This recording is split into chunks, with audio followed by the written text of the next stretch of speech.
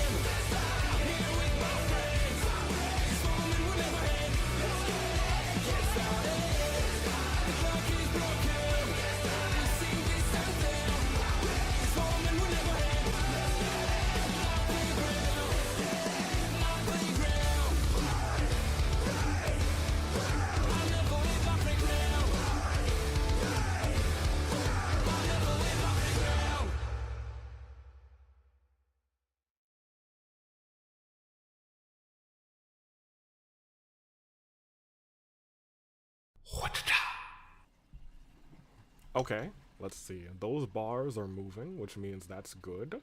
Let me see here. There's a lot of... I see people in the chat.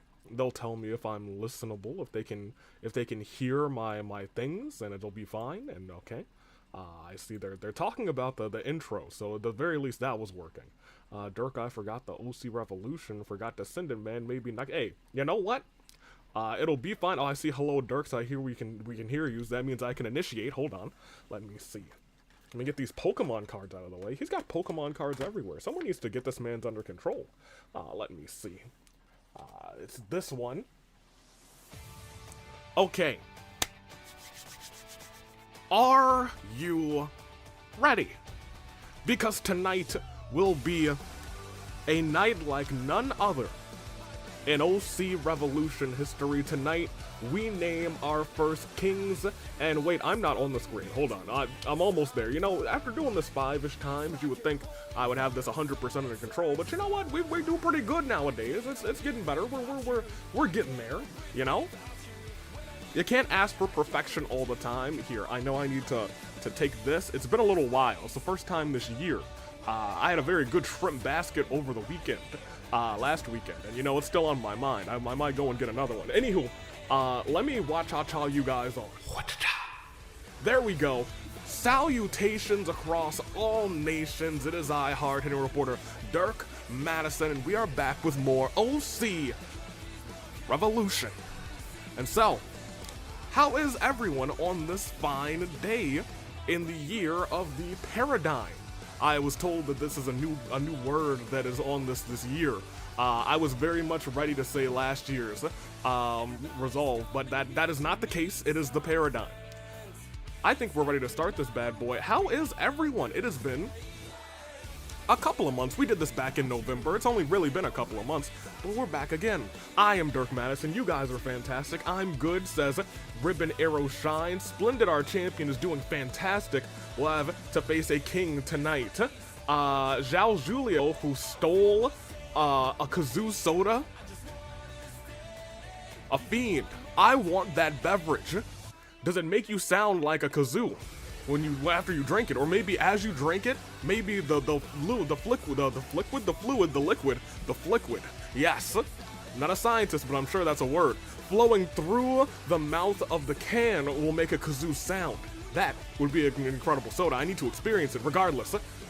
You'll have an opportunity tonight in that tournament, and that tournament is about to kick off the show. Let me see. K-Flow is in here. We're amazing. Also in here tonight, Chesanor, a little tired, but I'm good. Hey, fantastic to see it. Dirk, no, Kuzu soda is a person. Huh? Thunder says it allows you to make kazoo covers of a song to perfection. That makes more sense. Arrow, I think you might be mistaken. I think Thunder's got something. Actually, Golden also says it's Kuzu soda who's a... Well, that's a case of kidnapping, not a case of robbery of beverage. That's a little bit more serious. Kuzu soda is a person. Well, either way, I suppose they'll be released after this opportunity. So, I think without further ado, we need to get this opportunity on the road. Allow me to introduce you all after I close this off and get the game audio on here. Let's go ahead and click that, and click that too. There we go. Now that's some game audio. All right, that's fine. Very good. And very nice. Where is the tournament? Oh, it's right here. Excellent. Let me introduce everyone here tonight to the tournament, even though I am covering it in its entirety. I don't think they told me how to drag. I can't even drag this one. Oh, yes, I can. I can put me over here. Now, where's the chat? Oh, here it is. Look, can I move it? I can. Most excellent. Hold on, I'm getting this. And if I watch-cha-cha here, there we go. Oh, I'm getting the hang of this this OBS. What does the OBS even stand for? That's very interesting. Regardless, this is our tournament for tonight. We have two former OC champions who'll be kicking off the show, and it should be fantastic. We'll also have Spiralius and Jagsfan. We will have JFJ going up against Marigold, and Nathan returning to try and get his hands on Splendid, as well as K-Flow. Admittedly, most competitors here want to get their hands on Splendid, but they're going to have to go through each other and this tournament to get there. Who will come out on top in tonight's King of the OC's tournament? I think it's about time we find out, so let me get you guys your polls with a little watch-cha-cha back over to... I don't actually need to do... Well, it's already done. It is already done. Let's get this on the road. So some polls. Our first match is going to be two former OC champions. Remember, damage retention is on. And I believe the matches are randomized. The match types, rather, the stipulations. We have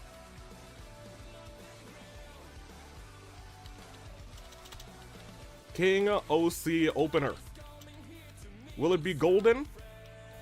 Will it be David, the first OC champion, versus the one who Splendid took the title off of? That is for you, YouTube chat. And this is for someone. Oh yeah, manage predictions. There we go. Twitch chat always confuses me a little bit. Let me see. King, OC, Tourney, opener. Golden and David will be going 1-on-1. In what kind of match, we're gonna find out together. Can I watch? I'll try back over. Okay. What kind of match is it going to be? Okay. Well, we're starting inside of the cell. I think I've only given you guys a little bit of time on the Twitch side. You'll figure it out. You will figure it out. Oh, no entrances. Hold on. I think I can fix that. Hold on. I think we gotta have the entrance on there. Here, let me quit out of that. And we'll get our entrances going. If damage is retained, doesn't that mean that the champ will have somewhat of an advantage? Oh, since we're starting this so early. I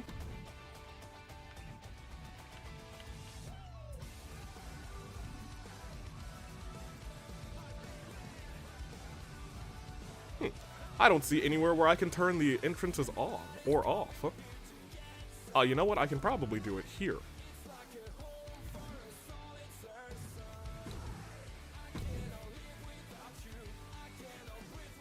If you fix the entrances, it'll change the match type. Well, we'll see. Maybe it'll not be. Huh.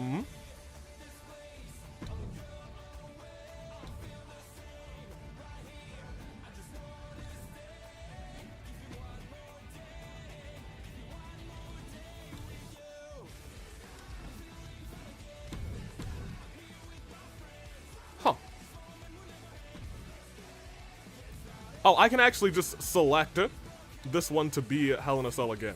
Oh, that's delightful. Alright, well, great. And there we go. Now we can turn entrances on. This is exactly what we wanted to see. Now we're in good shape. See, look, you guys. I might not know anything about this thing, but I can figure it out. Now we're good. Now we're good. And here, I think I can just redo this poll, this prediction for you guys. I goofed. Here again. It's Golden, it's David. And I need to click the time. There it is. There we go. Alright, now I have everything. I remember everything, you guys. It took a little while, but first and foremost, let's talk about... Oh, let me get the chat here. Excellent. Golden. I'm not sure if anyone's more determined than Golden to get back to the top. To fix the timeline of Splendid defeating him at the last OC Revolution. Will he be able to do it? Unsure. But we'll find out tonight. Let me see. And we're in Canada. We are in Canada tonight. And it's odd that we're on this side of the screen, but you know what? We're here. And that's exactly what's going on. I'm sending right now for OC Revolution February. Well, there's no February. We're back in, I believe, March for OC Revolution. And out next is the very first... You know, I had to pay a lot of money to get those two massive columns into here. The chair was pretty inexpensive, but those two brick columns, it cost some funds to get them there. Let me see. David is here. David, we've seen a little bit all over the place, but at the very beginning was the OC champion, was unable to retain it, and has been away from the top for some time. Can he like a year ago, come out on top again. This time he's got to get through David, and he's got to get through, hopefully not through this cell. Hopefully not through this cell. We'll see how it all plays out, though. Let me see. Wait, next OC Revolution is in March. I believe that is correct. Let's see. David? Oh, he did lose to Jacob. In fact, that also started a pretty bad timeline when you think about it. David, Golden, and it starts now. Very excited to see this match. These two have never gone 1v1 before. Two former OC champions. Hold on a minute. He's got him up. And cool! It was a cutter at first, and it looks like he transitioned into a neck breaker. Golden is, I must admit, one of the greats in the AWE-OC division. We've seen him go all over the place. We've seen him compete in the Rumble. We've seen him do compete every which way. Was your OC of the year, and he's kicking off OC Revolution tonight. Could also be main eventing if he's able to win this whole tournament. Now here's the thing. These two are starting off inside of a Hell in the Cell match. Damage retention is on. It's gonna be tough going into their next match. They want to beat their opponent as quickly as possible, admittedly trying to make sure that they don't go to the top of the cell. And an uppercut. A shot to the back. Reversal by Golden, as we said earlier, trying to make sure he doesn't get into, or rather involved, thrown outside of the ring. Instead, throws David outside of the ring. Everything that I said has been thrown to the wayside as well, as this night rolls on. Climbing to the top here. It's odd that these two have immediately gone to the top.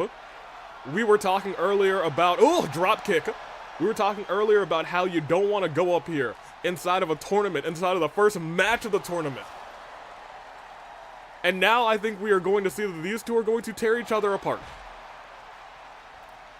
Maybe prove which of them is the better of the two OC champions. Golden with the reversal after David's incredible super kick. David reverses right back as these two go back and forth on top of the cell. Only one can make it onward in this tournament. Nearly threw Golden from the cell into the audience.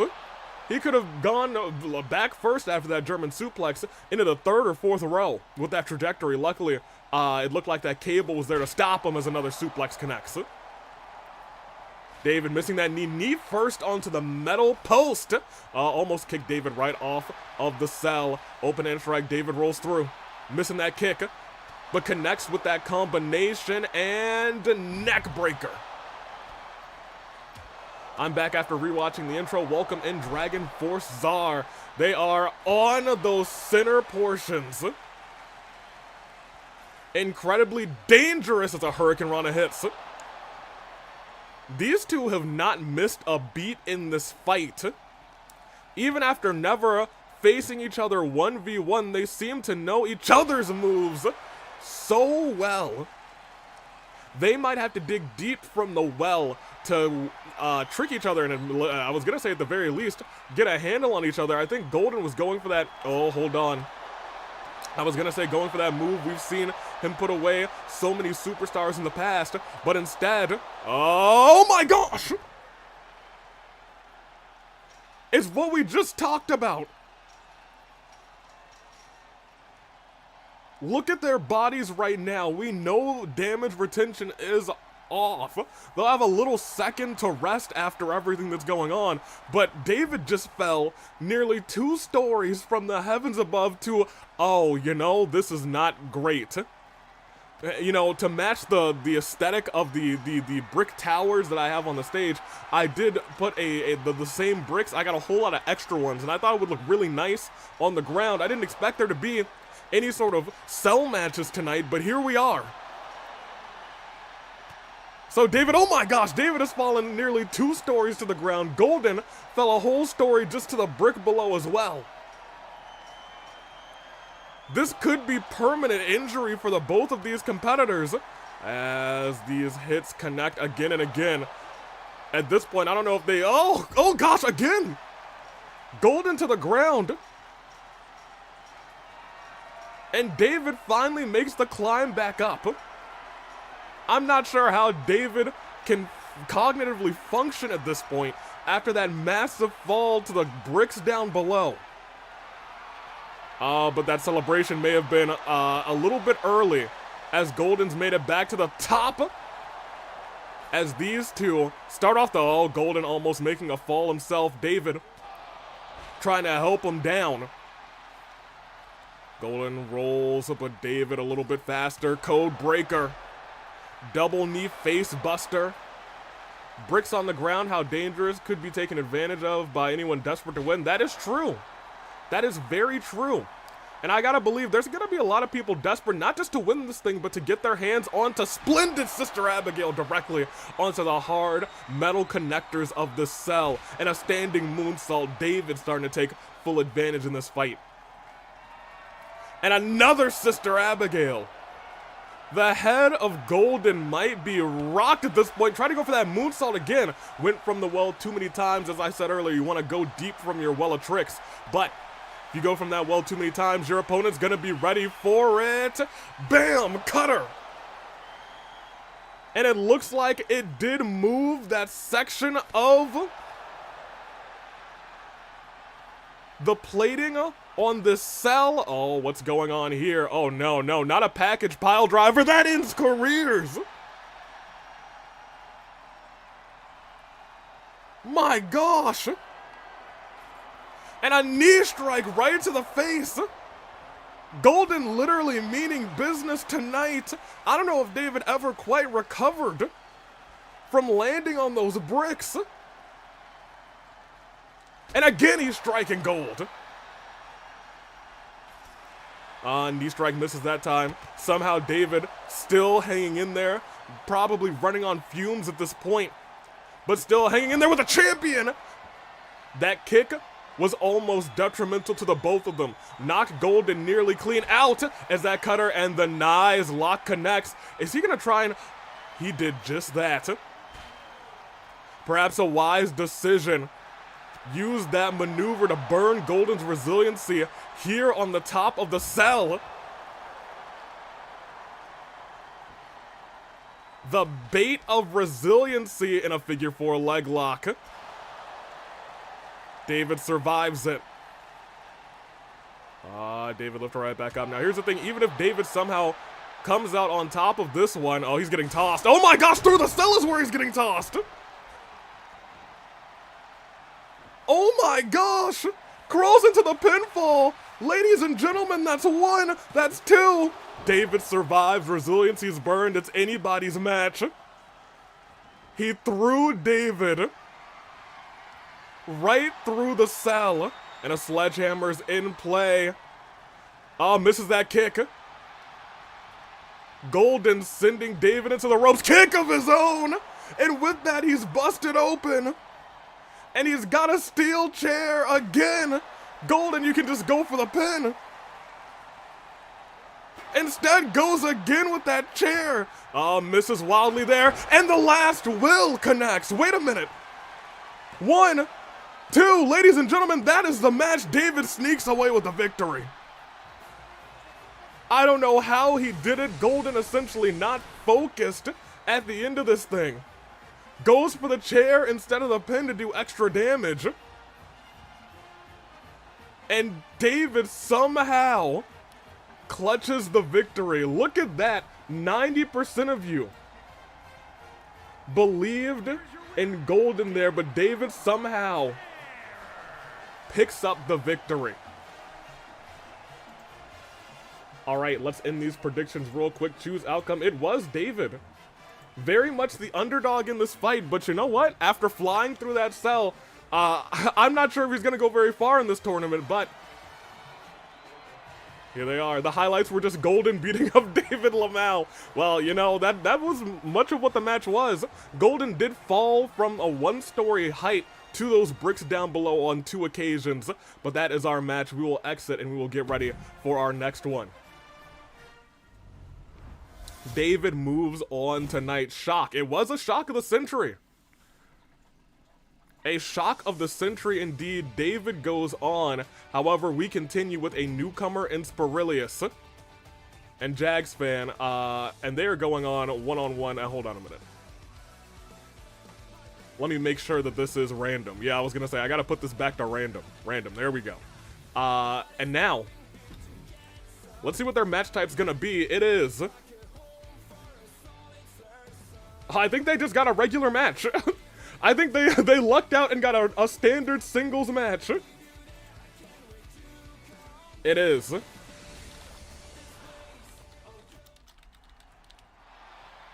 Okay, well, we're going back. Apparently, I need to continue to make entrances on.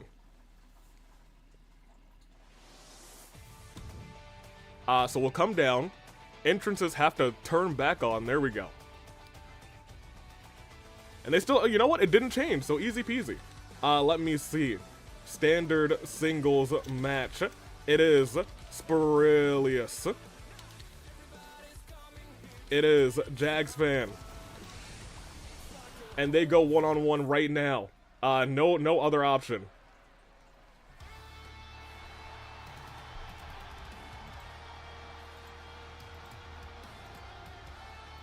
There we go.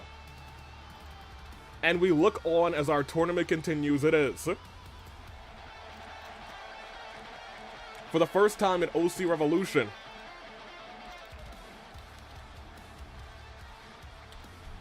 Spiralius is here.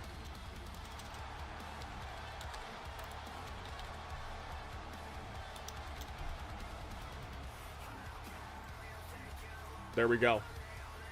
Spiralius, a dangerous man. We've seen Spiralius a couple times, I believe in the Hunger Games is what the Aviator was telling me. We'll see how it all plays out tonight.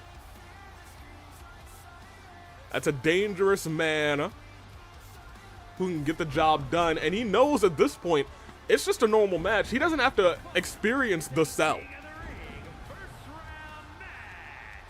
He doesn't have to experience anything that just happened unless he rolls it in his next match. He says, as long as I can get through Jags, I can easily beat a broken David. He's going to try and topple Jagsfan quickly, or at least that's likely the mindset.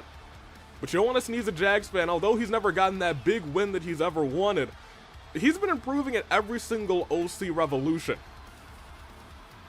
Let me see. I somehow pulled that off. I got a stretch there. Good on you, David. I got nothing to say. Oh, that's fair enough. Incredible match between the two of you. That chair at the end made the difference. Let me see. Oh, crap. I got to go to a party. I got to miss this. Rest in peace. Also, would what? Let me see. Stepped away, but 0 out of 1. I was going to say, it's going to be hard for... I'm sorry. What? Where do you get a metal Q-tip?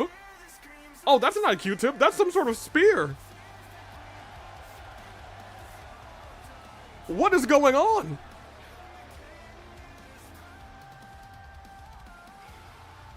Oh, maybe that's more of a dangerous man than I thought.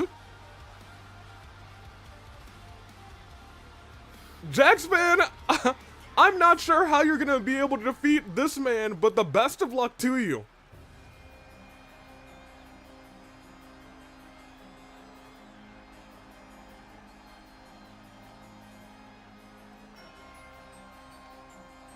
Jagsfan literally stepping into the unknown tonight. Wants to be a king. Wants to be a king for Neo. Wants to be a king for his Neo World Order. Is he going to be able to do it is the real question. We'll see. As our night rolls on. Let's see. By God, he has the American Gladiator bapping stick. You know what? That is indeed correct. That is the bapping stick. You are right. Let me see. Where did you get that? Was it next to the ring? I do believe it might have been magic. Jags is in serious danger. Look, I'm not Avi. I am Dirk Madison, but I do agree with you. Jagsfan, I think, is in dangerous because although the other two, David and Golden, could have just studied tapes and know each other very well, Jags has no idea what he's walking into. Spiralius knows Jagsfan at this point. If he's watched every single OC Revolution, Jagsfan is a consistent competitor. Sure, he's made a couple of changes here and there. He might even have some changes here tonight. And maybe that is his secret. Maybe a little change here and there, the changes of the moves, keeping things fresh with every single OC Revolution, might be his saving grace tonight. Will it be? We're about to find out. Jagsfan versus Spiralius in our first round of the King of the OCs tournament will begin. I guess as this bell rings, it's a normal 1v1, as far as I know. And here we go. Spiralius, oh my gosh, Jagsfan immediately goes for a clothesline and is getting choked out to start the match. Wait a minute, is it gonna be over already? No, Jagsfan able to get out of it.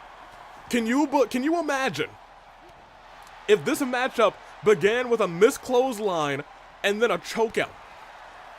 Jagsfan a lot tougher than that, going directly after the legs of Spiralius. And here's the thing, Jagsfan doesn't know what Spiralius is capable of at all. He doesn't know what he needs to try to reverse.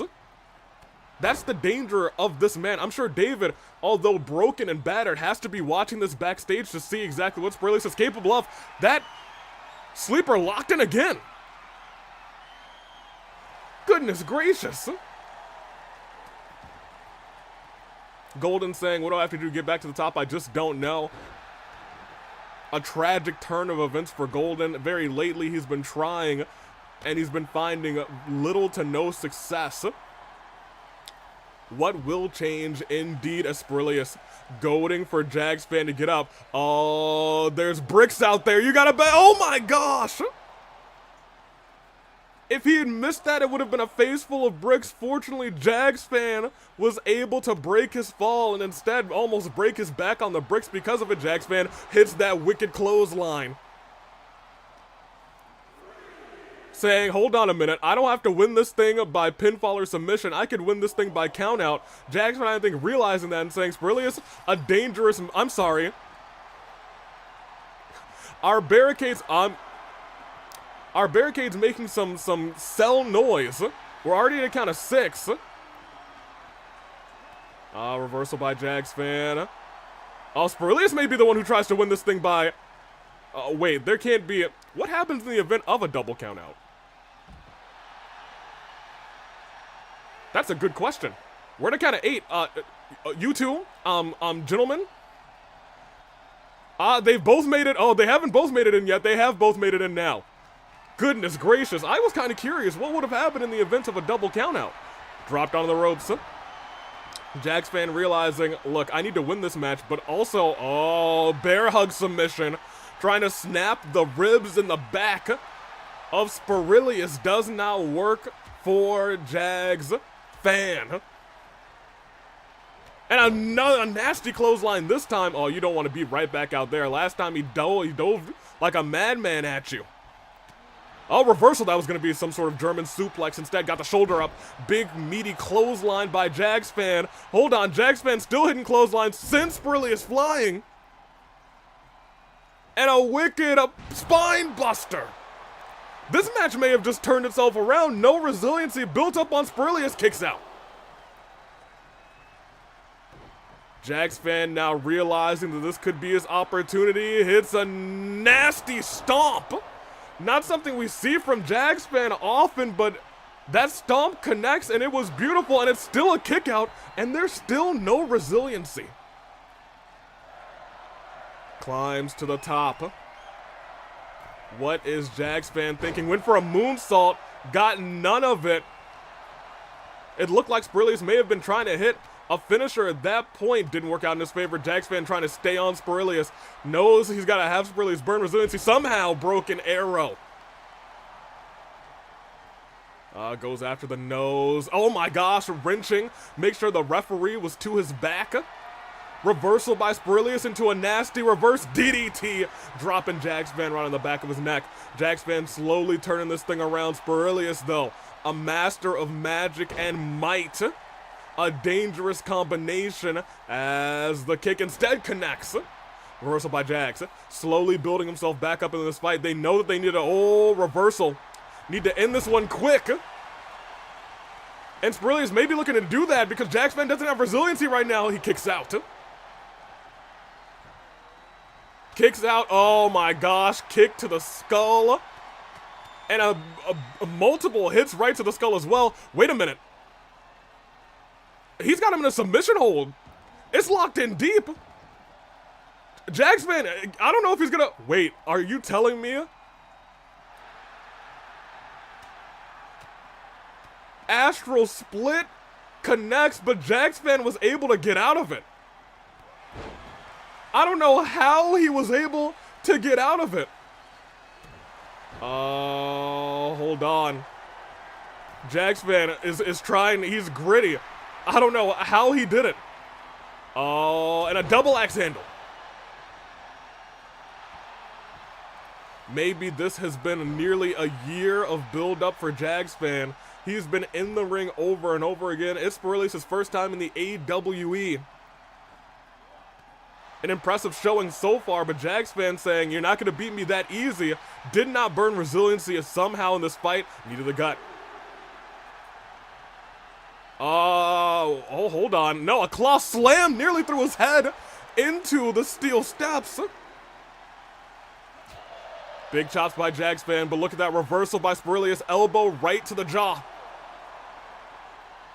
If that astral split connects again, it could be curtains rather, and it looks like that might be Spiralius' plan.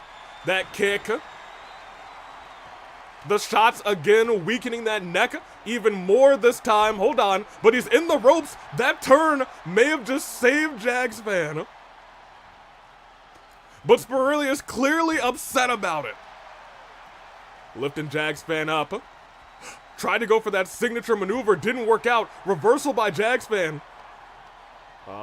Knee. And Spiralius actually busted open.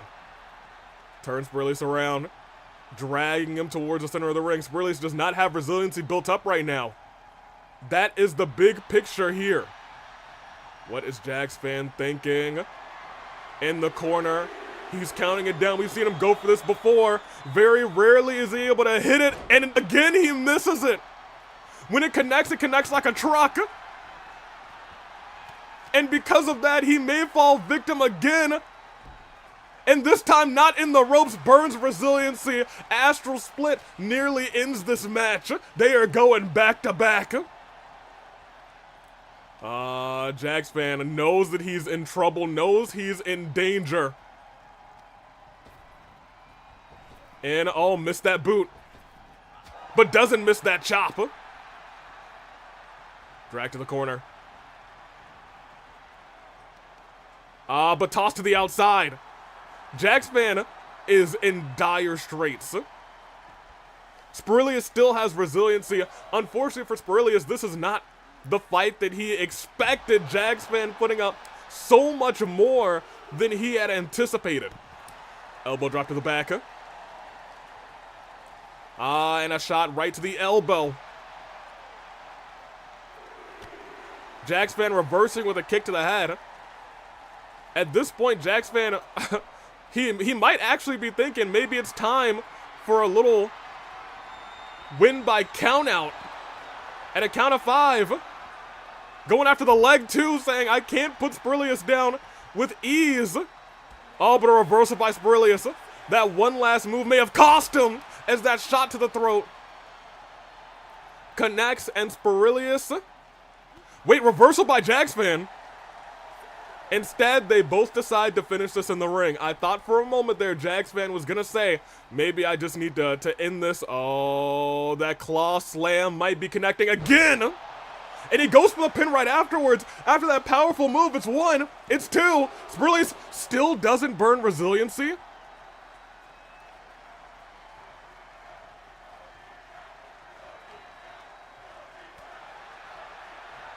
What on... Okay, Jagsfan. It may be over for him unless he gets his foot on the rope, and I think, no, he didn't. He can't quite reach his foot there. He has to tap out.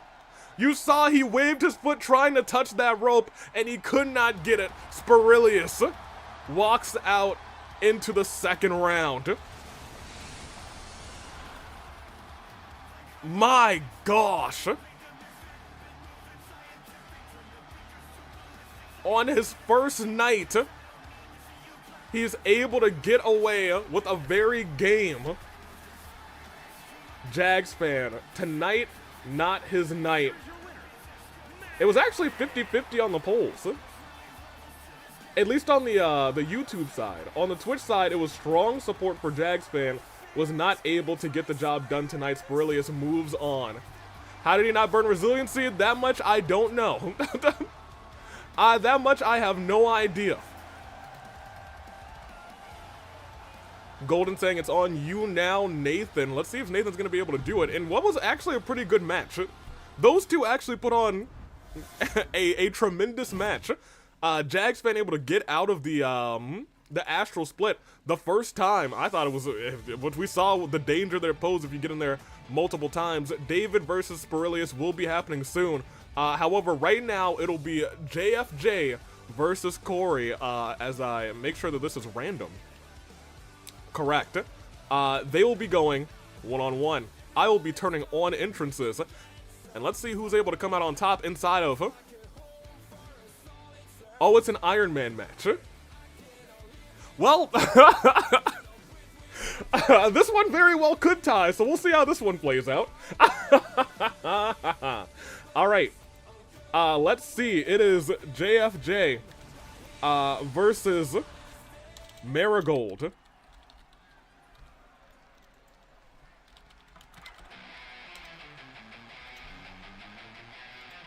There we go. And it is JFJ.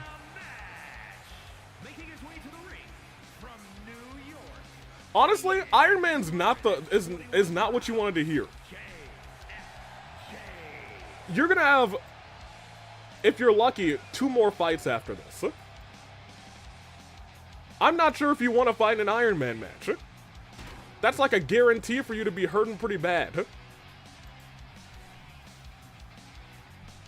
I didn't know there was another Marigold here to be rooting for them. Incredible. Yeah, that is 2 Marigolds here tonight. How long of an Iron Man match? I think the Iron Man is generally 15 by default, so I assume it'll be a 15-minute match here tonight. Will any of them be able to put each other down for a pinfall in 15 minutes is a real question. Jagsfan very determined. Jagsfan a kidnapper. And I guess now an all-around bad guy. To be real, JFJ has got that Billy Club rather, but it likely won't come into play. A member of the Mafia, Marigold, is here tonight to try to trade in that hat for a king's crown. Let me see. The Jags absolutely suck, Lamau, says Chesanor. But then out of character says, good job, GG's. Very fun match. It was indeed. Let's see. Zhao Julio said, by the way, Kuzu, you're free, but you are right now in France. He sent Kuzu to France? JFJ couldn't be any more villainous. How could he? Of all places. Despicable. Not France exactly, Thunder. I think this is worse than this Onyx situation that's going on. I don't know a lot about it. I think it's worse than other things. I think it's worse than everything in the world. Going to France? How could they? Oh, I believe I am in front of the timer. That means you guys are too, which means I think we need to move everybody back. Here, I'm gonna go this way. And I'll move you there and we'll cut. There we go. Look at that. I'm getting so good. I'm getting so good at this. Starting to understand how this OBS, I need to know what OBS stands for. Obviously, Bowser sucks. That would be my first guess. Oh, already a 2 count. JFJ barely kicks out there. Maybe other things on JFJ's mind. 15 minutes to get a pinfall or submission in this fight. They've got a lot of work to do. Drag to the ropes. Punch to the face. And a couple shots right to the noggin and another shot right to the noggin. OBS means one big salmon, obviously. Okay, that makes more sense to me. One big salmon. Hold on. Roll through into that Boston Crab. Immediate rope break, though. Remember, rope breaks, countouts, all those things on. You can get a point. by countout. Admittedly, in a double countout, I think everyone gets a point. Ooh, running neck breaker. Marigold and JFJ, I was gonna say about even. Slight advantage to JFJ, but that may have just changed with those couple of hits. He's up, and JFJ goes face first into the turnbuckle. Jaw may have ricocheted, ricocheted, Murakusa. Let me see. Who is Onyx, though? I'm not even sure. What's going on there? Referee holding Marigold back. Marigold climbs up to the middle rope and gets yanked down by JFJ. Oh, but look at that sneaky roll-up early into the match. One. Just one. Just someone who kidnapped a few people. Oh, it's Onyx JFJ? I know JFJ has kidnapped somebody now. Could be. Let's see. I'm sad to see that everyone's favorite OC Booker T isn't in here. That is fair. I'll have to talk to Booker one of these days. Oh, hold on a minute. Up and down. Marigold taking the fight. Oh, went for that. Oh, that cutter. But it did not connect, and it was a reversal by JFJ, who hits a rock bottom, signifying that he's hit rock bottom right now, and it's a kick out of two without resiliency, mind you. Without resiliency, mind you, Corey apparently still cooking. And you got to keep in mind, at this point, we got 11 minutes and 51 seconds. And it might be tough to get even one pinfall in that amount of time. Oh, rolled in and rolled out of the ring. Got to remember, falls don't count anywhere. JFJ realizing that, saying, get back in there. Goes for that pinfall again, saying, this time you better burn resiliency. 1, 2, still doesn't. Marigold refuses to give in. Drop kick to the face. Starting to wear down Corey. Marigold getting his legs targeted. Thunder saying the AEW is experiencing a lot of kidnaps as of late. One kidnapper isn't anything shocking. That is fair enough. People have been going missing, but not so much in the OC division to my knowledge. What is going on here? A suplex. No, a cutter of his own. Pushes into the pinfall. Is it going to be JFJ who's going to have to... Does not have resiliency, actually. 1, 2. Kicks out at 2. Very strong kick out as 2 as well. But if he connects with that... Oh, missed the cutter wildly. Missing it wildly. Ooh! And instead goes for a shot right to the nose.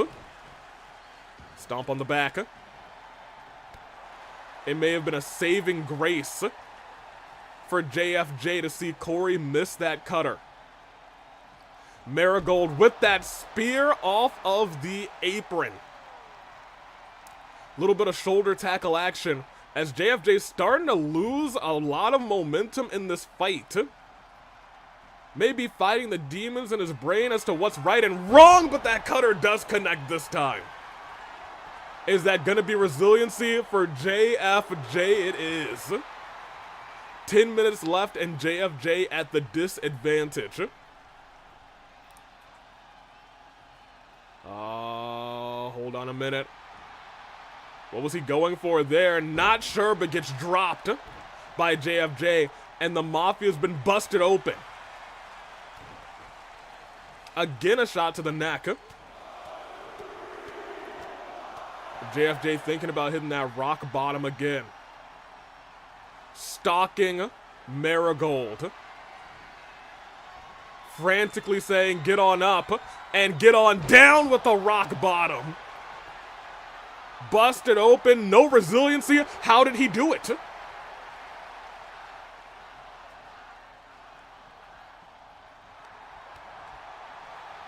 How did he do it?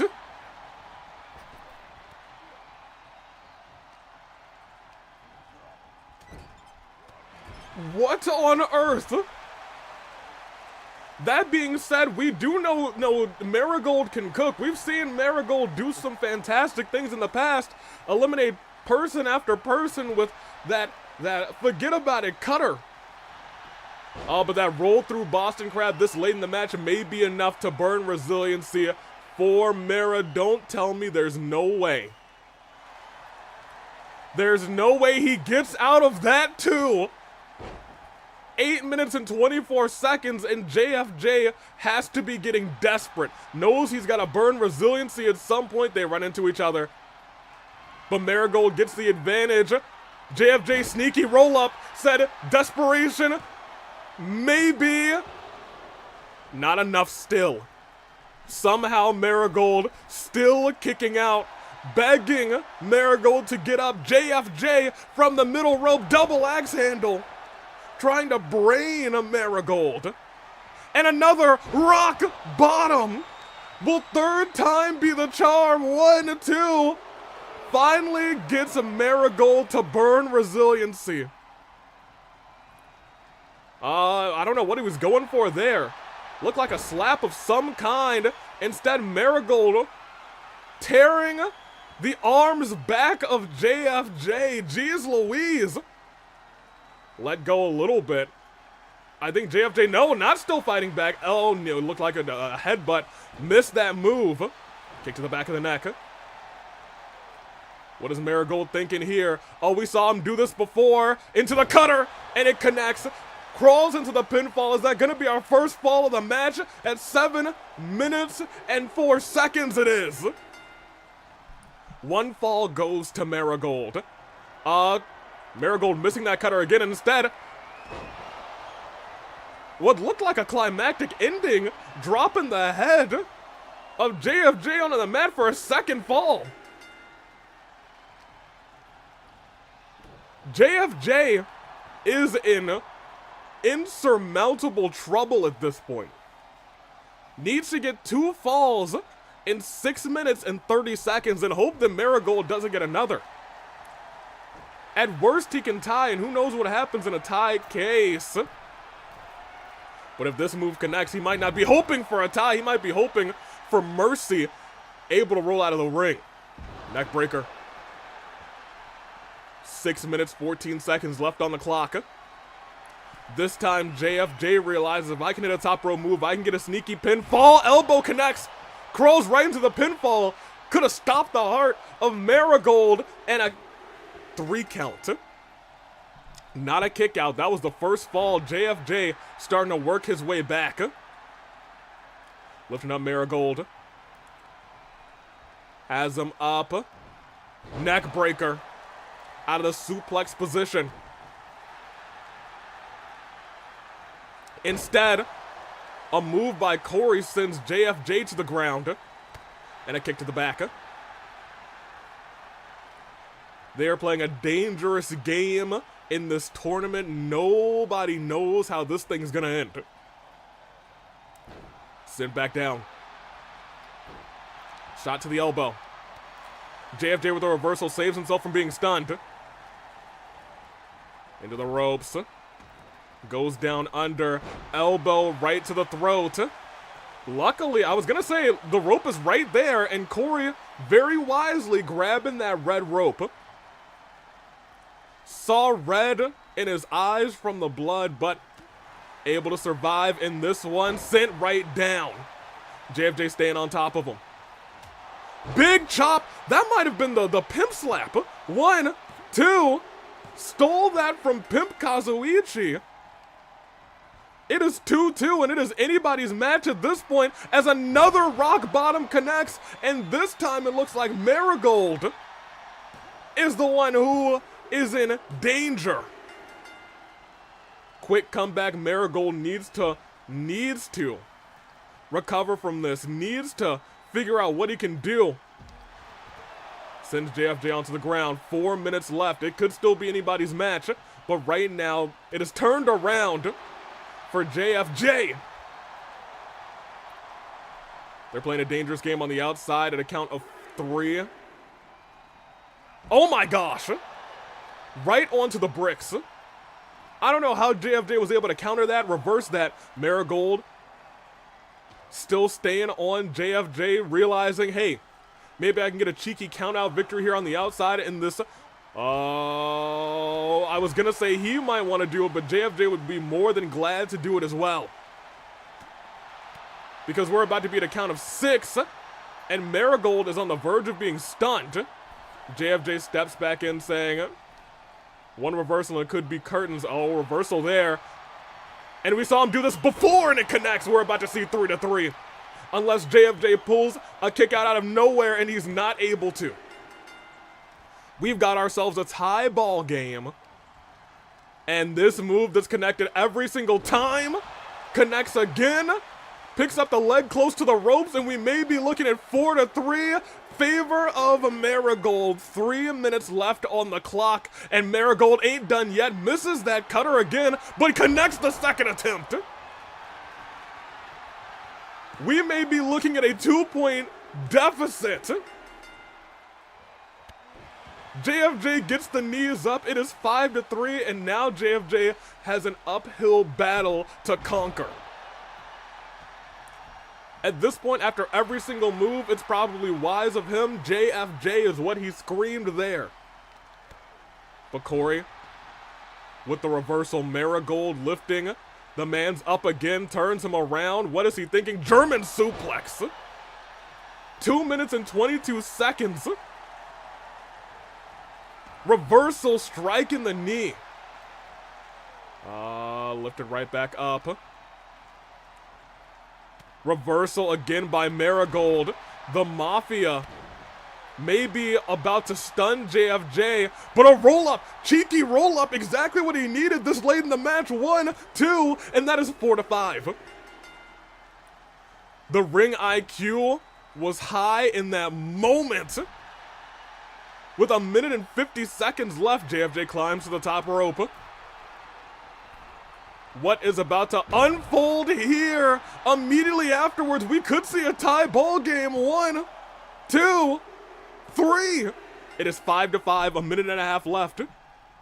If he's able to hit this rock bottom, it could be curtains. And he's calling for it, ladies and gentlemen. Wait, didn't actually do it. Instead, lifts JFJ up. JFJ with a reversal. Last minute and 16 seconds, reversal by Marigold. Lifts JFJ up, tosses him into the corner, and tosses him back down. We are close to seeing a tie here. Oh, but if he goes for the pinfall after this middle rope move, JFJ rolled out of the way. Suplex connects. He's got to go for the pinfall, and he does wisely, realizing he's got no time to waste. 1, 2, and 6-5 may be enough to see JFJ move onward, especially as this rock bottom connects. Ladies and gentlemen, 1, 2, and just like that, it is full advantage JFJ. With 33 seconds left, I think this match is about cooked. But look at how hurt and devastated they are in this fight. Fire in, neck breaker, 21 seconds left. Corey forced to roll out. No, roll to the side. Realizing it's all for naught, JFJ is about to reclaim a victory. Hold on, look at that. Maybe too little too late, steps in. But ends this by giving a headbutt to JFJ. That is all she wrote. February saying, everyone I voted so far has lost. Seems like a lot of people, as JFJ picks up the much needed victory. After everything he's done to get this far, he somehow snuck a victory thus far, but he didn't sneak an easy one. He's walking into the next match and he's walking in hurt. And he's gonna either have to face, ooh, another cutter. I'll tell you what, Marigold didn't win this thing, but boy did he have a fight against JFJ tonight. He's determined. We'll see if he's able to get the job done. I can't believe he kidnapped a guy. Why would you do such a thing? Who would have thunk? My underdog, my underdog wins. Yeah, underdog wins. they happen. That being said, it's K-Flow versus Nathan. Once again, they're hoping, praying that this is all over quickly. That's what they're both hoping for here. Let me get you guys your polls real quick. Pretty decent 50-50 on this fight. I was going to say it's a lot of 50-50s. JFJ must be stopped for kidnapping. I kind of agree with that. Nathan, K-Flow. First round final. It's our last round of the first round. We'll move to our semis and then one last match. Managed prediction, it was JFJ at the end of the day. Will it be JFJ who is your king? We would never hear the end of it. It is first round finals. And it is Nathan versus K-Flow. And it's going to be a submission match. Oh boy. We talk about matches that'll take a lot out of you. This is one of them. Oh no. Oh my. Well, let's get this thing started. Underdog, JFJ is the oldest active OC. Well, I don't know that. I only know OC Revolution. And Nathan's coming out of this thing first.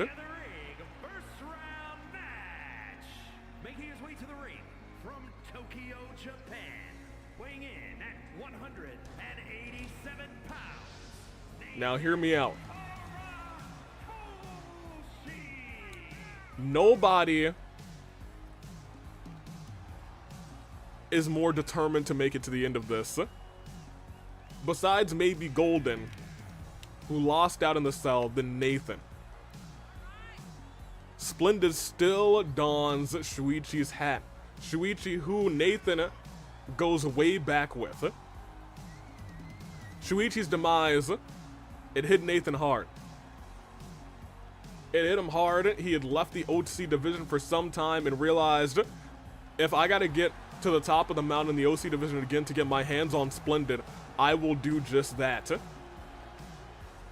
let's see how it all plays out tonight as he goes one-on-one for the first time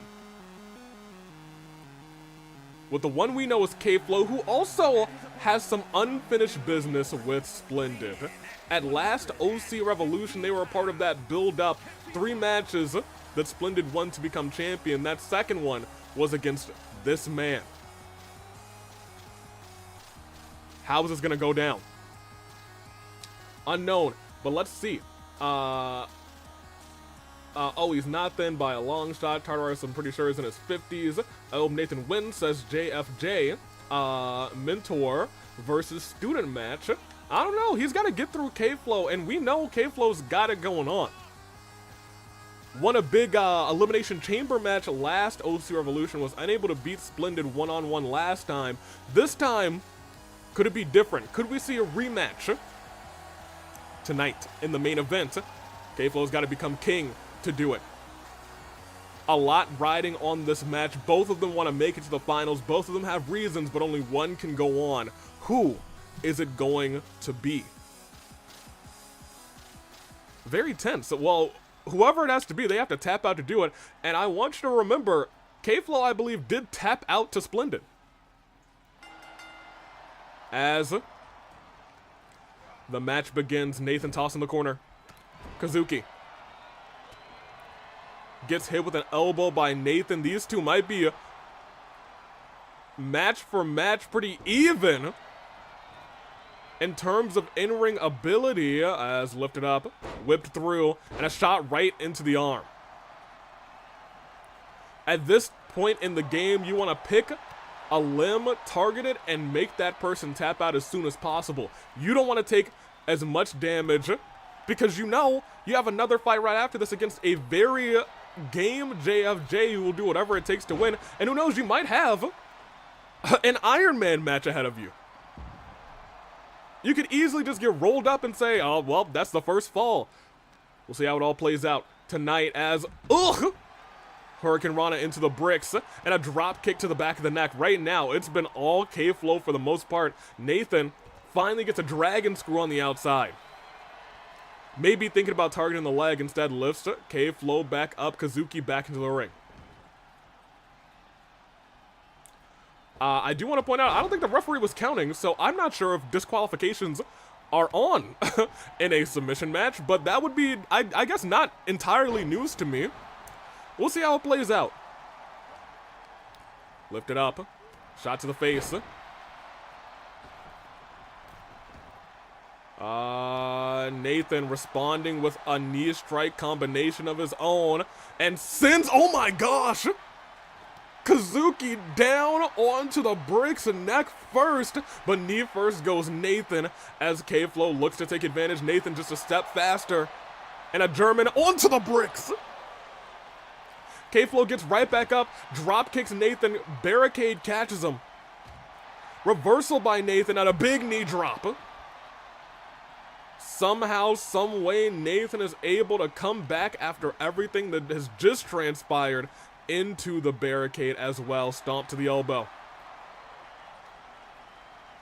And a stomp to the elbow again.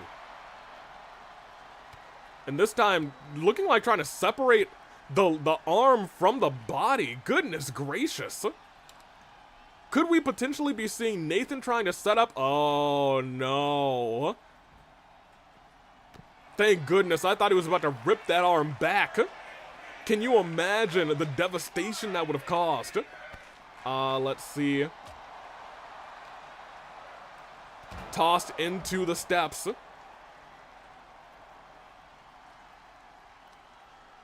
And again after the arm. Not done too much damage to it, but we're starting to see that thing weaken. Knee right to the head of K-Flow.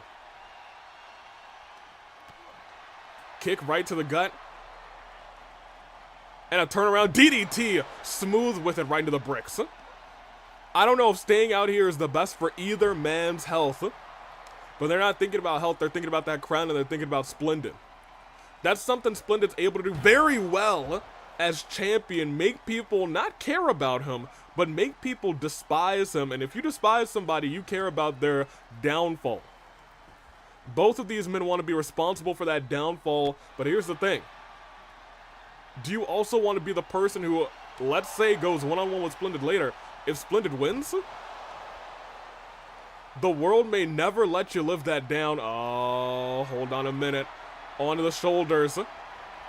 Oh, not into the barricade. What is he thinking? Here, back first. Small of the back into the barricade. Nathan firing back up. Quick punch. Quick strikes. Combination connects. K-Flow on the barricades. I think they know at this point. They got to do a whole lot of damage to get a... Thought it was going to be a knee strike, but instead put his whole boot into that. And another big boot to K-Flow. Y saying, give me some popcorn. Turn through. Hold on. Big slaps. Nathan down onto the ground. Kips right back up. Tries to send Kazuki back. I thought back into the ring, but instead may have sent him right into the steel steps. Shot to the top of the dome. And a Hurricane Rana. Splendid just watching onward as all of his opponents, potential opponents, hurt themselves. Trying to get to him. As he attempts to stay completely fresh. Hold on. Tossed in. They'll have quite a bit of time before the night starts. And you know, backstage in the AEW, we've got healers to do as best as they can as that knee strike to the back of Nathan goes on. K-Flow not even worried. Oh my gosh, tried to throw Nathan into the audience. Not worried about ending this match. More so worried about, I guess, just causing as much damage as possible. Big Stomp saying, hey, if I can beat him senseless, he's certain to tap out. And that might just be his determination to get to Splendid. Saying, sorry, Nathan, but you're in my way. Reversal by Nathan. Super kick instead to the head of Kazuki. K-Flow, I was gonna say, might be close to seeing blood flow from his skull. As a knee strike right between the eyes. And this time, Nathan returning fire with shots right to the chest. Reversal by K-Flow. They're just beating each other. Might as well say Splendid is still champion. Splendid is still champion right now. Oh, wrenching the arms. As the stomps continue to connect. I think at this point, both men are bloodied in this fight. Yeah, it's starting. I was going to say, it is starting to flow. He was busted before, but it wasn't flowing like it is now. We're starting to see it trickle down the nose. And I think that may have woken up K-Flow, may have woken up Kazuki. And Nathan may be paying for it. My gosh. How is this going to play out?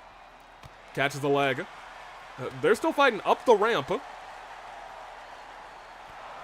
Knee strike again. I don't know what they're going to do. Shot to the jaw. Big clothesline. And a kick to the back. They are almost all the way at the stage. Welcome back to you, Chesanor. These two, I think they're just trying to do whatever they can to keep the other one down, but they've taken it so far from the ring. Look at this. Shot to the back. They both have 3 finishers on lock, as it looks like they start to make their way just barely back to the ring with their offense. They're putting on a show for everyone up and down the ramp. Kicks right to the noggin. Can you imagine? I'll be real. You know, I thought for a moment that whoever JFJ was fighting was going to have an easy victory. However, these two have been beating each other senseless. This was submissions, right? And indeed is a submissions match. Stomp to the elbow. Kick to the head. Stomp to the arm. And as I said earlier, they're inching closer and closer back to the ring. Oh no, oh gosh. Falcon's arrow. On the ramp, which is better than the bricks, I think. And maybe that was their goal. Less damage there. This is the 4th out of, if I counted right, 22. I'm not sure if 22 was correct. Oh, hold on. Shot to the face. Oh, but it very well could be. Who knows? Kick to that as well. And another shot to the face. Unfortunately, we may have to bring these two into the ring. Nathan, who is stunned right now, as both of these two are just unloading on each other. They aren't going back into the ring, are they? Hey, we want to give them a couple minutes. Maybe they'll naturally get there. But you know what? I don't believe they will. Reversal by Nathan. Big boot. They're almost on the silver part of the ramp. They're inching. Wait a minute. I think Nathan might have... He's going for a submission. He's actually going for a submission. You can't tell me that after everything that's just happened, you can't tell me that after everything that's just happened, he didn't at least burn resiliency on the outside. You simply can't tell me.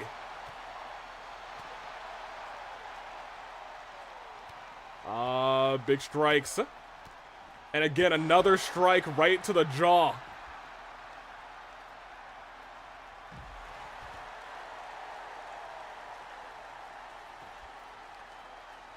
What does he have planned here? Shot to the knee. They both have 3 finishes and a signature. That is true. I think it's really a matter of who decides to use them at this point. Reversal. That kick connects again.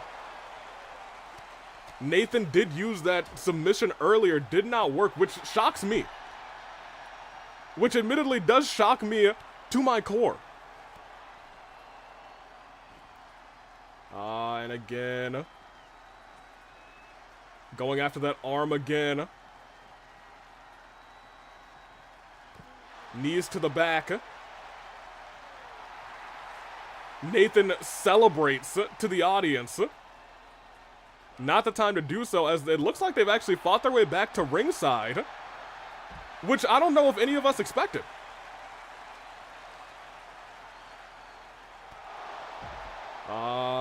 They are inching so close to the ring.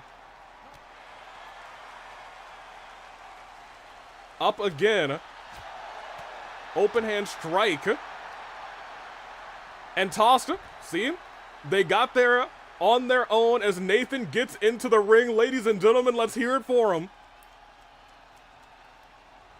And he's back in. And he's back out. Maybe thinking he's down for too long. I gotta drag him back in here. And exactly what he does. Rolls in. And at this point, I think whatever happens, as long as he's locking in a submission, it could be closed. But he reverses that. And the kick connects. We might see Kazuki be the one to lock in a big finisher here as he's in the corner. And it connects right there. Nathan nearly knocked out cold as he's dragged to the center of the ring. K-Flow looks to be trying to end this thing quick as it's locked in deep. That's got to be resiliency from Nate. It's got to be...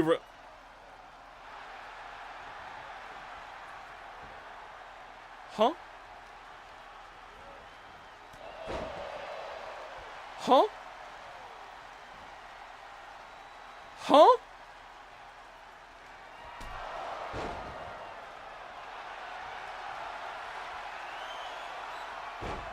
Okay, that one's gotta be resiliency from Nathan. It has to be. It has to. Hold on a minute. Wait just a second. There's no shot that he got out of that twice. There's no way on earth that he got out of that twice. Both back in the ring again. How? How did he do that? Shot to the head. Turned around. Missed the kick that time. Everyone in the world is wondering, how did he do it? How did he get out of both of those submissions? Standing Spanish fly. Kick to the gut. And this time it's Nathan who's got that submission locked in again. Locked in deep. And K-Flow burns resiliency. How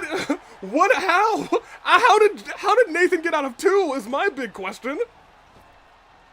Up and around, back onto the neck. K-Flow realizing, what do I have to do to put this man away? Reversal by Nathan, who has shown wild amounts of resiliency at this point without burning resiliency with a knee strike to the face. Climbing to the top rope. Maybe it's just Nathan wants it more, misses it. And a drop kick nearly sends Nathan out of the ring. Tries to roll out. Instead gets to the corner. K-Flow not letting him get there. K-Flow saying, it looks like I might need to take you out for good. Nathan gets the foot up. K-Flow with the reversal. Into the ropes. Big clothesline. Nearly took the head out of the blue man's. Nathan wants to fight Splendid. It looks like no matter what, Oh, but he's stunned. He can only hold out for so long with all these submissions that got locked in on him. What is K-Flow thinking at this point? Disrespect is what he's thinking at this point. Kazuki saying, look, it's still gonna take a lot more than that to beat me entirely. Oh my gosh, wait a minute, out of nowhere! Nathan kipped up, hit the standing Spanish fly, takes the hair of K-Flow. Is he gonna do it? Locks it in deep. Nathan survives!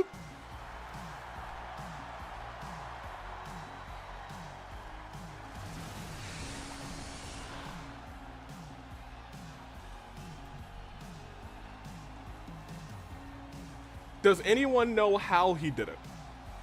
Not me. I certainly don't. Certainly have no idea how he did it. But we're about to see who becomes king tonight. And Nathan might be a strong contender. My gosh. Congratulations to him. We've seen everybody's entrances. And we just got to keep on going. I'm surprised. After those finishes connected and those two submissions, I thought Nathan was pretty much cooked at that point as we had a little exit. Choose the outcome. It was indeed Nathan. He did it. A legend, admittedly. A legend. Alright, we're popping here. We'll get it to them. We'll leave entrances off since everyone's had their entrance. And it is a normal 1v1. Well, alright, that's a breath of fresh air. It is the semis. It's David and it's Spiralius. There you go. Oh my gosh, they're so hurt. I need to give you guys your predictions quick because it could just end. It could just end for all I know. Quick. David. Spiralius. Here, y'all can have a minute, because who knows, this match might end in a minute.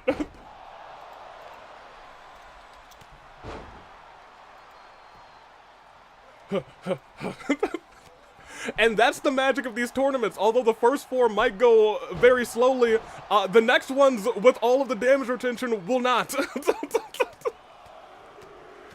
My gosh. Big clothesline. And wisely Spiralius saying, alright, let's try and burn some resiliency early in this fight. Oh. Oh my. Hold on a minute. David somehow saves himself from burning resiliency. I don't know how he did it. But I thought after a single clothesline this late in this tournament, it could have been curtains. Oh, reversal actually. Clutch reversal from Spiralius, and another one from David saving himself from being stunned. Oh, and Spiralius wasn't busted open in his first match? If he did, our healers got to him. He's definitely busted open again. Stands himself back up. David tries to go on the ropes. Doesn't work out in his favor. Spiralius a step too slow. David actually with the reversal.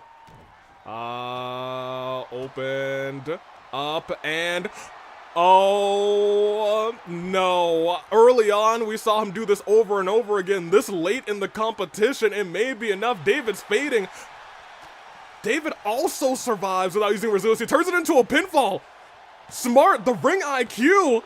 Spiralius also kicks out. Also kicks out without resiliency. Tossed in. And toss David. David rolls out, but we saw what Spiralius was capable of earlier. David realizing that, saying, I gotta stand back up quick. I can't let that man's dive in me. As this match rolls on. Shot right to the nose. I think the protective mask, honestly, may be negating some of that damage. And a stomp to the back. Reversal by David. They're in an all-out brawl at this point. Double, oof. Double leg dropped right in between the crotch as Spiralius is lifted up. David might be thinking it's time for that signature. If he's able to hit it, it could be curtains. Oh, and he does! Spiralius honestly might have to burn resiliency right here. It could be that close to the end of the fight. That close to the end of the fight. Going after the arm now. David might be making it to the final. Spiralius rolls out. David now saying it's going to be me who becomes your king. Goes flying and connects. All of it lands on Spiralius. First ever OC champion versus a well-versed competitor in the Hunger Games. Not so much in the AWE, and that might start to show its effects very shortly as Spiralius rolled back in. David still has a signature. He goes up to the top ropes. Spiralius in incredible danger. If this connects, it could be curtains. As he can't even see where he is right now. Lifts him right back up. Reversal of the signature, though. As the kick to the back of the neck. Oh, it depends on which way he rolls him. Is it going to be into the ropes? That might... Yep, he was able to get that arm under the ropes. Astral split did not help him in that regard. Oh, but instead locks in a different submission hold.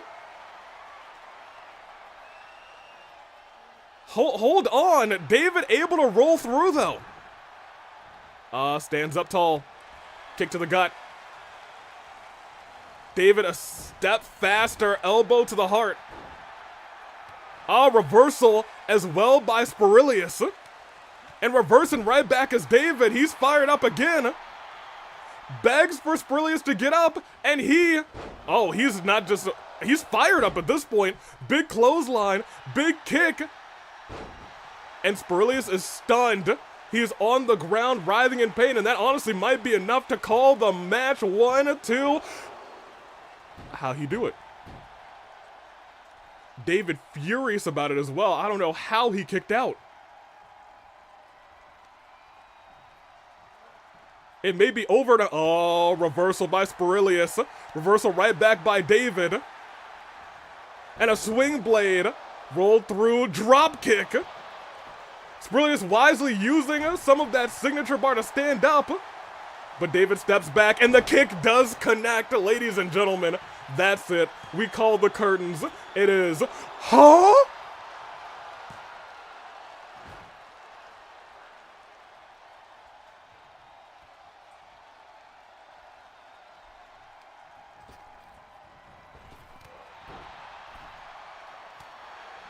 How?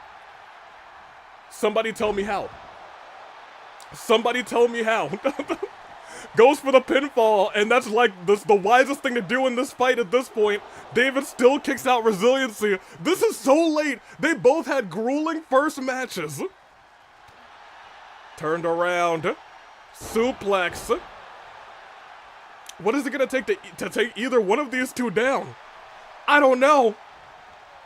Neck breaker. And a sneaky roll-up. Hold on a minute. 1, 2. Kicked out. Oh my gosh, he kicked out. I don't know how he did it. But indeed, he did into the corner.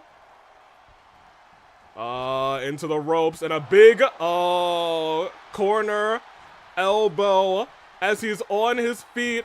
Up, around, gets the legs, rolls him into what looks like he's setting up for the end of this match. Climbing to the top rope. David looking to finish off Spiralius.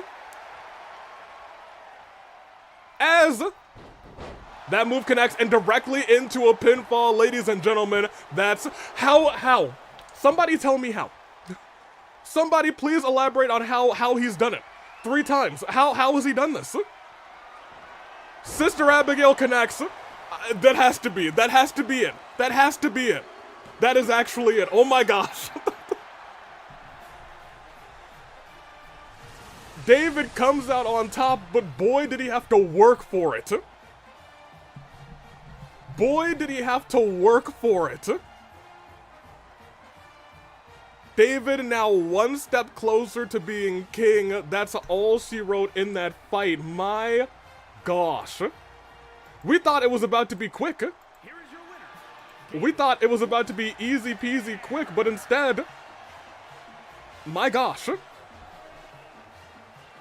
My gosh, indeed. Congratulations to David. Okay, so who I voted for actually wins for once, proving I don't have the worst jinx of all time, says February. Spiralius for Spring Revolution, you heard it here first. Oh no, I think the world has just realized, even though David took the victory, he had to use like 3 signatures, 3 finishers to do it on an already beaten and battered Spiralius. My gosh. Okay, our other semi. Let's see how this plays out. Because we got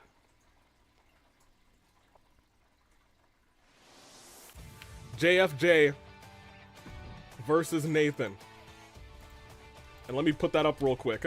JFJ, Nathan, one-on-one. They both want it. I think for different reasons.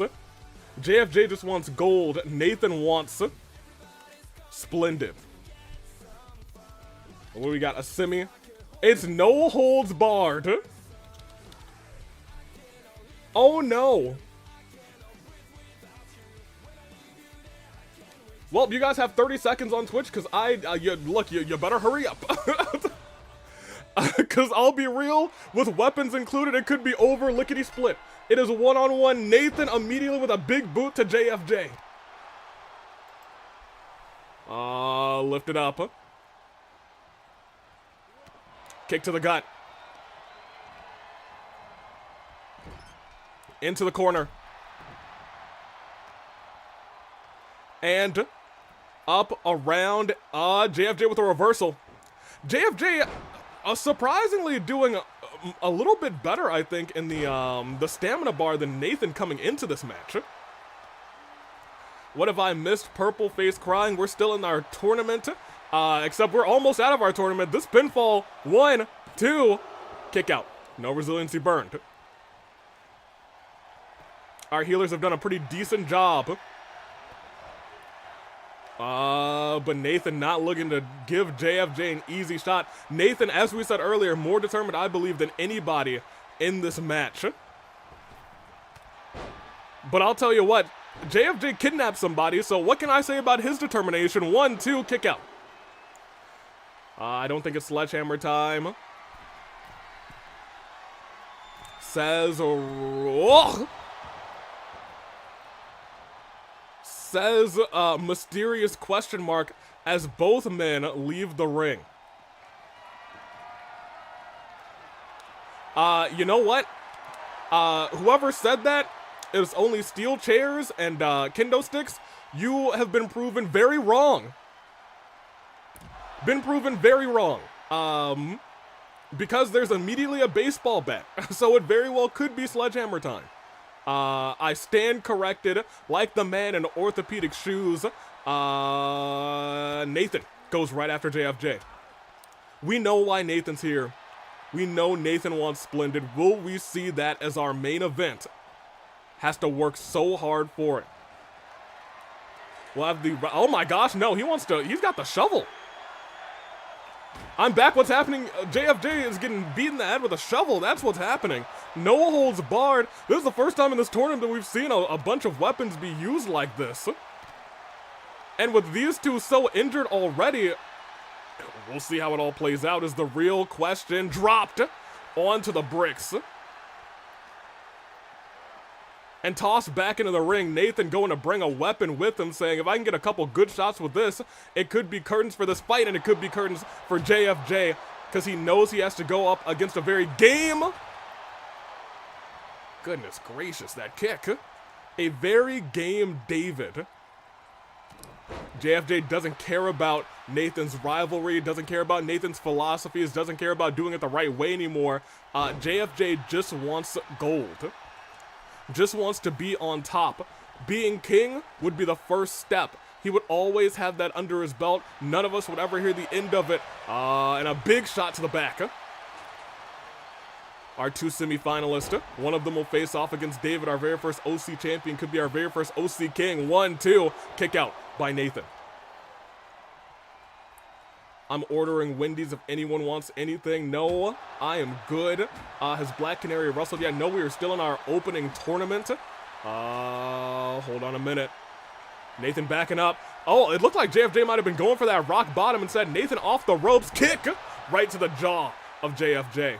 And goes right back to that shovel. Missing with the first shot. JFJ returns fire. Right to the gut of Nathan, right to the head. Think I might have heard it clink against his headphones. May have saved him just a bit of the brutality, a bit of the torment from JFJ as he's going all around him. JFJ able to stop himself just narrowly, but we haven't seen this all night, I believe. Control, Alt, Delete connects. 1, 2, and that's resiliency burned on JFJ. If Nathan can hit that signature, or I guess if he just uses that shovel again, it could just be over. I think JFJ just might be out right now. He's still sitting up, but oh man, that man's might be out. He might be out cold. Yeah, he wasn't responsive. We have to send medics to go check on JFJ. No, he kicked out. No, he kicked out.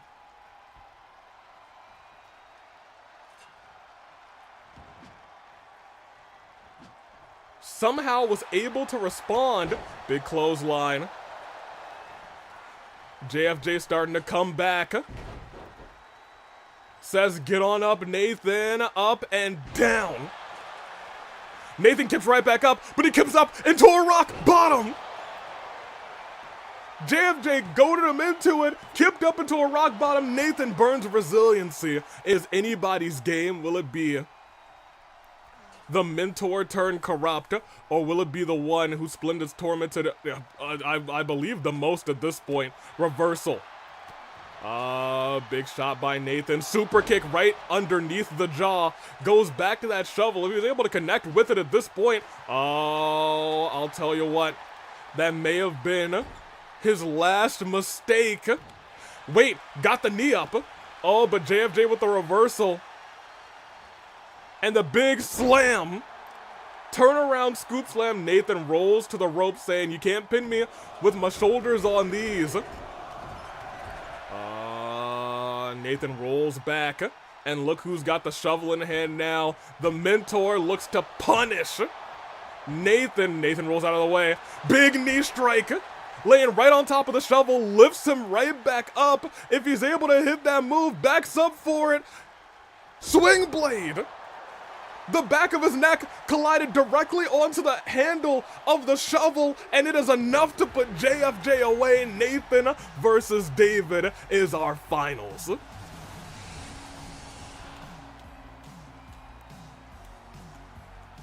Nathan goes on. That fine sounds fun. Oh, you guys are going to Wendy's? They got any shrimp baskets there? I just typically drink water. 2-0. Nathan has done it. My gosh. Can he go all the way? Will Nathan be a king? We're about to find out in just a moment. As we end this thing. Who will walk out as king? Exit this bad boy because it is Nathan versus David. Who wants it more? Who will be king? Will it be Nathan? Will it be David? And who will go on to face Splendid? Let's find out. It's our finals. Let me give it to Twitch real quick because, you know, I wasn't ready last time. Finals. Nathan. David. Start prediction. I'll give you guys 2 minutes. Let's see what kind of match it is. It is. Okay, well, they'll be going at it for 15 minutes. Are we going to do going to women after? We're going to do a couple of the other matches before we go into our women's tournament. Let's see how this all plays out. Who will be king? It's an Iron Man match. 15 minutes are on this clock. Alright, order should be here in a bit. Excellent. They're going for 15. And I think it's just gonna hurt at this point. Is it crazy to think that Splendid might retain? I'll be real. Both of these gentlemen hate Splendid.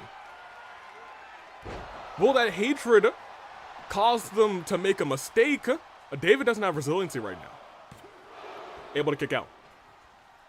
Or will it guide them to victory? Will they be able to harness that energy? We'll see. Very entertaining, said Splendid. Just avenge me, Nathan. That's all I can ask. Well, I'll tell you what. He's going up against David. David's not some slouch.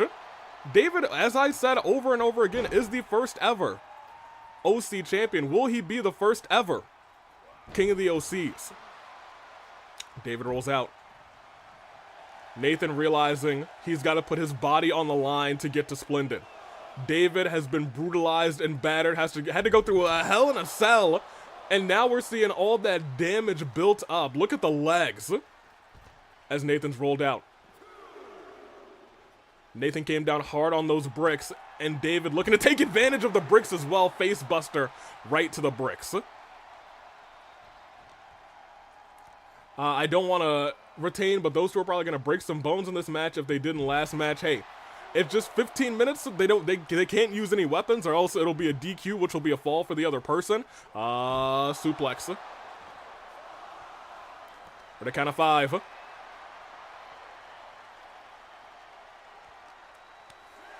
Shot to the gut. Nathan stunned on the outside. Now I want you to keep in mind, countouts could be a very easy way to get a fall here. And I think David realizing that at a count of 8, Nathan might not make it in by the count of 10, and he's going to be fighting a real uphill battle if he's not, because we're at 9. And the first fall via countout goes to David. Plenty of time left, but that's going to be the story of the match. Nathan, Dave without burning resiliency or anything, was able to get a fall in this fight. Nathan right back into the fight, right back into the brawl. But here's the thing, if he's able to burn resiliency on David early, that is a different game, because Control-Alt-Delete as David falls backwards. That's 1. That's 2. That is resiliency. That is a different story to tell. Because now every single pinfall on David is going to be one that we look at with bated breath as he's busted open again. Our healers just recently fixed him back up. And now Nathan looking to do it the right way. Do it pinfall submission. Oh, goodness gracious. Pinfall submission. Kicks to the face. However, he can get David down. Whipping that arm back. He's taking his time dismantling David, which might not be the best idea at this point in the match. Because he is behind 1 fall. He's begging for David to get back up, and he hits that clothesline. Oh no, he's actually hitting a big comeback at this point. Catches the leg. Sweeps it through. And if he goes for a pinfall here, honestly, it might be. No, he doesn't even want the pinfall there. He wants that swing blade that he calls the asset stamp, and it connects. It connects big, and he goes for the pinfall. Smart. 1, 2.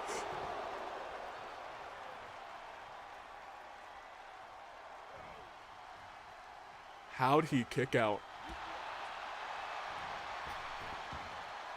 How on earth did David kick out? So hurt, so banged up. But he still was able to get out of it and tried to send Nathan over the top rope. And instead, Nathan firing shot after shot. Oh my gosh. Shot after shot, palm strikes. Goodness gracious. David up. Nathan thinking about what he should be doing here. Trying to assess what the best course of action is, and that may have been it. It looks like his body's hurt from that too, but he does not get the first fall. Oh my gosh.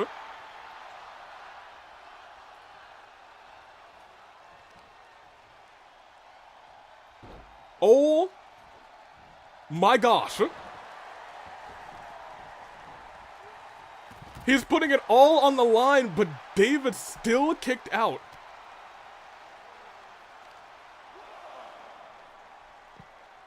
Shot to the back. Knee to the face. I don't know. I don't know, man.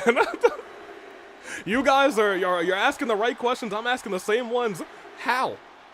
And again, and I'll be real, if he's gonna do it again, he might just do it again. Nathan busted open. Look at the exhaustion on David. After that move, he's barely able to get up to his feet. In fact, so exhausted, Nathan was able to get up to his feet first and tosses David into the barricade. We're at a count of 6. Are we going to see a count out this time by Nathan instead? We're at 8. But I think David's up to a knee. He's going to be able to get back into the ring. Rushes there. Nathan, oh my gosh, may be paying for that moment of brevity where he was trying to catch his breath and gets caught with a leg drop, essentially guillotining his neck onto the ropes.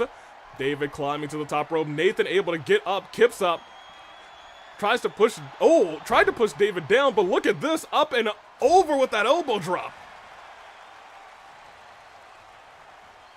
David is firing on all cylinders to get to Splendid tonight as that connects. Elbow right to the face, and he's ready to try and hit that. Oh, I was going to say he might be looking for that kick, but instead, into the ropes again, this time directly into the pinfall again. That's 1, that's 2, and that is 3.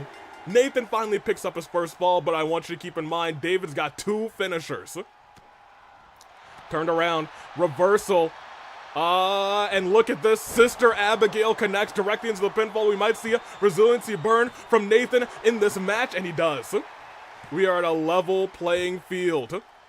1-1, nobody's got resiliency, but here's the thing. David's got that finisher if he decides to connect with it again right now, and it looks like he might. The kick does connect.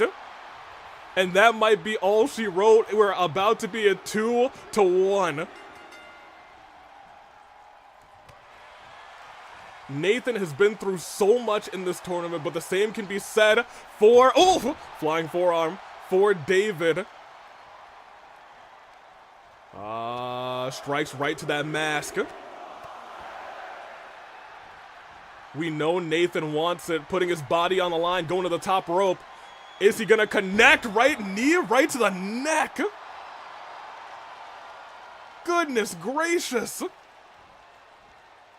Lifting David up.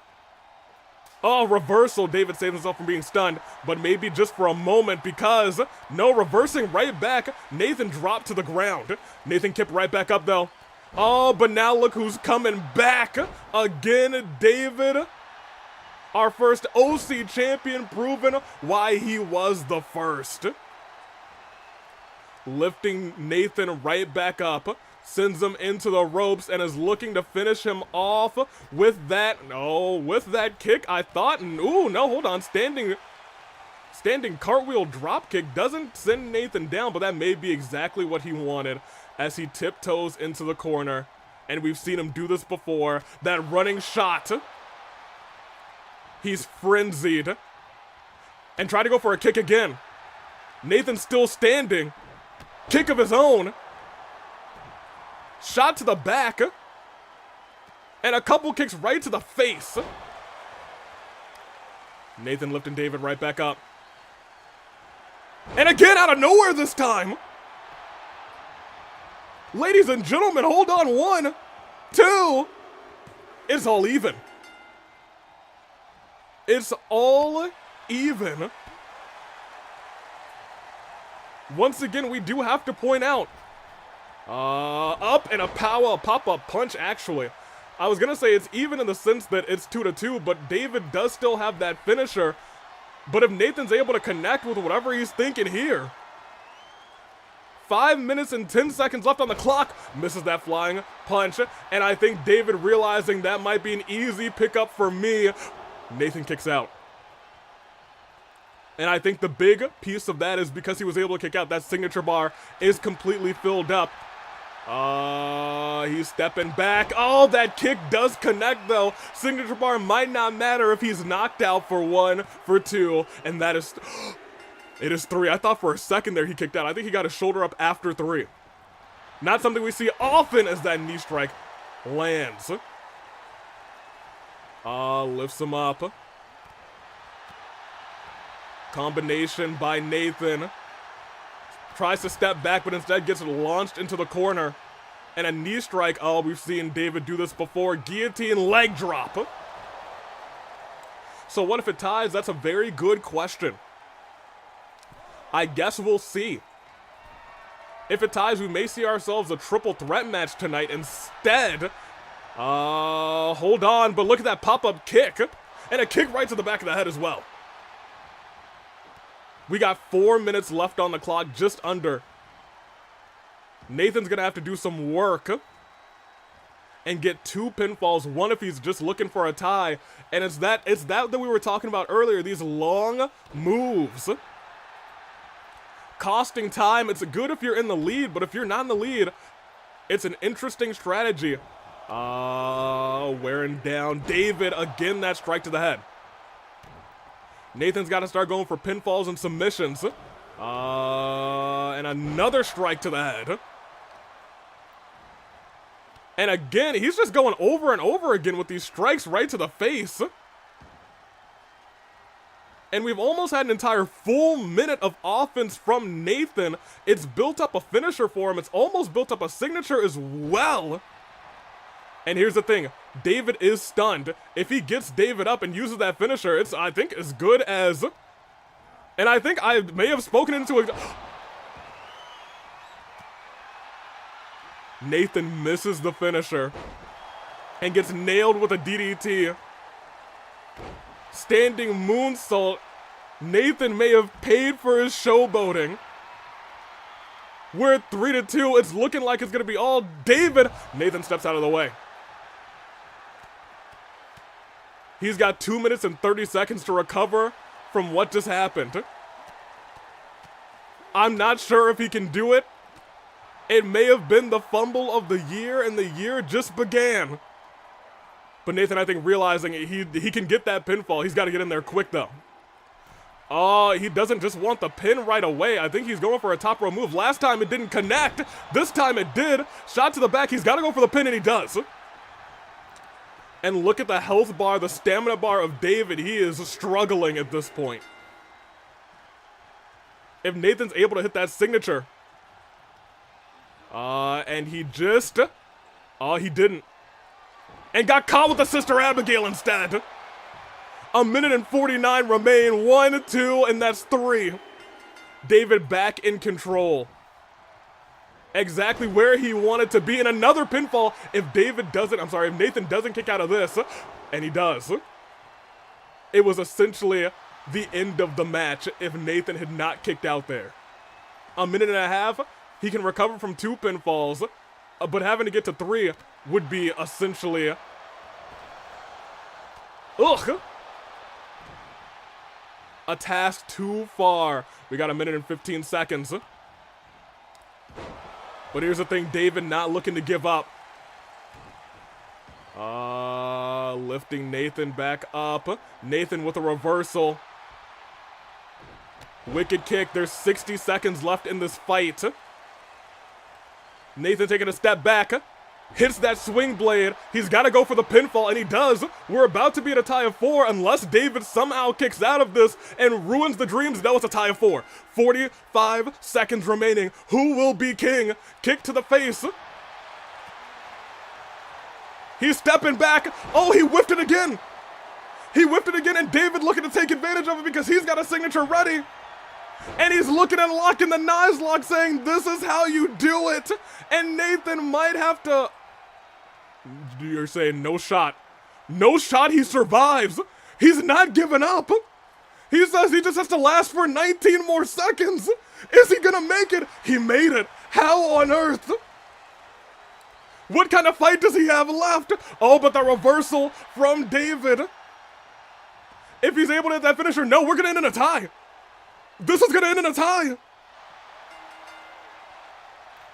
What happens? What does the tournament do? Oh my gosh, it just restarts the match.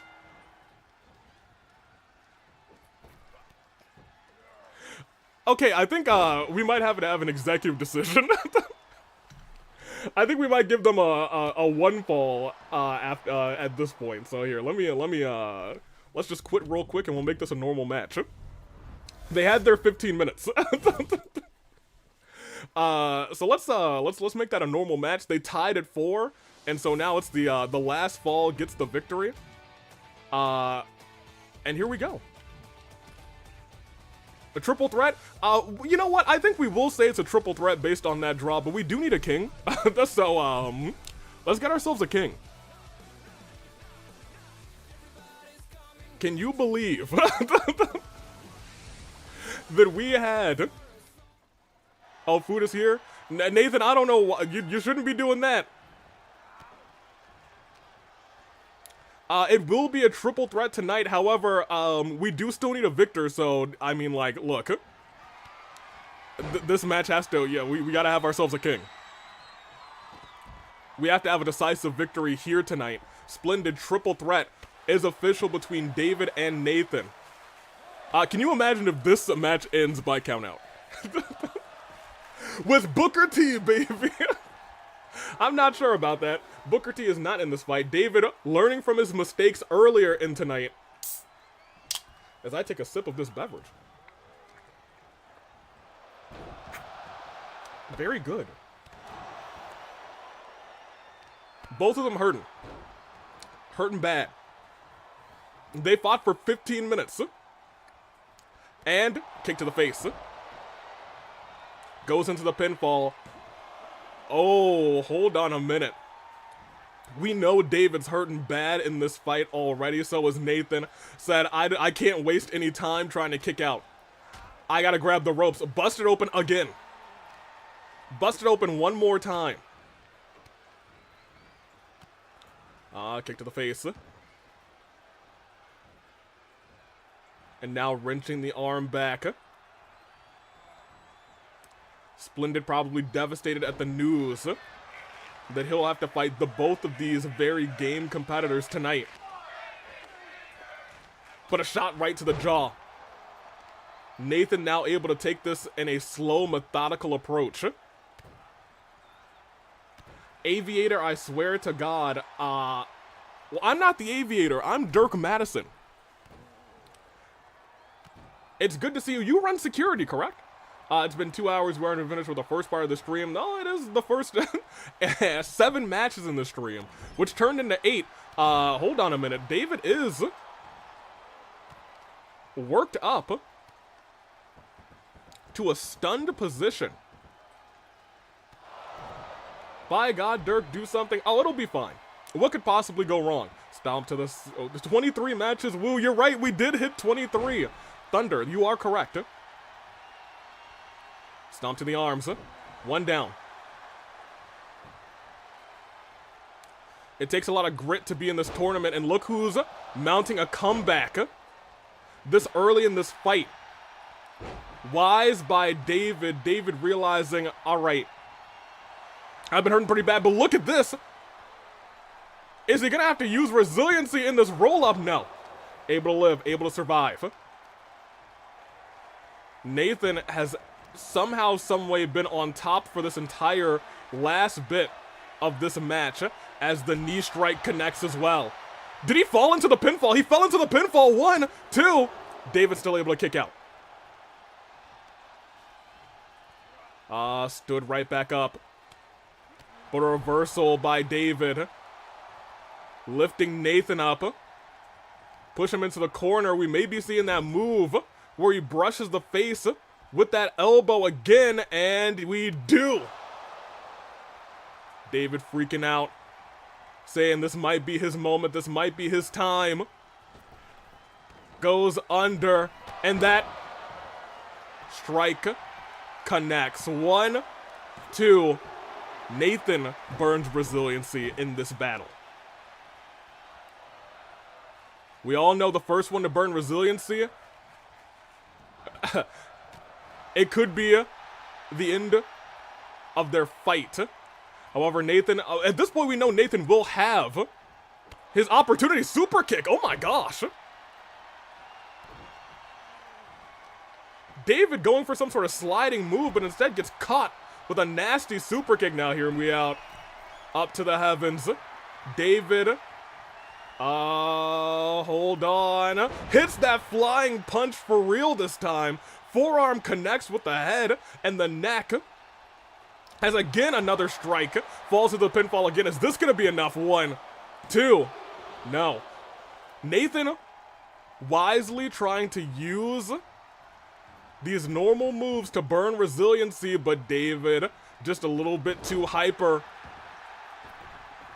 Nathan rolls out. Tried to lure David to the ropes, didn't work. Instead, David sends Nathan into the corner. Nathan gets the knees up. And another reversal by David. Both of these competitors, at this point, know they have their title match. They just want to be king. But I'll tell you what, Nathan's on the verge of being stunned. If this move connects, and it does, we may be looking at the end of Nathan's fight tonight. As that kick connects again, ladies and gentlemen, we have ourselves a king. 1, 2, and that is 3. David is your king.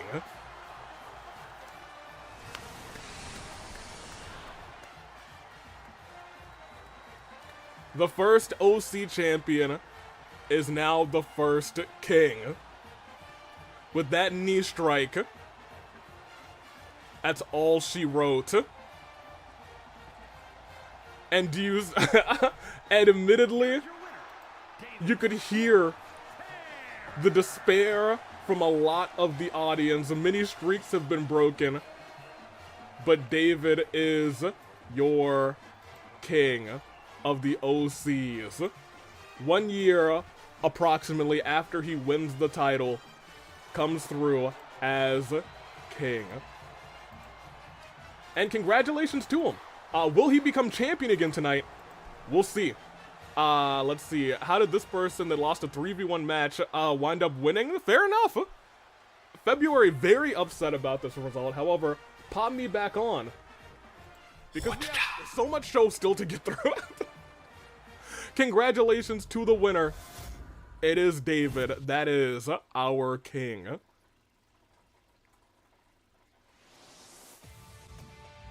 Accept.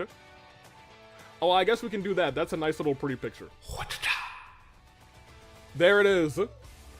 King David. Who would have thunk? He survived 3 incredibly tough opponents. As our show, man, I wanted Nathan to win. Nathan still gets his opportunity tonight after tying in that initial Iron Man match. However, we got so much show left to go. Including this, oh wait, I need to make this for the championship, don't I? Pop us here.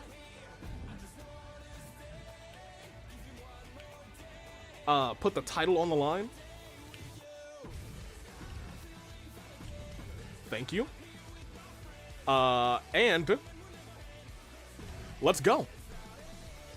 Let's go right now.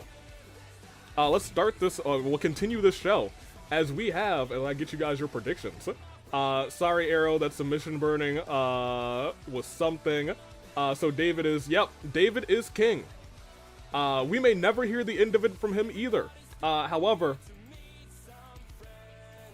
Nathan still has a shot at the title. Has a shot at getting revenge on Splendid. Splendid may say, hey, maybe they'll take each other out so I can just sneak in this thing, but it is fight forever action. We got a bunch of competitors. We got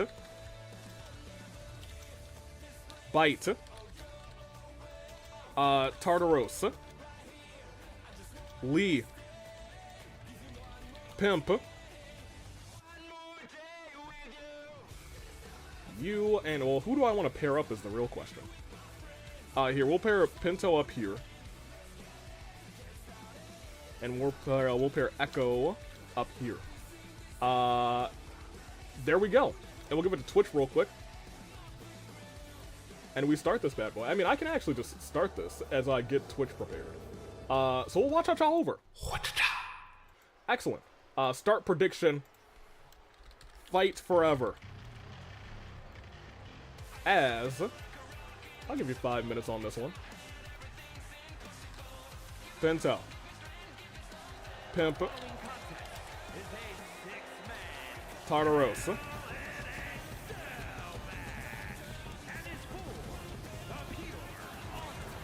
Ecko.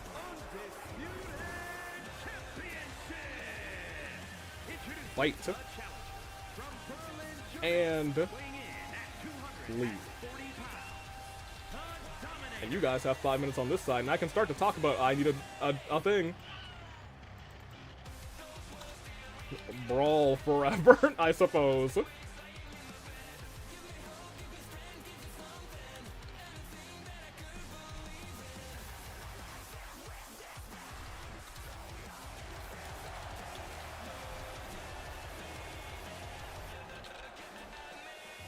Kazuichi.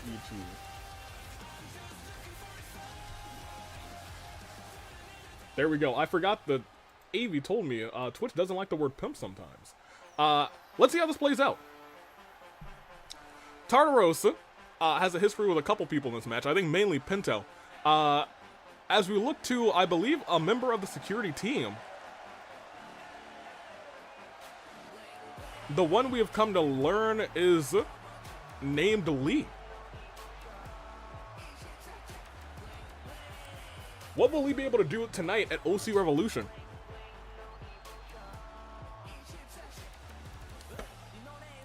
JFJ is crying on the floor. Lamau. As AV might say. However, I'm sure you'll do better next time, JFJ.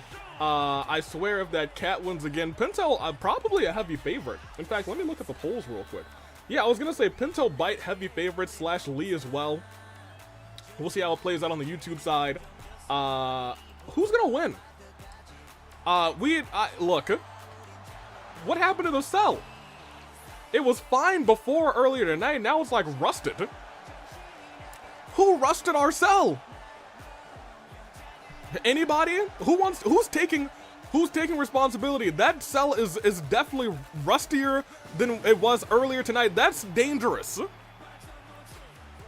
That's pyro right in his face. That's not a good idea. Regardless. Pinto pin Tartaros twice and my life is yours, says opening. Get up, JFJ. Well, JFJ, you did kind of kidnap somebody. Was it the Wendy's? Oh, don't tell me the Wendy's did this. And the magic of Nyan Cat says that it's time.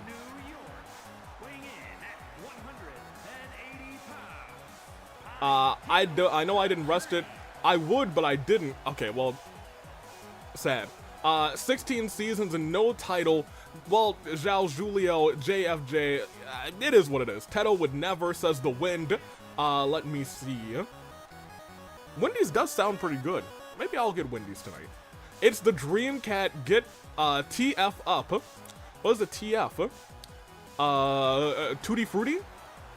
Oh,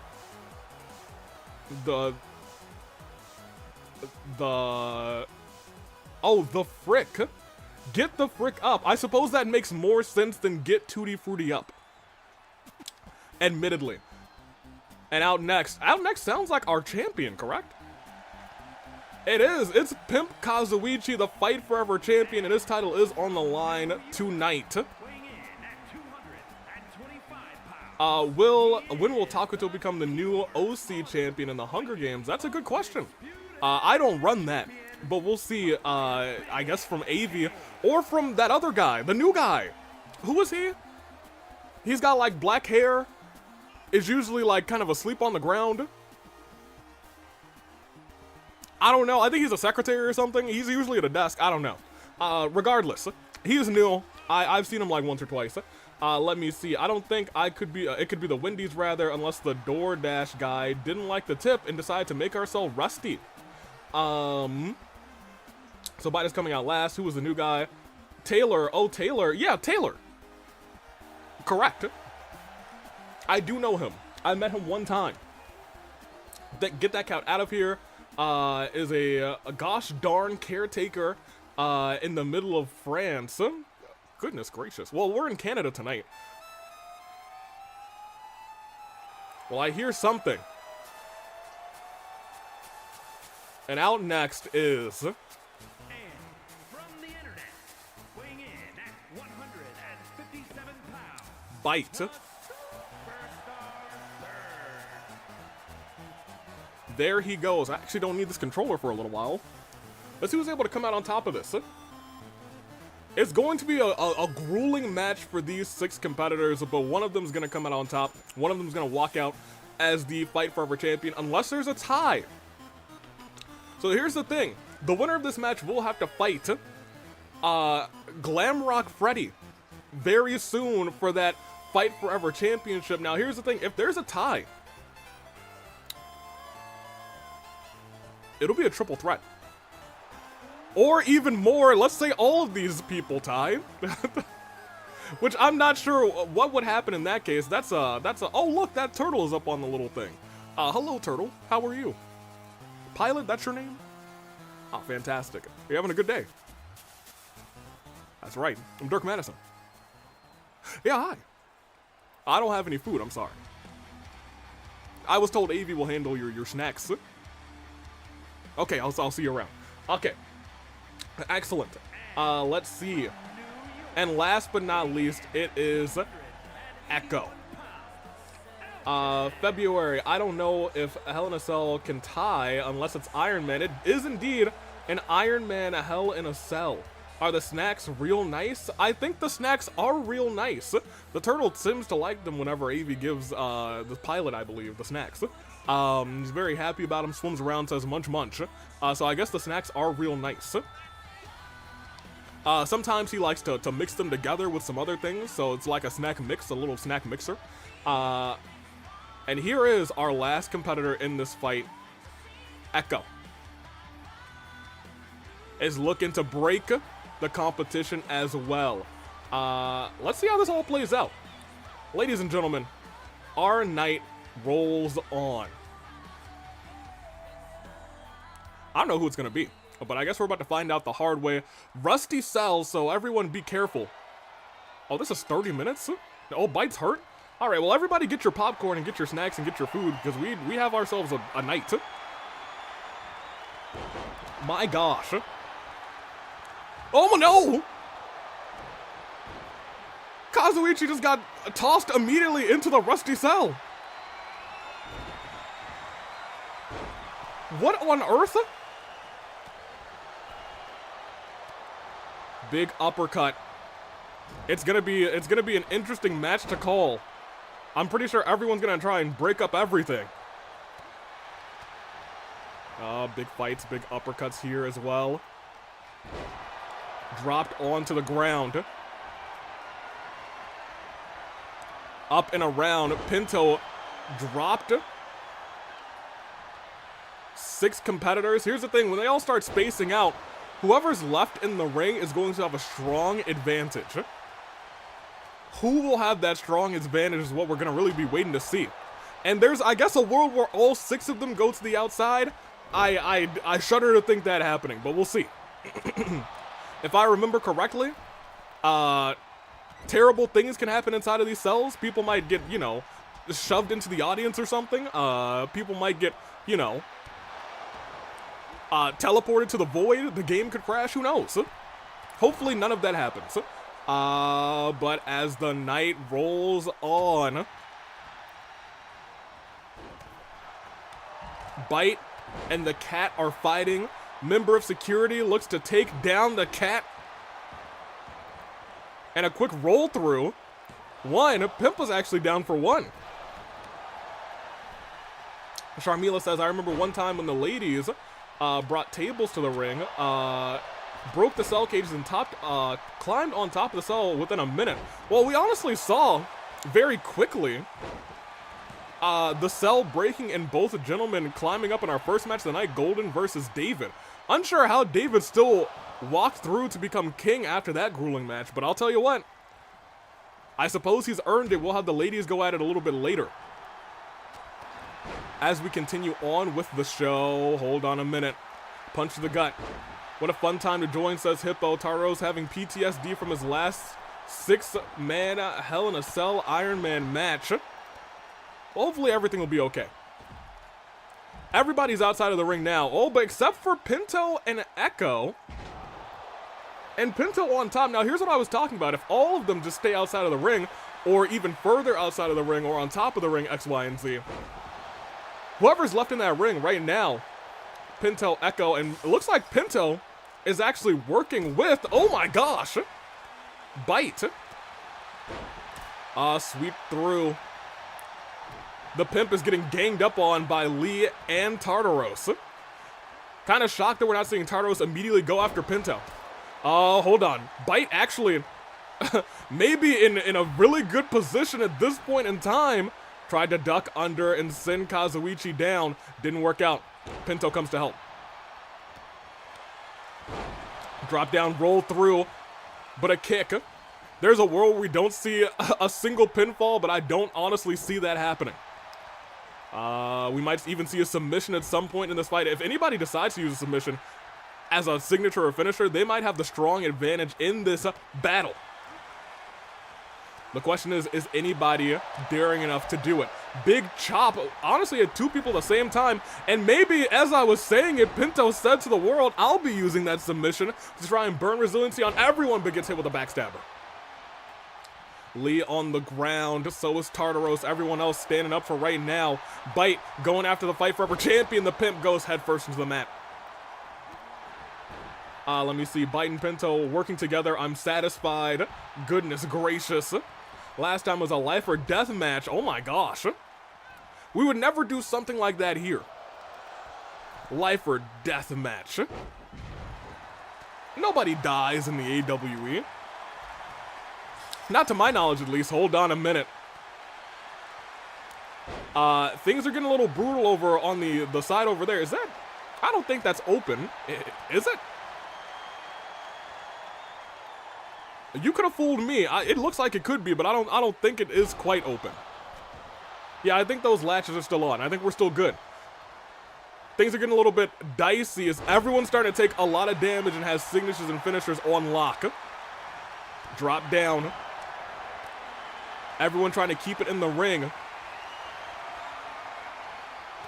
I remember the days of the kitty clutch. Well, we'll see how it all plays out. Elbows to the midsection. Kick out. Lee was taken down by the cat. Luckily, everyone still got resiliency. But I was going to say, the first person to burn resiliency is definitely going to be a target for all of the other... Oh, no. Ugh. Tartaros. Oh, no. BYTE's already got a hurt back. Now Mans is going to be hurt even more as Tartaros looks to relentlessly drop BYTE onto the ropes. Nasty. Ruthless, and now he's looking around. Oh no, we were talking about this earlier. Lee may be going through that cell. And I was going to say, Kazuichi, I'm not sure if you want to be the one who's out there. Your championship is on the line. Tosses Lee into the barricade. Ecko, oh my gosh, I was going to say, Ecko just took down Pinto. And I'll tell you what, I'm surprised. Because BYTE also going outside of the ring. Here's the thing. We got 3 people fighting on the outside. Ecko, I think, is honestly the sleeper pick in this fight. As BYTE is the first person to climb up. Kazuichi following. And Lee right behind them. Here's the thing. Lee might be the one going down even further in a second. Or it could be the Pimp.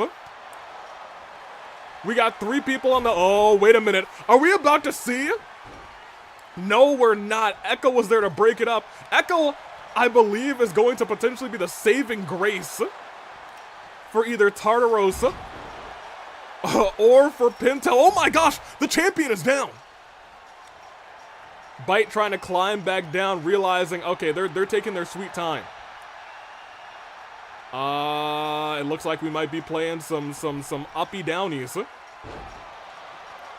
And they might be meeting, no, they're not meeting halfway again. Instead, Pimp Kazuichi waiting again. BYTE's like, come on, you guys, I want to fight too. Wait a minute, look at this. Is he about to steal one on Tartaros? One. Just a one count. He's got a lot of fight left in him, especially for 22 minutes. We got 3 people on top of the cell, 3 people in the ring. Sledgehammer by Pinto. This match is going to be utter chaos. Hold on, Lee. Here's the thing, Lee might be going through that cell, especially if one more move hits, but BYTE may be the one who wants to do it as well. Both of those rightmost chamber sections are already busted a little bit. We might be seeing somebody go through that quick. Oh no. BYTE looking to be the person to do it. The BYTE bomb connects. Gigabyte. Oh, but look at this. Tartaros this time showing off that muscle, saying, Ecko, you're not gonna be the one. Kitty with a sledgehammer. Pinto with a sledgehammer. Lee dangling, almost fell off of that, and oh my gosh, a pop-up dropkick. Pimp Kazuichi trying to go down to stop that pin. Kick out. Kick out by Tartaros. There's 21 minutes left. Honestly, this may be one fall wins this thing as that Gigabyte bomb connects.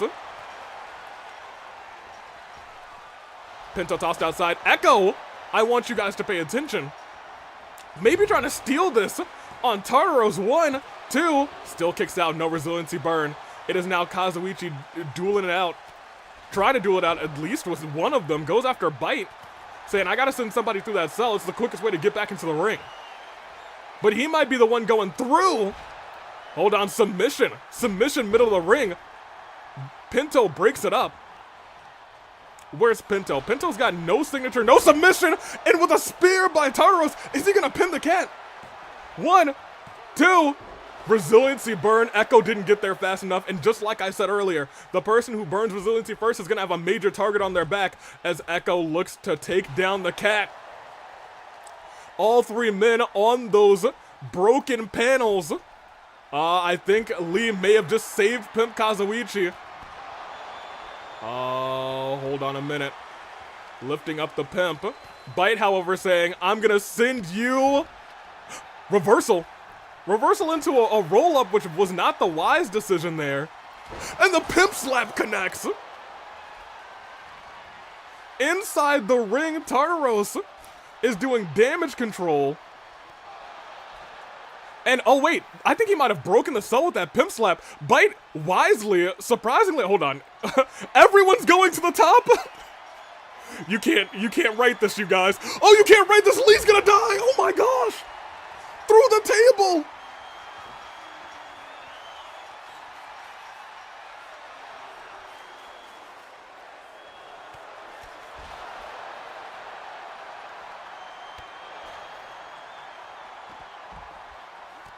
None of these gentlemen are in the ring.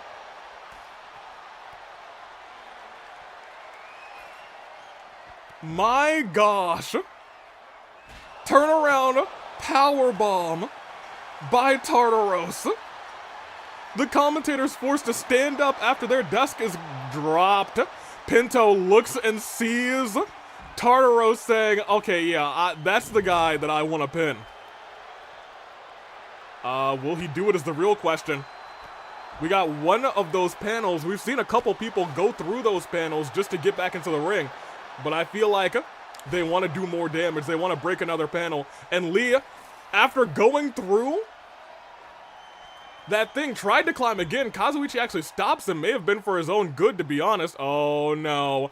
Tartaros drops him down. Another panel damaged. Tartaros, oh, no. Tartaros may be looking to send Ecko through the cell, and he does. But Pinto goes right through saying, I can stop this, and does, ruins Tartaros' day. And Tartaros not happy about it. Pinto, however, saying, it doesn't matter if you're happy, goes through, nobody's around him. Tartaros may have to burn resiliency again from Pinto. Ecko breaks it up. Pinto looking for a pinfall, big ol' uppercut, and goes back after Tartaros' old rival, center of the ring, drop kick. At the top of the cell, it's BYTE, it's Kazuichi, and it's Lee, and it's a pinfall on Tartaros. He kicked out at 2.9. 2.99. This match has essentially been 2 triple threats, one inside of the ring, one out, and Lee's gonna die, man! His back onto the bricks! Ecko watching. Kazuichi saying, nobody's got a pinfall yet. I'm gonna get back in the ring at like 5 minutes, and that's when I'll get my pinfall. Kazuichi playing the smart, saying, I just need to be around where I can get back into the ring. Oh, and a spear on the Ecko. But look who's behind him. It's a BYTE to, I'm sorry, it's a Pinto to break it up. BYTE, I was gonna say, is climbing with Kazuichi and might be in some dire straits as well. Lee is tremendously confused at this point. Mans doesn't know where he is. Hurricane Rana on a Tartaros. Ecko has honestly been rolling with these two. I was gonna say new to the competition, and now we're seeing BYTE at the top. We're seeing Lee at the top. Oh no. We might see BYTE. Ugh! Canadian Destroyer onto the cell, and inside of the ring, Ecko looking to take down Tartaros. And we have to keep in mind, if either of them wants to pin Pinto, it could be an easy fall, and that one fall could be enough to win this match. Oh, we're starting to see everybody take massive amounts of damage. Ran him into Tartaros. Pinto realizing I gotta have somebody burn resiliency in this fight. As, oh my gosh, the shot to the gut. Tartaros has proved to be a wicked competitor, wants that cat gone. Oh my gosh, and again Lee handling everyone on the top even after going down from the cell twice. Crashing through the table, crashing onto the floor, onto the bricks. But BYTE, honestly, just wants to fight apparently. It's a little BYTE fight. Hold on a minute. Ecko rolling through. Someone's got to get this one. Someone has to get one pinfall. But here's again, Pinto has been on crowd control duty inside of the ring saying, I'm going to get somebody. The first fall is going to go to me. It's got to as the X Factor connects. But look who's up and look who's steadily walking over towards Ecko. Ecko is going wild. In the ring right now, Ecko's kind of been like cooking for real, and I want you to notice Tartaros on the outside. If you can get a quick pinfall on Pinto, Pinto stands right back up. Dragged over to the ropes, top of the ring, Lee again with that leg drop. And BYTE, here's the thing, if BYTE hits that Gigabyte bomb on any of those unbroken panels, that thing's gonna shatter. When things break, things shatter. Shatter in action, tag team action tonight. Hold on a minute. Oh, look at this. Tartaros knows who he wants. Ecko stunned. And he's got that thing locked in. Is he gonna make Pinto tap? Is he? Is he not? Pinto hanging on saying, break it up, Ecko, break it up. And he does. I don't know how Pinto held on. He was probably this close from tapping out. But Ecko getting up in the nick of time. Scoop slam. And says, hey, I'll take you instead then. That's 1. That's 2. No resiliency. That's 3. A pinfall for Tartaros could be this close to being your Fight Forever champion. Tartaros means business tonight. Is he going to be able to keep that? I'm not sure. Oh my gosh, Pimp slap through the cage. He pimp slapped him through the cage. BYTE got pimp slapped through the cage. He pimp slapped him 4 or 5 feet in the air and went crashing through the cage. Oh my gosh. BYTE somehow still able to get up. I don't know how he was able to do that. My gosh. And now they double team BYTE. Oh, he's not okay. BYTE's not okay. Oh my gosh. Goodness gracious. And Lee and Kazuichi are still just brawling on the up. Pinto trying to get back in the ring saying, as long as I can get Tartaros once, I might be able to do this thing. Here's the thing, if there's a pin, a tie at any point, even if Kazuichi's not at the top of that tie, he's fine. I think he's just betting on a tie. He might just be betting on a tie. Oh my gosh, face first into the post. The thing about this thing is later tonight, it will be Ashi in the Elimination Chamber. Table introduced in, and a big splash not on the BYTE able to, oh no, again! Yo, Lee's dead. Lee is not alive anymore. Lee is a dead man. Security not looking too good right now. My gosh, he's fallen again. Kazuichi doesn't like Lee for some reason. And Kazuichi, I think, realizing now's my time to step back into the ring, breaks up the pin and says, it's time for me to get my pinfall. My gosh. Lee slowly walking in. All six. Wait a minute. Kazuichi stole one on Pinto. The champion steals one. Tartaros was two. Wait, hold on. Wait, hold on. Who is he counting? We're seeing pinfalls galore right now. Everybody's too hurt, too groggy at this point to really break up these pins like they're supposed to. 1, 2, but Kazuichi kicks out. I want you to keep in mind, Kazuichi is the freshest competitor in this fight right now. Oh my gosh. Lee's got a pin, Tartaros has a pin, and the Pimp has a pin. Tossed over the top rope. Pinto and Tartaros, their beef is apparently eternal as looks for a big slam, takes him down. Tartaros wisely rolls out. And Ecko, looking to try and get his first pinfall in this fight, has been performing spectacularly, but is that going to keep going? Goes under. What is he doing here? Oh my gosh! Caught him into a Hurricane Rana after a handstand. And might be going after the Pimp as well. Here's the thing, the Pimp and BYTE and Lee all still have resiliency. That's something to pay attention to.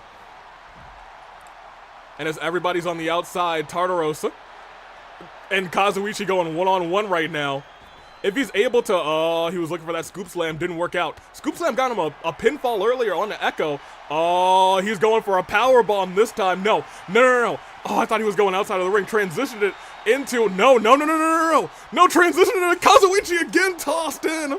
And somebody may have just fed BYTE to the indomitable, Tartaros with the spear, but he caught him. It was a trap. Kazuichi slid back in with the Pimp slap. Oh my gosh.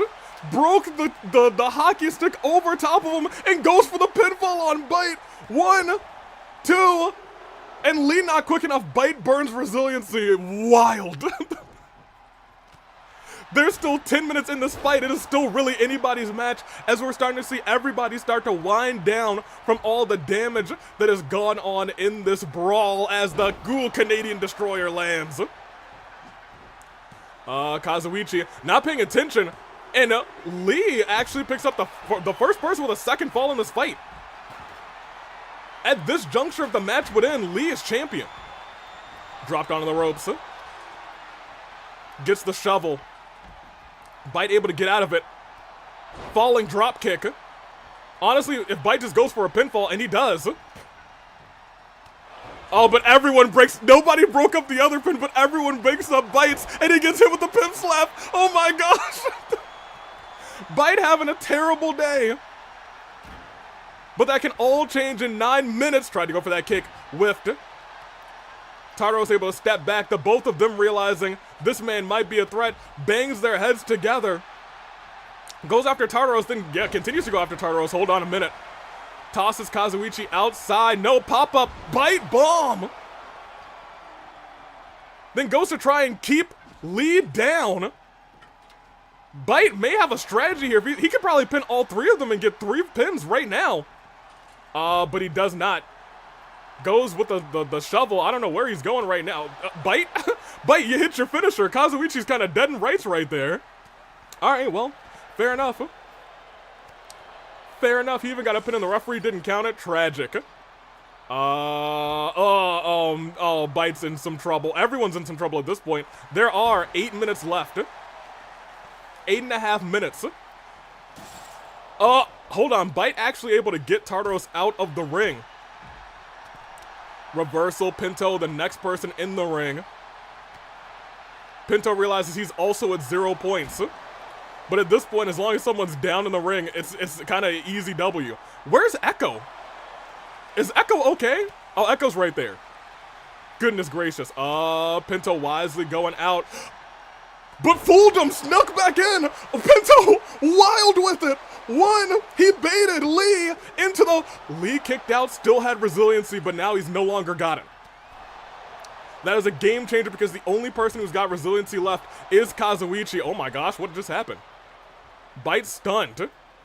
Standing up and stunned. Got hit in the back of the head. With that, Ecko desperately still trying to get his first fall. Imagine not getting a single pin by now, Lamal. That's the story of 3 competitors, Ecko, BYTE, and Pinto. Suplex. Pinto, swinging neck breaker.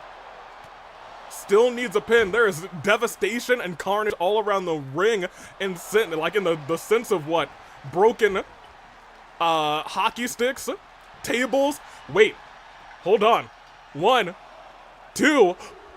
He did it. Kazuichi couldn't get there in time. Pinto has his first fall. Ecko, BYTE, the only 2 people still left without a fall in this one.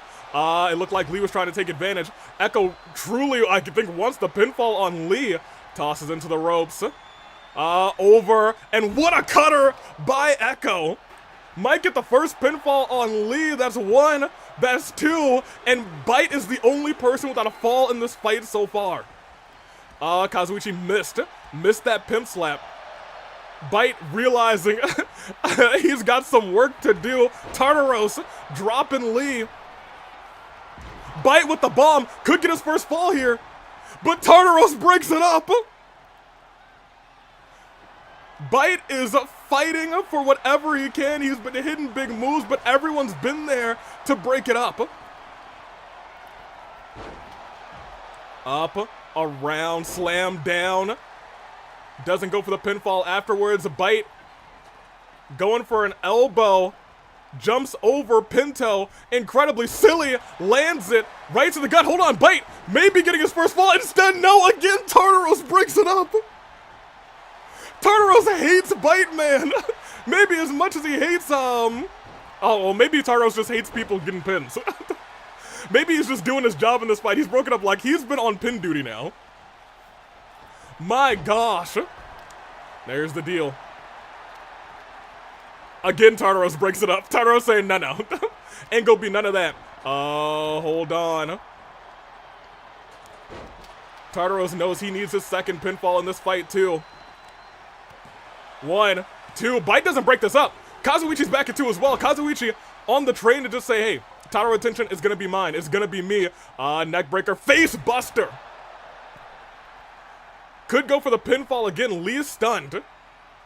I don't think he wants that. He was going for the pimp slap.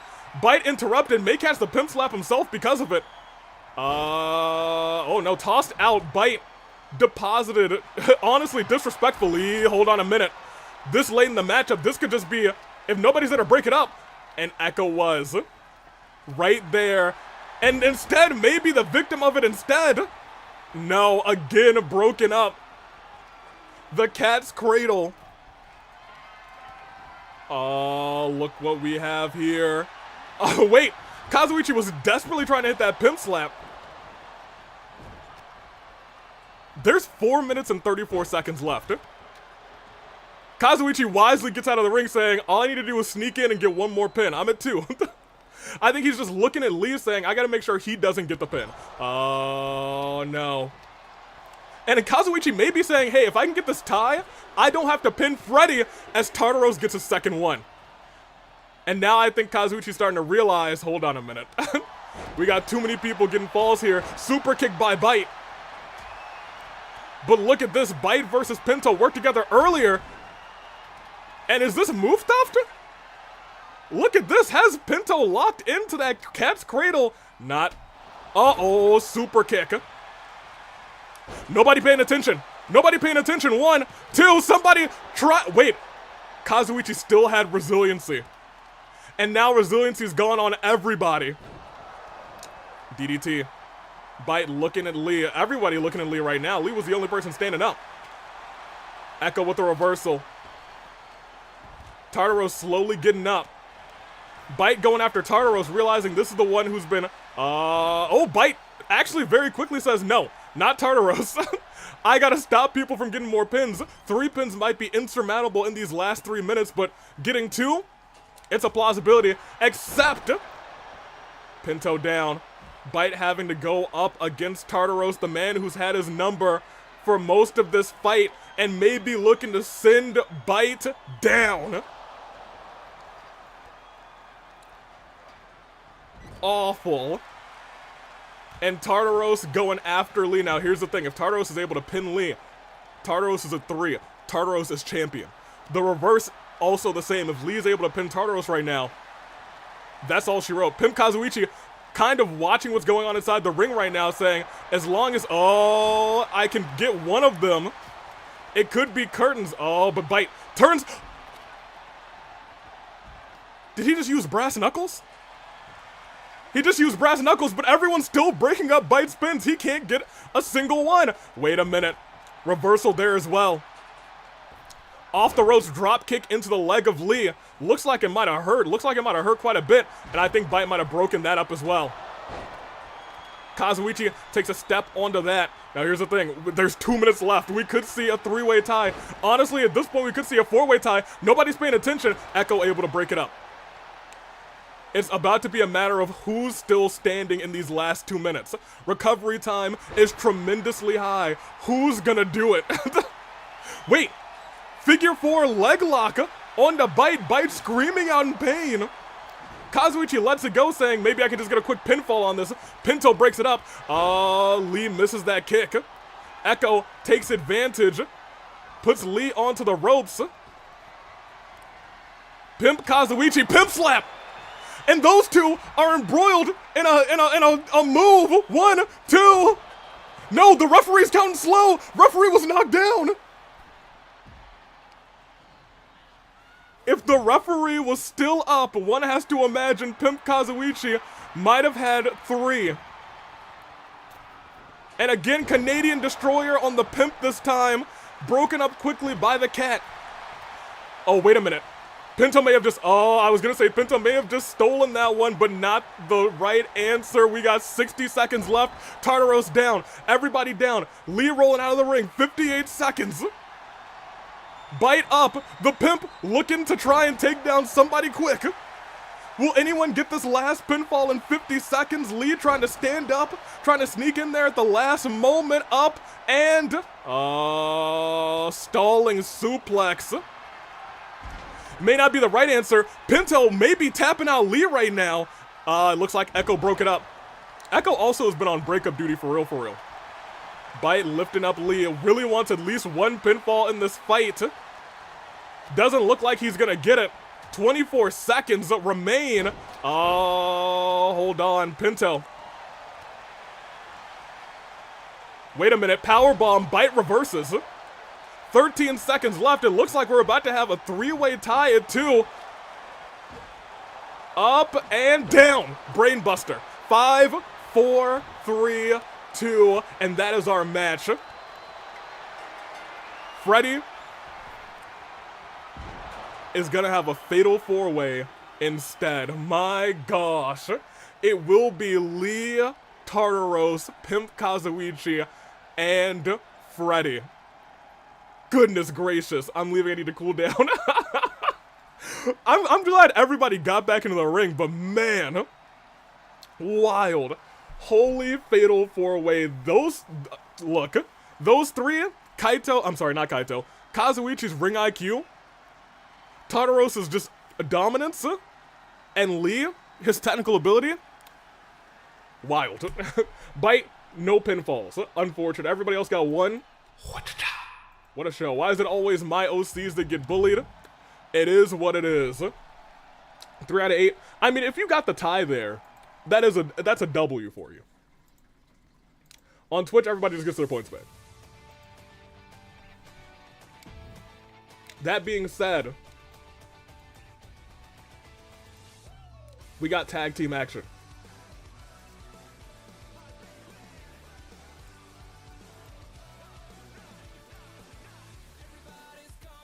We have Unsolved Mysteries versus Southern Grit. #1 contenders.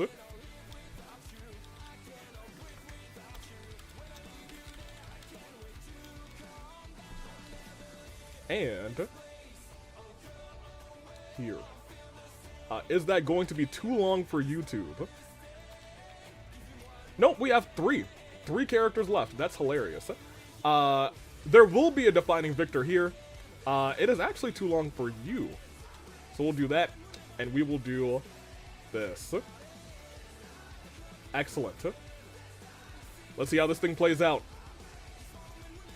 Gimme. Tag team contenders. Kind of like trick contenders, you know? Big fan. It is also Extreme Rules, so we'll see what plays out one fall as we hit a wa-cha-cha and continue. How's the wind in France, by the way? Oh, yeah, Kuzu Soda, not Kazoo Soda, got released after, you know, JFJ had his opportunity and failed, not miserably, but could not beat Nathan, who was determined. But is now stuck in France. Hopefully he'll get back at some point. Sure, he's watching the show somewhere. After almost 3 hours, we finally have the female OCs, Cyklus, who's still small. Surprisingly enough.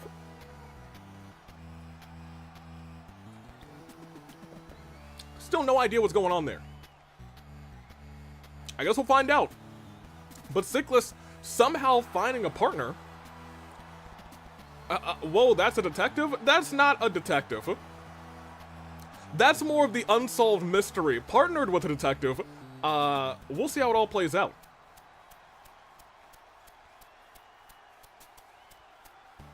It is Extreme Rules, and we know Cyklus can get a little bit extreme. And speaking of,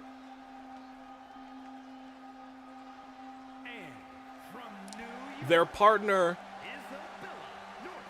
Izzy, a private detective, teaming up with this monstrosity. We'll see how it all plays out. Will Izzy be able to solve the mystery of Cyklus, or does Izzy even care? Maybe he's saying, I'll solve the mystery of how to beat the new tag team champions.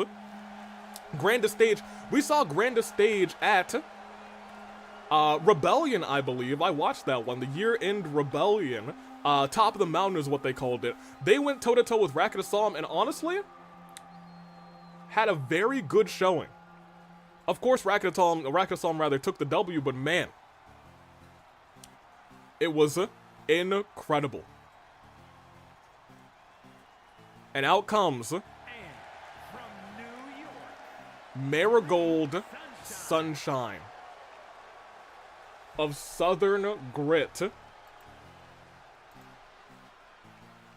What will Marigold be able to do tonight in her debut match here in the AWE? I'm excited to see. To say the least. Will she hit Southern Hospitality? I mean, we'll have to wait and see. This is going to be a fantastic match, but who? I'm asking you guys who Marigold's going to team up with, but I mean, like, you know, it's in the description, and it's in the poll, so I probably shouldn't be like, ooh, mysterious. It is. She pretty. She looks sassy. Well, she's got one heck of a partner. Well, wait for it. I guess we're still waiting for it. Well, where are we waiting? I'm waiting. There she is, Mary. Let's see how this all plays out. It's Mary. And it's Marigold. Southern Grit looking to show what they can do. If they win tonight, they get the tag team championships. In an opportunity, rather. It could be Southern Grit. And it could be the tag team champions. Oh. There's an automatic feeder over there. Oh, that's interesting. Are you gonna go and get some food? It just clicked. Interesting. All right, go get yourself some munchies, my guy. They just fell. Yeah, there you go. There you get those, my bud. It looks like he's going to eat. Izzy is 5'4". Let's see how it all plays out. Yum food. Yeah, he went over there. He said, "Oh, it's munching time." Very nice. Let's see. Not gonna lie, Izzy seems to be my favorite of the four, but I'm obligated not to pick Cyklus, so I choose Southern Grit, Lamal. It is Extreme Rules here. One pinfall decides who goes. We're gonna see that pinfall already. One, not even close. Cyklus is really small now. Like, we've seen Cyklus before, and last time I think was really small too. This time, still really small, but the first couple of times I saw Cyklus was a massive beast. I still don't know what's going on there, but I'm not privy to ask questions. Unless it's an interview, and I don't think I want to interview the beast. Hold on. I was going to say Marigold trying to sneak a roll up there. But instead gets topped by Izzy. Mary tried to take out the beast, but instead, again, Izzy. Unsolved mysteries, we got to talk about them as well. I believe all four of these competitors, except for Cyklus, so, you know, 3 of the 4 competitors, 75% of this match, it's their first time appearing here in OC action. They've got a lot to show, and Izzy right now showing off. But now in their 2v1 against Southern Grit, and now Cyklus might be suffering the same dilemma as lifted up and dropped with a brainbuster. Passed off to Marigold. Hold on. I was gonna say Mary not exactly helping Marigold. It's a double team of Mary-esque names. As Mary going after Cyklus, almost stunning the fractured beast. As up around DDT right onto the dome of Marigold. Mary kind of just waiting, wondering, maybe observing the fractured beast. I'd be a little bit confused too. I do want to point out it is Extreme Rules, so everything's legal. Including what we're seeing here. Oh no, not into the steel steps. Oh my gosh. Marigold backflipping that German suplex into the steel steps. Izzy is getting destroyed on the outside, but on the inside of the ring, Cyklus seems to be handling work. As goes for a pinfall onto Mary for one, just for one. My gosh. And yeeted into the center of the ring. Marigold stuck back in there now, but I was going to say Izzy might want to come in there too. Otherwise, it's going to be a 2-on-1 situation. Hold on a minute. That's an STF. STF by Izzy. But very quickly, not enough damage done onto Marigold, able to get out. One has to wonder, could that have been enough? Oh, hold on a minute. Izzy still taking it to the Southern Belle. Now looks to take it to Mary. Whips away that drop kick. Ooh. And slammed down. Kick to the arm. Izzy heads back out saying, I gotta get a weapon. Cyklus, I was gonna say, has been, you know, taking damage from the both of them, dropped onto the bricks. We don't want to see all these people get dropped on the bricks. My gosh. Pinto may have lost, says the win, but I'm still satisfied that JFJ lost as well. Definition of don't mess with Texas. Hypothetically speaking, would killing be legal? No. The referee would stop the match if somebody died. Unless it's Monica, I believe. I believe that basically happened in the past. Hold on a minute. Up and down, DDT. It's Extreme Rules right now. But it's tables elimination later tonight. Tossed into the ring. And again, ooh, Cyklus this time tossed into the barricade. Whip through. Yanked the back of the neck into the bricks. I just realized that was right into the bricks. The refs did not care about Monica. Apparently not. Some say Monica's still in the ring to this very day. I would hope not. That would be spooky. Would Monica be a spooky ghost? Who knows? Right now, it looks like Marigold may have just been observing the situation before helping Mary out. Maybe not the best decision. Izzy tosses Marigold back in and follows suit, saying, all right, I'll handle the Southern Belle. Oh, whip the legs. And Izzy, oh no, yanking the arms back too. Don't stomp her face right into the mat. Stands right back up. It's gonna take more than that to keep a Southern Belle down. But honestly, that might be enough. Lifted right back up. Izzy, I'll tell you what, not giving Marigold a moment to breathe. You can't breathe, you can't fight. Stomp to the back of the neck. Another stomp. And a kick right to the spine. Goes to the top rope.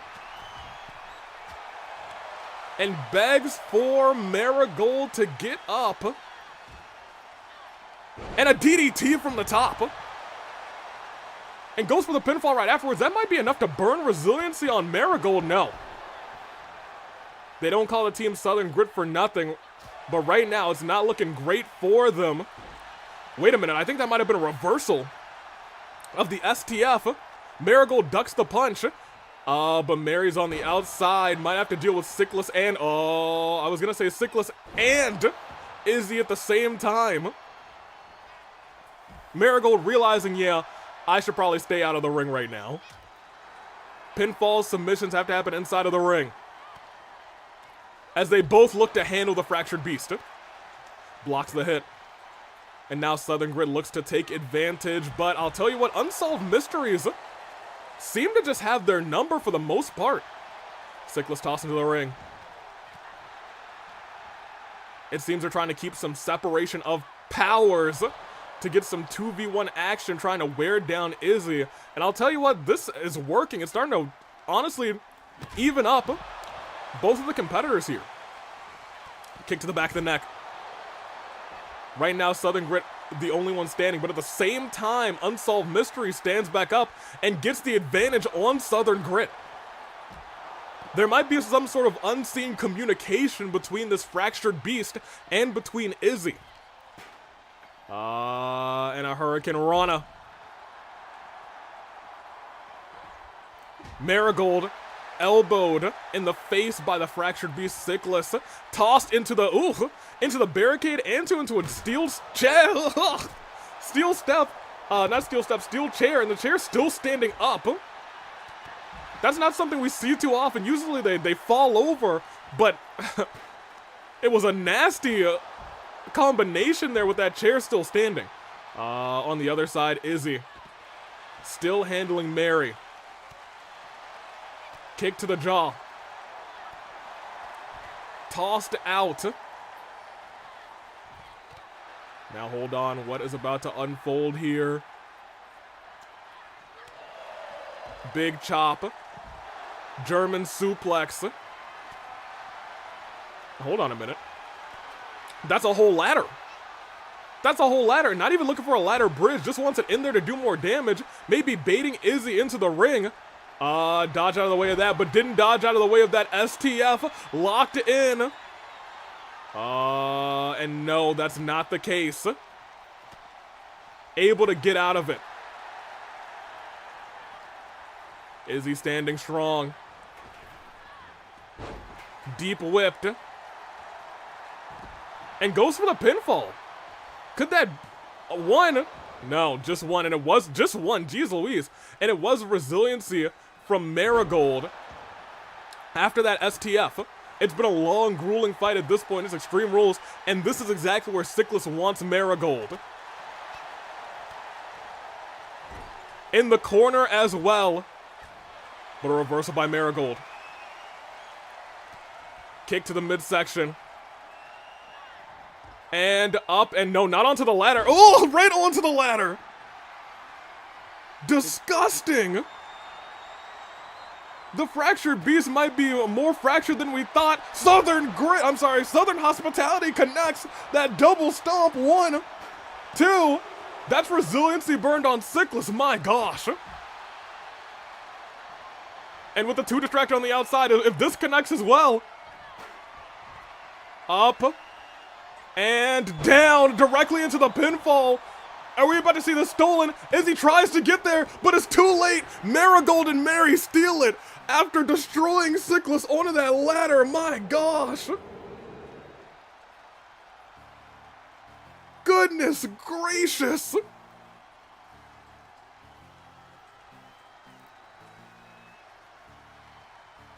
That shot onto the ladder. Out of nowhere, Marigold hyped herself up. Izzy tried to come in for the save, but was just short.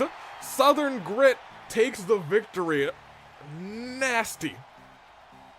Nasty move onto that ladder, but they've got a tables match later tonight. All right. Congratulations to them. However, it's time to find out who's queen. It is indeed time to find out who's queen, so I'll go and set that up for you guys real quick. After these two drank in the audience, congratulations to them. I didn't think they were going to be able to do it, but you know what? They sure enough did. Watch out, Tommy, back over. Little exit strategy there. Good job. Good job indeed. Where are we? Let me get you guys a in poll there. And a prediction. Oh, it was 50-50 between the two. It was the double Mary combination. Southern Grit took the W. All right. Let's see how this one plays out.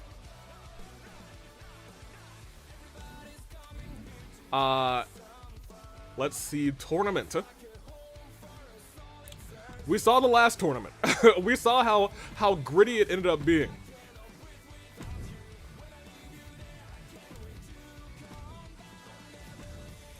Let's see. Damage retention on.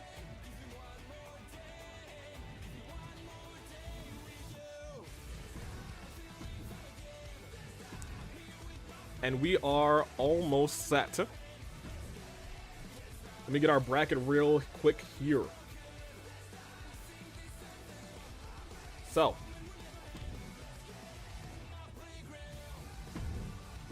You. And. You. And. You. And. You. And. You.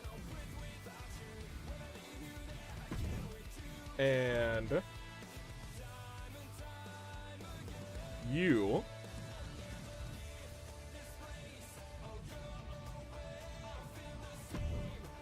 And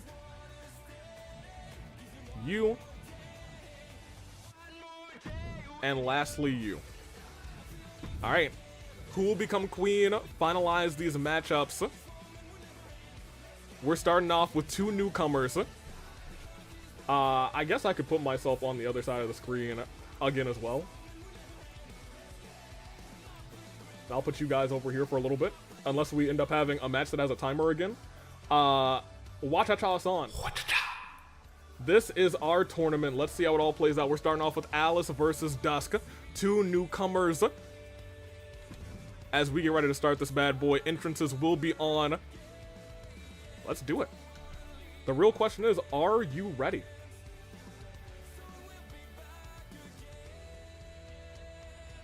I sure hope so. 1, 2, 3, 4, 5, 6, 7, 8. Yes, we're ready. Let's do it. Start this bad boy. And they're facing off in Okay, I guess we're going back to the cell.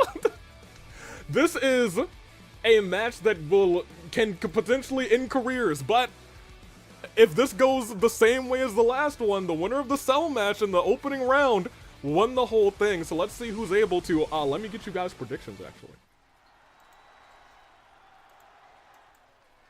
I'll see. I'm glad somebody cleaned our cell off.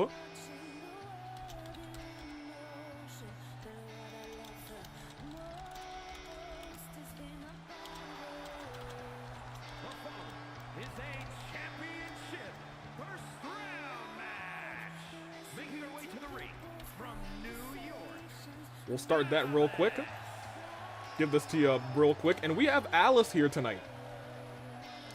Alice, I think, signed up by mistake, but is here nonetheless. I'm not sure if Alice is going to be prepared for fighting inside of that cell. I'm pretty sure Alice saw what happened in the cell earlier. This can end careers. This cell can end lives if you get fallen down. Let me see.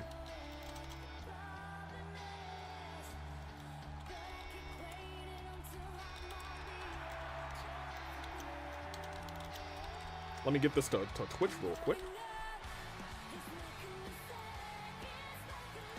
Start that bad boy. Let's get this show on the road. Cell is getting a lot of use. Thankfully, someone scrubbed it down, scrubbed all the rust off. Alice has no idea what they're doing, apparently. We'll see. And here comes Dusk. Oh, they're here by mistake. Should we tell them? I think someone told them. I'm pretty sure Alice has been watching this entire time. Watched those two cell matches and watched what happened. At this point, I'm sure Alice knows that this is a terrifying situation. A potentially life or death situation. I'm not sure Alice could, if new to this competition, hasn't trained for this, falling from a 2-story height like that, it could end a career, it could end a life. That's all. I gotta keep insisting on that, especially for someone who's ready for it, like Dusk. Going up against Dusk, who's a very game competitor. I'm sure very terrified. I'm terrified right now. This could be our queen. This could be our future OC champion. Did you see that? Climbing up and just staring dead-eyed into the referee. My gosh. Having a cell match as your first ever match sounds rough, says the voices in the wind. Yeah, to say the least. It sounds terrible. Not something I would advise for anybody. However, it looks like Alice didn't have a choice. RNG said, today you're going to perish. Still staring down the referee. Poor referee. Not for nothing. But Dusk drinking this in, saying, I can't wait. Oh, I just can't wait to be queen. Our match begins. Alice trying to calm herself down. Oh my gosh, off the ropes with a DDT to start this match off. Alice very quickly trying to get into the momentum. Maybe did some quick research, or maybe just, I'm not sure, has wings on her back somehow, some way. I'm not even sure if she had those in the entrance. Now that I think about it. Hold on. Baseball bat dragged in. Maybe realizing gotta take this thing very seriously. Kick. And a DDT! Launching the face of Dusk into the mat. And getting dragged to the corner. Shot to the gut. And again, oh my gosh, flying dropkick. Admittedly, Alice doing better than expected for a first match. I think if Alice, you know what I was about to say, if Alice keeps us in the ring, could have a real shot, is now out of the ring. Goodness gracious. In there with a vampire uppercut. And tried to super kick Alice, got all of it. Dusk, realizing, all right, this isn't going to be as easy as I thought, uppercut by Alice. And again, a shot to the face. Dusk goes reeling back and tosses Alice to the side, not Alex. That's the name of that referee. That's Alex right there. Lifted right back up. Uppercut again. These nasty, oh, hold on, was trying to use the steel steps to her advantage. Alice able to fire back, sending Dusk into the bricks. Right now, it's kind of like vampire versus, looks like an angel potentially with those wings. I'm uncertain, but the vampire looks to strike first. Steps into the ring, lifts Alice on up, and into the corner. Goes running, and that nasty kick connects. And still kicking wildly at the face. And another kick into the corner. Oh my gosh. Might be rocking the brains of Alice right now. I didn't even notice those wings until it was pointed out how quaint. I don't think the wings were there during the entrance at all, to be honest. Hold on a minute. Big clothesline by Dusk. And another one. And using a comeback already, super kick. These two might not leave the ring. As Alice goes to the top rope. Turns around. Double rotation moonsault into the pinfall. 1, 2. Kick out, no resiliency was had. And that's the big point here.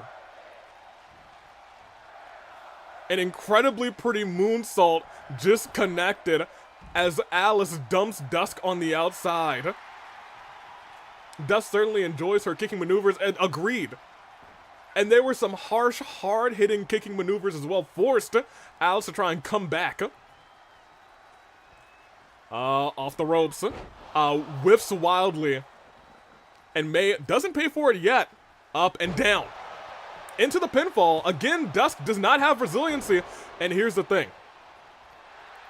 Rolled up. Alice does have resiliency. Is this resiliency bait about to work? No, it's just a kick out of 1. Alex watching this matchup closely. Turned around. Ugh! Unprettier connects.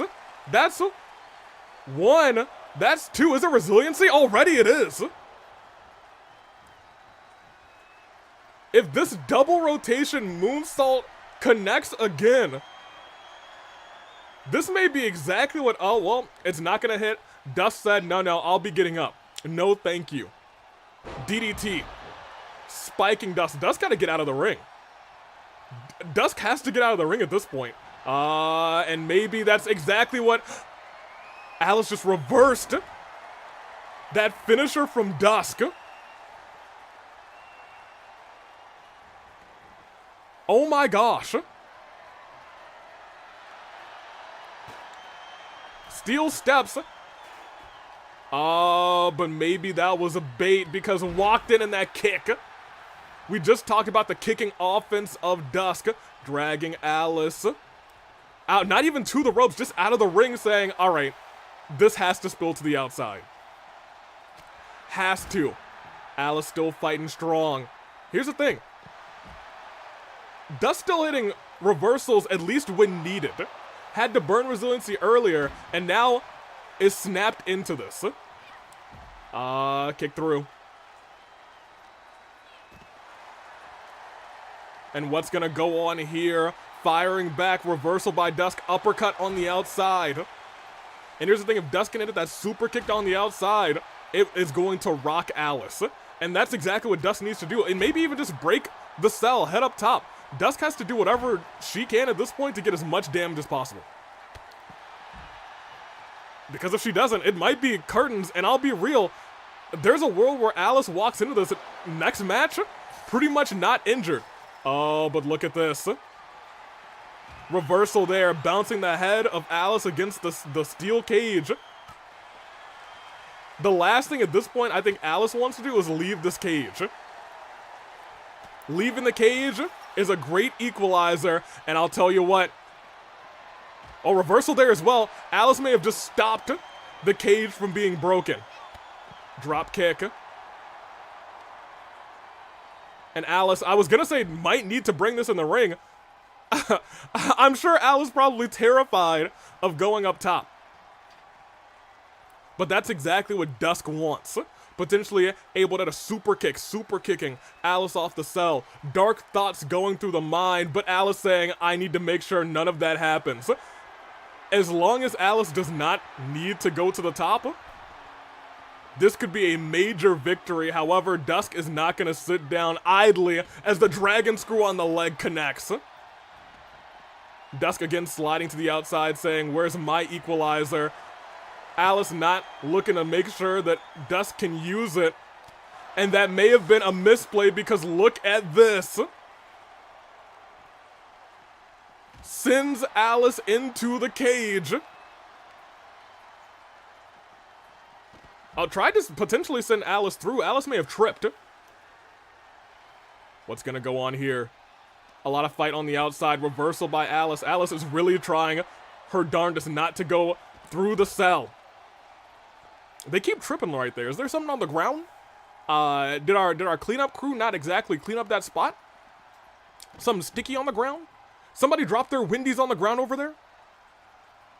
It must have been one of you guys. Who dropped their Baconator? Who did it? Uppercut. And tossed in. Pinto fell asleep there. Lamau. Oh, drop kick again. They are just fighting right here. There might be a lot of sticky stuff over there. Who? Pinto is just asleep on the ground over there? Goodness gracious. Jawbreaker reversal by Dusk. And here's what we were talking about. Now they've both got signatures and finishers just built up from the outside battling. It is now officially generally anybody's fight. Especially if things go outside. We thought Alice was so strongly trying to avoid going outside of the ring, but Alice is the one who breaks the cell, whether intentionally or not, is now the one who's climbing to the top.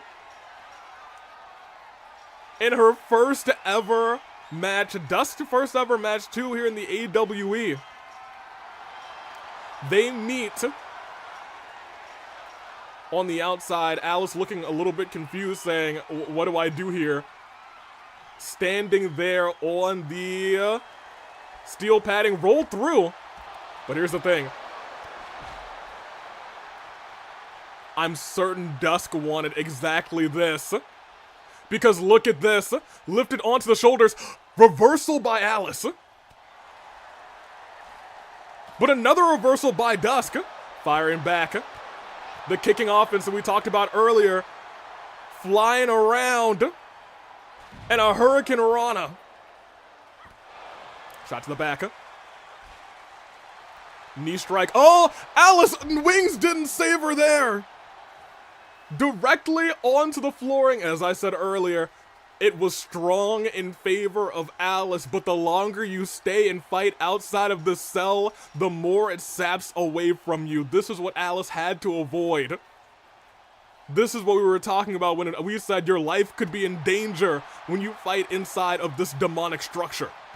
The last thing you want to do is see Hell in a Cell pop up on your random, as that connects again, but the same goes to Dusk, admittedly.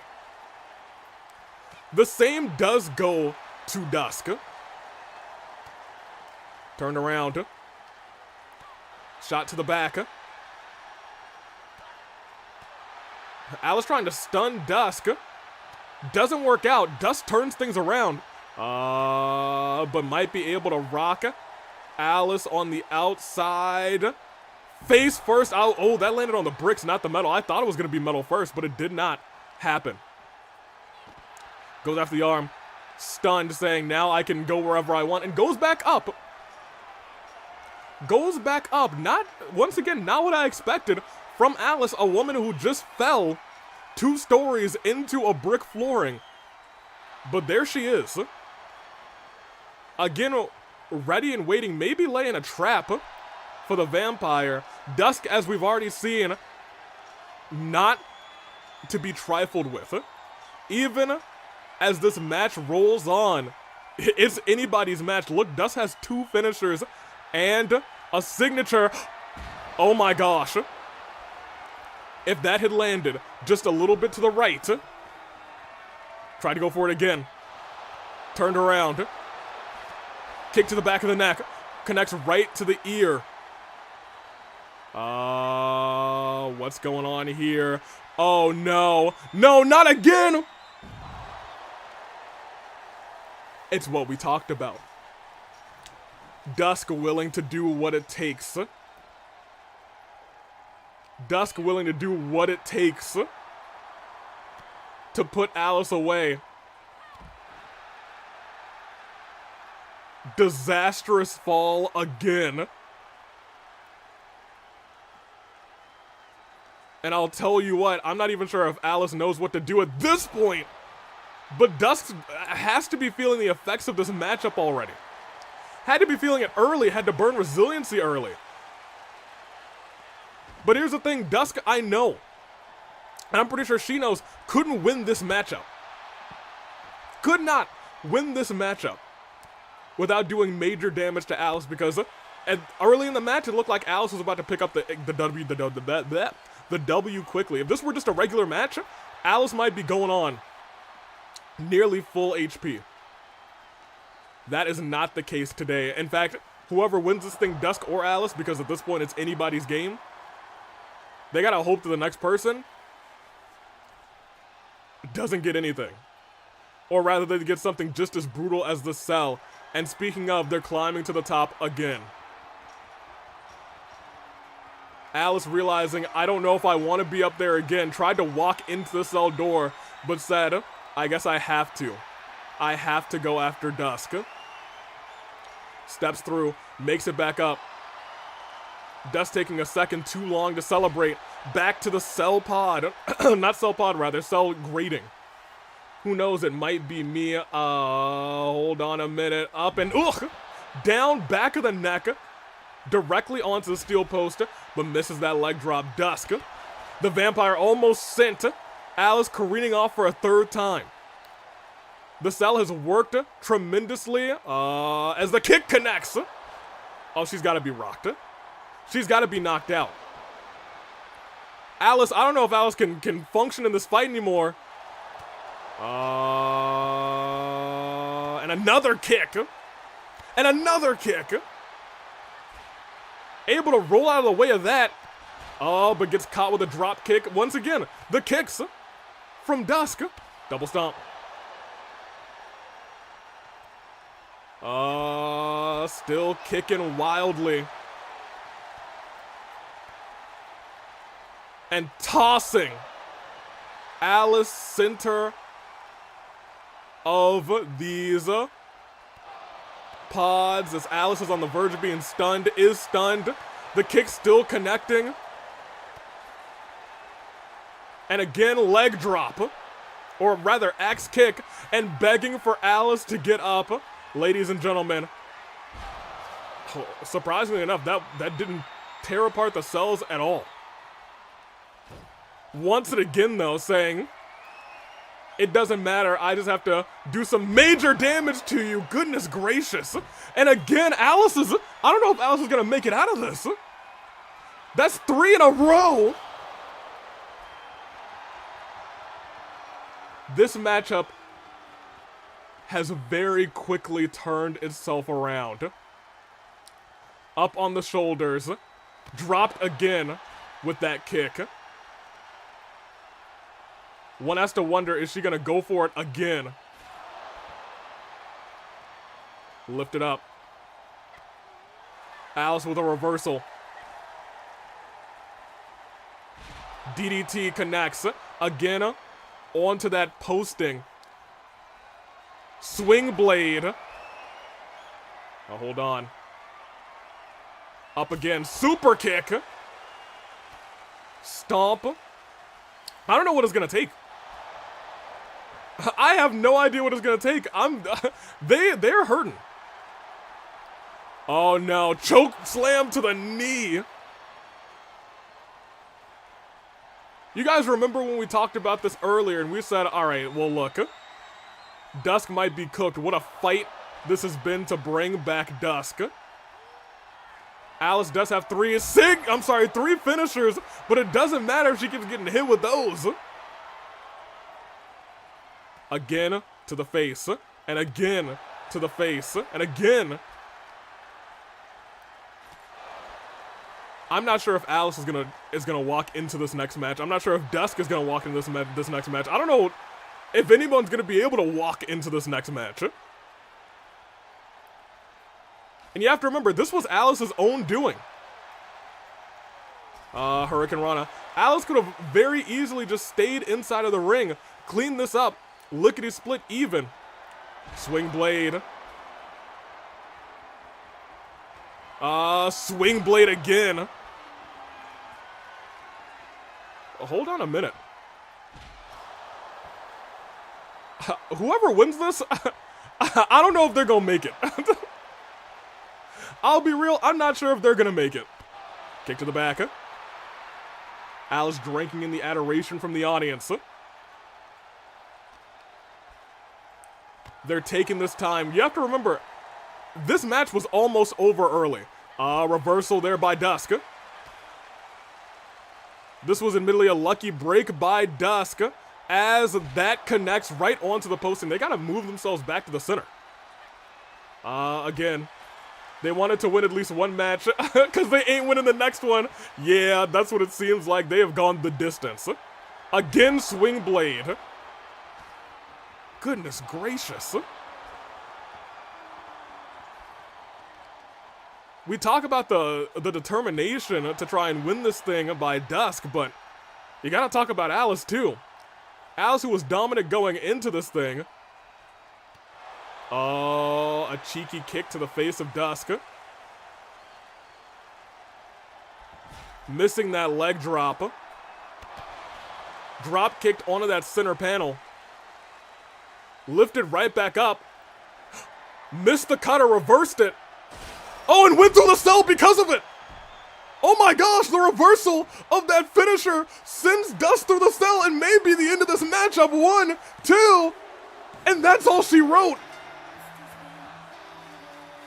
Alice caught the reversal of the finisher from Dusk, sent Dusk through the cell with it, and called it. My gosh. I can't believe it. After all the damage that Dusk was able to do, Alice was able to overcome. Goodness gracious. To say that that was absolutely disgusting is an understatement. That being said, she died. She died, and I don't think she's gonna win the next match, but hey, we've seen some determined OCs win some things recently. We'll see who wins this next match as we choose the outcome. It was indeed Alice. We got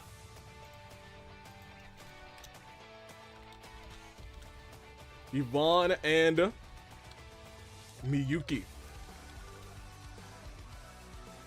Tourney continues. I'm not respelling Tourney. What happened has happened. Start this prediction. It is these two going at it. Entrances are on. Wait. There we go. Entrances are on as these two go toe-to-toe in. Tables, ladders, and chairs. This could end very quickly. And that might, this is the best match you can get, actually. And Miyuki. This is literally the best role you can get. Oh my gosh. This is the best role you can get. TLC. Out first is Yvonne.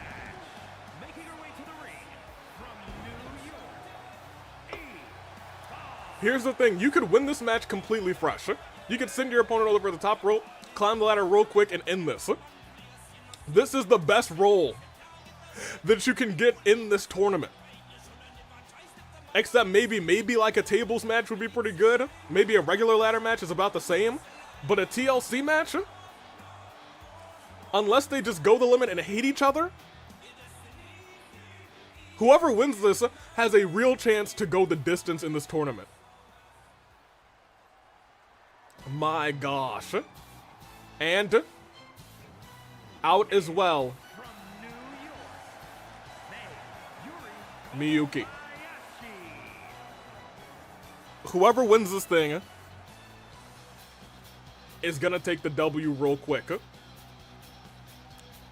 Was that an SOS for whoever is going to fight next, or will it be Miyuki taking the easy W tonight? Or who knows? They could just have the most absolute banger of a TLC match of all time, and they both may destroy each other. That's a possibility. I don't know if it's a probability. The thing is, TLC matches can be won in like 2 minutes, as we've seen with, I think, who won theirs? Kazuichi? Or it could be one in like 10 to 15 minutes. We'll see how it all plays out as that running bulldog connects. Yvonne down. Senton, rolling Senton into it as well. Immediately goes and says, alright, if she gets a ladder, yeah, she's focused on winning this thing quick, but look at Yvonne. Trying to do it as well very quickly. Both of them getting a ladder, saying, oh, this is going to be easy. Yvonne more focused, I believe. Look at that. Knocks, as I told you guys, as I told you earlier. It could be curtains that quick. One rung already done. 2 rungs already done. Alice has to be watching this in absolute dread. Because I'll be real, whoever gets knocked off here, it could be the end of the match. Return fire. And Yvonne slammed to the ground and is stunned. Is stunned. Pay close attention because that's 1, that's 2. And Miyuki goes in completely fresh.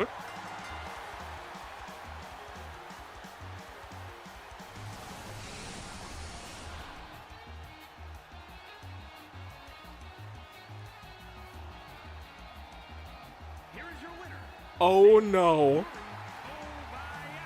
Yvonne falling onto that ladder stunned her.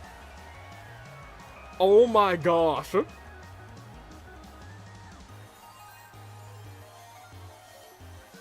Alice is doomed. Everyone else in this tournament might be doomed. That was fat. I don't even think the Twitch's, their prediction didn't even end. I mean, we'll end it now, and then nobody voted the other side. Man. Oh my gosh.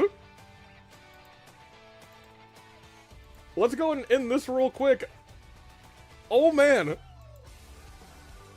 My gosh. Alright, well, we go on to Abigail versus Black Canary. We'll do that. We'll get our entrances on. Oh no. Alice is in danger. It is Abigail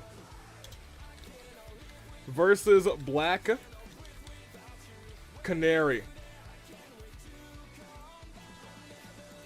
Twitch will give it to you as well. I'm filthy rich, Lamau.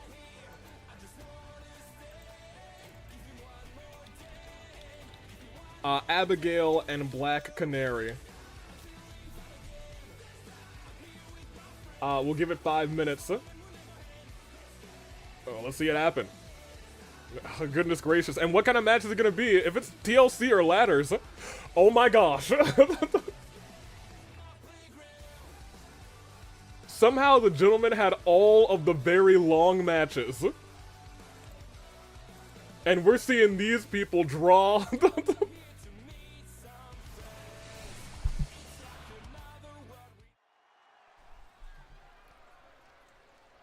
So, over under 2 minutes, you guys.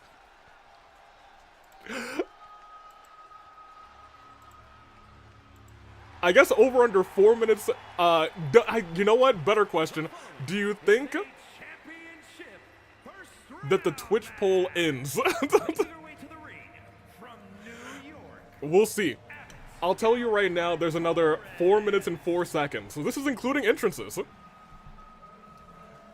They're trying to speed run their tourney. My gosh. We had Iron Man matches pop up multiple times in the other one, Hell in a Cell.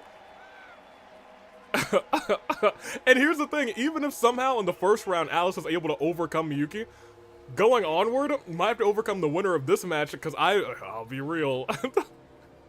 We'll see. Abigail is a major threat, though. Had a stranglehold on the AWE Tag Team Championships for a hot minute. This time competing to be Queen.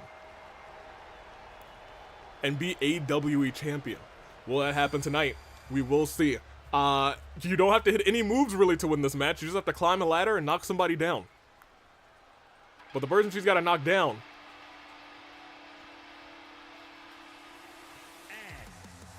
is Black Canary, first time competing in the AWE.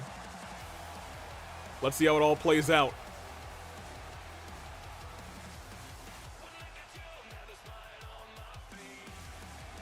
One of the best versus the newcomer. If Black Canary is able to pull this off, let's be real. We'll see. Miyuki did not win faster than HWE Ezra. Interesting. We'll see. Will a victory faster than this happen? Is the real question. Because they just have a ladder match too. Let's see how it all plays out. I don't know. Look, when we saw ladder pop up, I think we knew that this could also be a minute. A minute and a half. We'll see. Will they actually get some moves off in the ring, or will they immediately just step out and say, all right, let's get our ladders. Let's run this quick.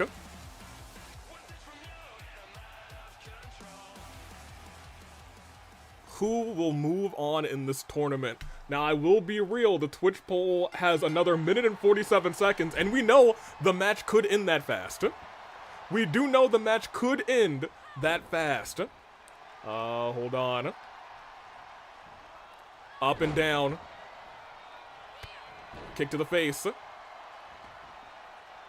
Rolled out.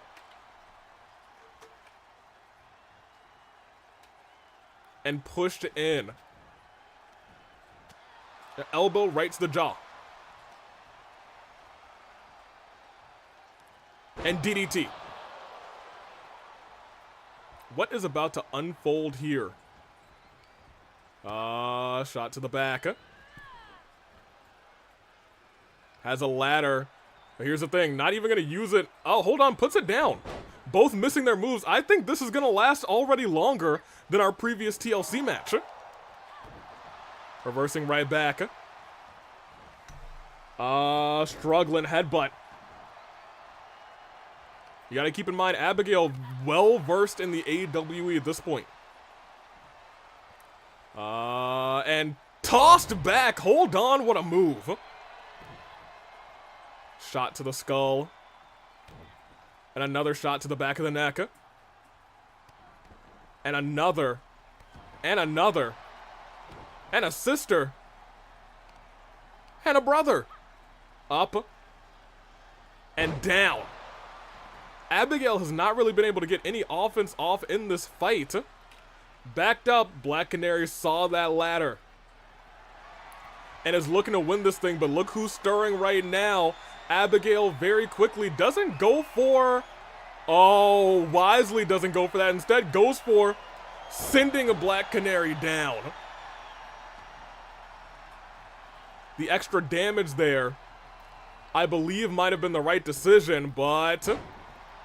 I'll tell you what, if Abigail's not able to get these moves off... And look, oh no. Oh, you don't want to be laying right on that ladder. Oh, you don't want the ladder to be sitting up like that. You go back first into that thing? Oh, Lord. You're not recovering. Stomp to the elbow. Abigail realizing I might not be able to grab that thing. Might have to go for a different ladder. Oof. Looking like it was gonna be a suplex instead, face first. Abigail still really thinking about that ladder specifically. You're gonna have to go for a different ladder, girl. Instead goes to the top rope. That ladder being there might make it so this match goes on for a hot minute. Abigail again, thinking about that ladder. Unable to get hands on it. It's stuck in the corner. Sister Abigail connects middle of the ring. And this thing is turned around quickly. Saying, come on, I can get this thing. I can get it. I don't know if she's going to be able to get it, you guys. She's not going to get that ladder. She sees it. She sees it, but she's not going to get it. Tossed outside of the ring. Here's the thing. That thing stuck. That thing stuck good. And I'll tell you what, Black Canary might realize that and say, I think I'm going to go ahead and get a ladder of mine. No, you not that one. Black Canary got a different ladder, but I don't think that's what we expected. Abigail really thinking about that ladder, saying, you know what? Maybe I want it, popped up. Abigail says, I'ma get it. You better believe I'm gonna get that ladder. Hold on. We're about to see ourselves a fight this time for real. Due to 2K being 2K, Abigail gets out of the ring. Black Canary follows. Ugh! Leg might have connected. Oh no. Think she was trying to snap the neck of Black Canary, and instead reversal. Black Canary also saying, this does look like a very nice ladder. I see what you see in it. Starting to make a comeback. Big, hefty clotheslines, big strikes as flying clothesline connects. Thinks about going to get that ladder instead. Shot to the top of the dome. Lifted up. And tossed. Back first. Onto the AWE OC Revolution logo. Tossed in. Oh no, tossed over the top rope. Abigail moves out of the way the last second.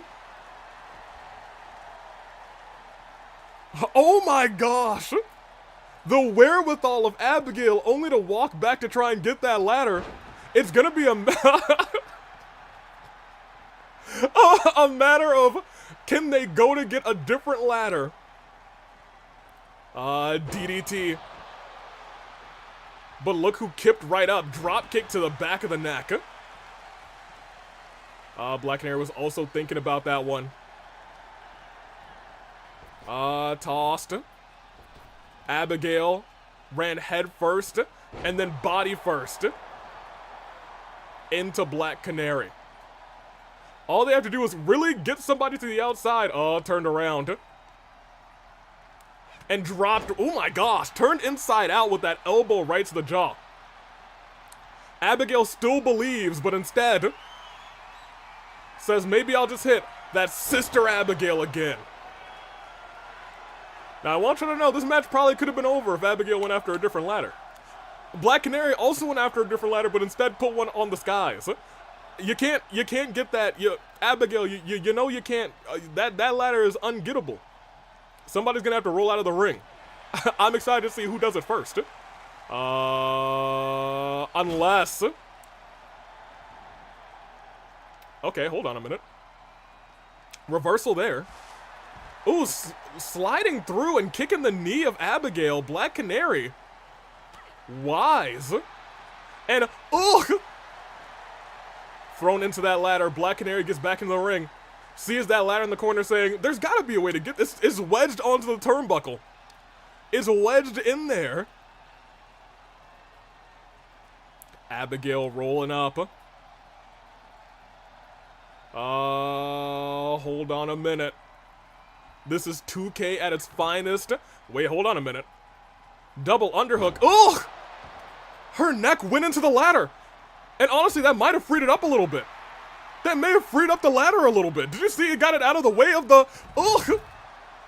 Out of the way of the turnbuckle specifically. It's still on its side, but it might have unwedged the ladder. And it did. Oh my gosh! That was enough! That DDT was enough to unwedge the ladder! Oh, now look here. Abigail seeing what's going on there. Able to stop Black Canary. Black Canary might be falling down here in a second. And wait a minute. What is Abigail thinking? Running to the corner. Big splash. Tossed through the ladder. Oh, wait. Interrupted by the ladder. Who's gonna get the advantage here? Nobody. This time, Abigail. Tossed on. No, Abigail. No shot. You don't want to do this. Black Canary didn't go through. Instead, they just keep colliding with that ladder. Nobody goes through it. And somehow, some way, Abigail's still okay.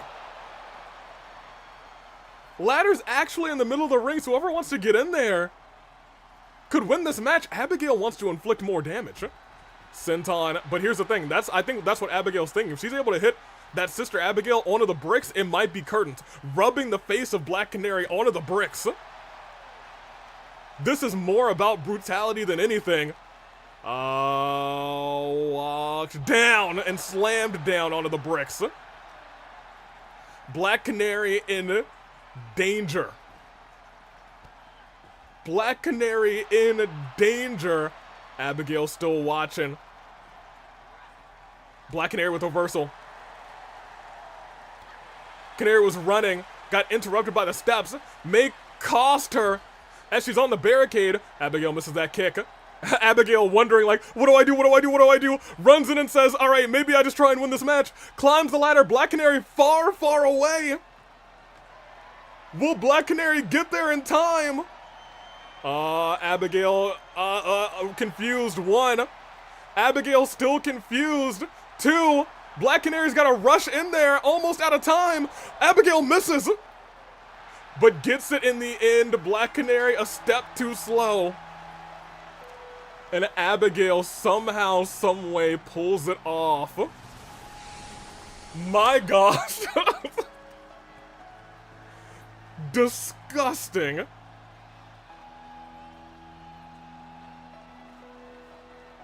But that DDT, that Future Shock-esque DDT right to the ladder was enough to change what happened in this fight. 1v1. Former tag team champion takes it and moves on. You know what? Wasn't the speed run that we expected. Abigail, you take that one. Being 2-12 at this point is kind of wild. Being 2-12 at this point, kind of crazy. Because we've had a bunch of 1v1s. Alright, let's exit that one.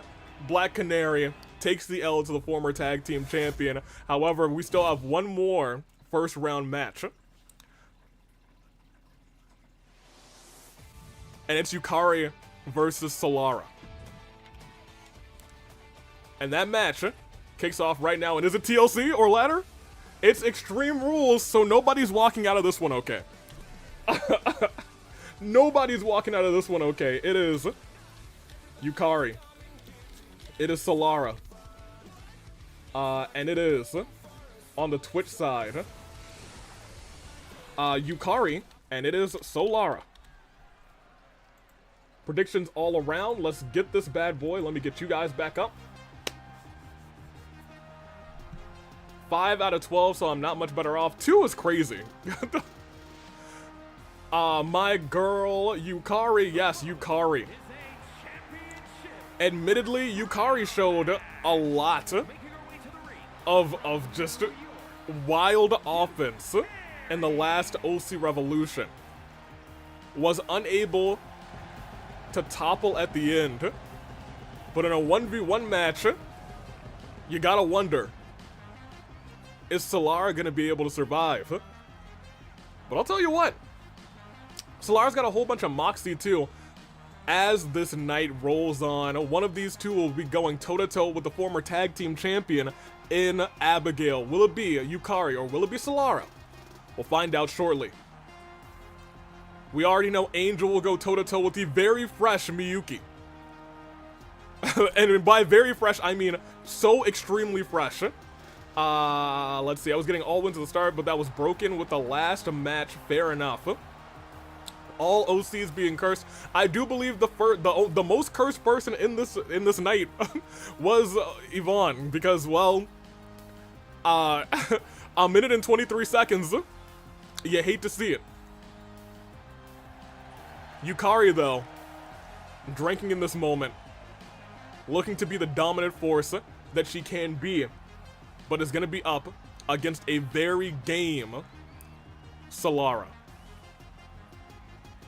Okay, Yukari really stretching here. That's you can quit. Okay, that's fine. Let's see. And here comes Solara.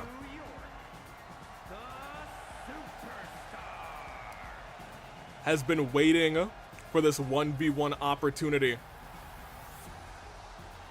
A very big fan of the phenomenal one, AJ Styles. Wants to take the W tonight and become queen. Go one-on-one tonight. Oh, also a part of the Bullet Club, right. Okay, well, I've been told not to like the Bullet Club. They haven't really caused me any problems, so I think they might have. Didn't they attack like Matthew or something? In that regard, yeah, maybe I don't like the Bullet Club. Let's see. Regardless, Solara is here, still determined to do whatever happens. Rather do whatever it takes to make sure that becoming queen is what happens tonight. We'll see if it works, though. Let's see. It is Extreme Rules as well. It's not going to be an easy out like the last, not the last match, the match before the last match. Oh gosh. Oh no, they are both hyped up for this matchup, and it begins. Up and over. Immediately into a pinfall. Just one. Not sure if that was the best decision this early on, but the match does roll on into the corner. Big elbow and toss through. It's Extreme Rules, remember. And Solara looking to take immediate advantage of that. Rolls back in. But not able to use that kendo stick. Instead gets rolled up and nasty knee right to the jaw. Stomp to the hand. Solara able to get the reversal. Lifted right back up. Solara tossing. Yukari into the knee. Solara getting right back to the outside. Welcome into you, Scar, as a sledgehammer is in play. Solara, I think, trying to keep this in the ring, but Yukari is saying, no, we're taking it out. Reversal. Yukari tossing. Okay, I guess we're going back in. Maybe Yukari just wanted the sledgehammer for herself. It's sledgehammer versus kendo stick. Who's gonna win? It's sledgehammer. Yep, it is indeed sledgehammer. Missed it. Solara wisely rolling to the outside. But steps inside and gets whammed in the leg with the sledgehammer again. Reversal by Solara. Big knee by Yukari. Bear hug. Locked it in. Solara struggling but able to get out of it very quickly. It is a big powerhouse offense, but Solara may be the perfect counter to it, but just push Solara down into a pinfall. And that knee strike to the throat again hits. Solara able to stand back up. Onto the ropes, but a kendo stick, that's not where you want to be with a powerhouse. Shot to the throat. Off the ropes, and reverse DDT connects. Solara's signature and finisher both locked in. Kendo stick finally able to connect. Extreme Rules. But reversal there by Yukari, and now able to hit some strikes of her own. Oh, but out of nowhere, pop-up Styles clash. Rolls over into the pinfall. 1, 2. Kick out, no resiliency. I was gonna say the big point here is that there was a kick out and there was no resiliency burned.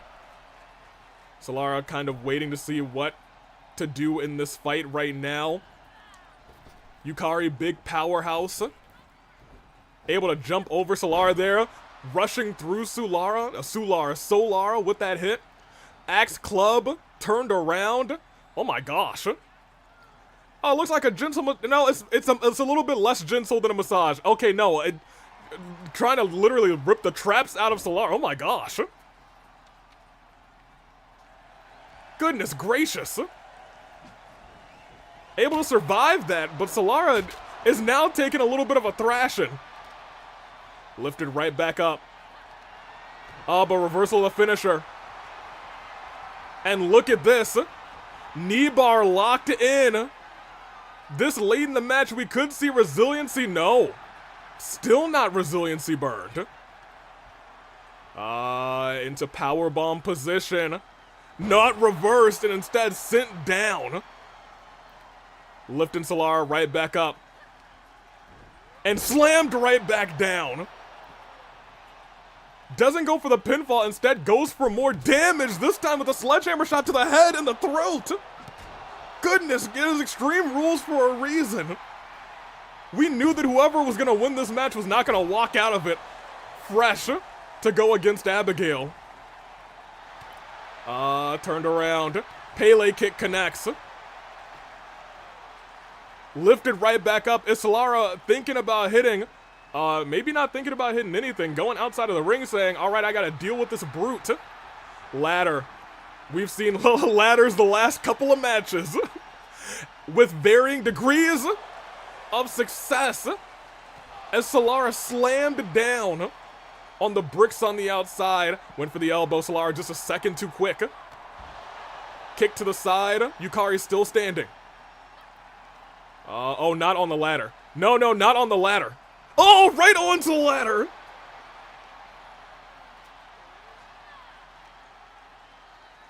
My goodness.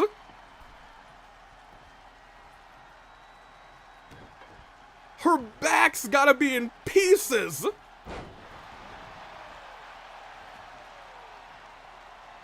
Solara gets out of the ring quick saying, all right, I'm not feeling too well after that. Ran through her. Weaved out of the way. A nasty punch right to the jaw.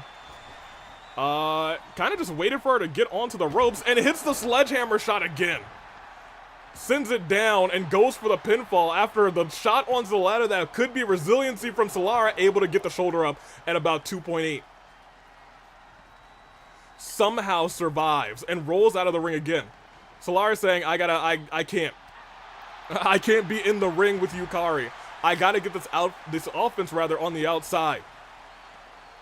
Gets a sledgehammer, knows its Extreme Rules, baiting Yukari to get back up. A hug and a massage. Yukari's such a nice person, says the wind from France. Shots to the knee. Ugh!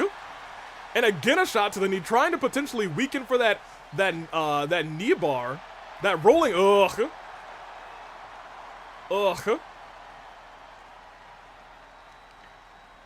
Disgusting. Oh my gosh, tossed her into the steel steps. And a shot to the elbow. And not another one, not another shot to the elbow. This match started off predominantly Solara. But boy, have they evened up tremendously. Nobody's burned resiliency in this fight, but they both have two big finishers and a signature on lock. Reversal by Solara, much needed. If that move would have hit, Solara could have been stunned. Yukari about to stand up. And sent right back down by Solara. Nobody, and I mean nobody's gonna walk out of this tournament, except for maybe Miyuki, standing unharmed. We have healers in the back to do their best. We'll see what they're able to do tonight. Oh no. Steel chair. Oh, hold on a minute. Solara turned back on a already standing Yukari, who may be sending Solara down. And that's one, that's two, and that's resiliency burned in this fight.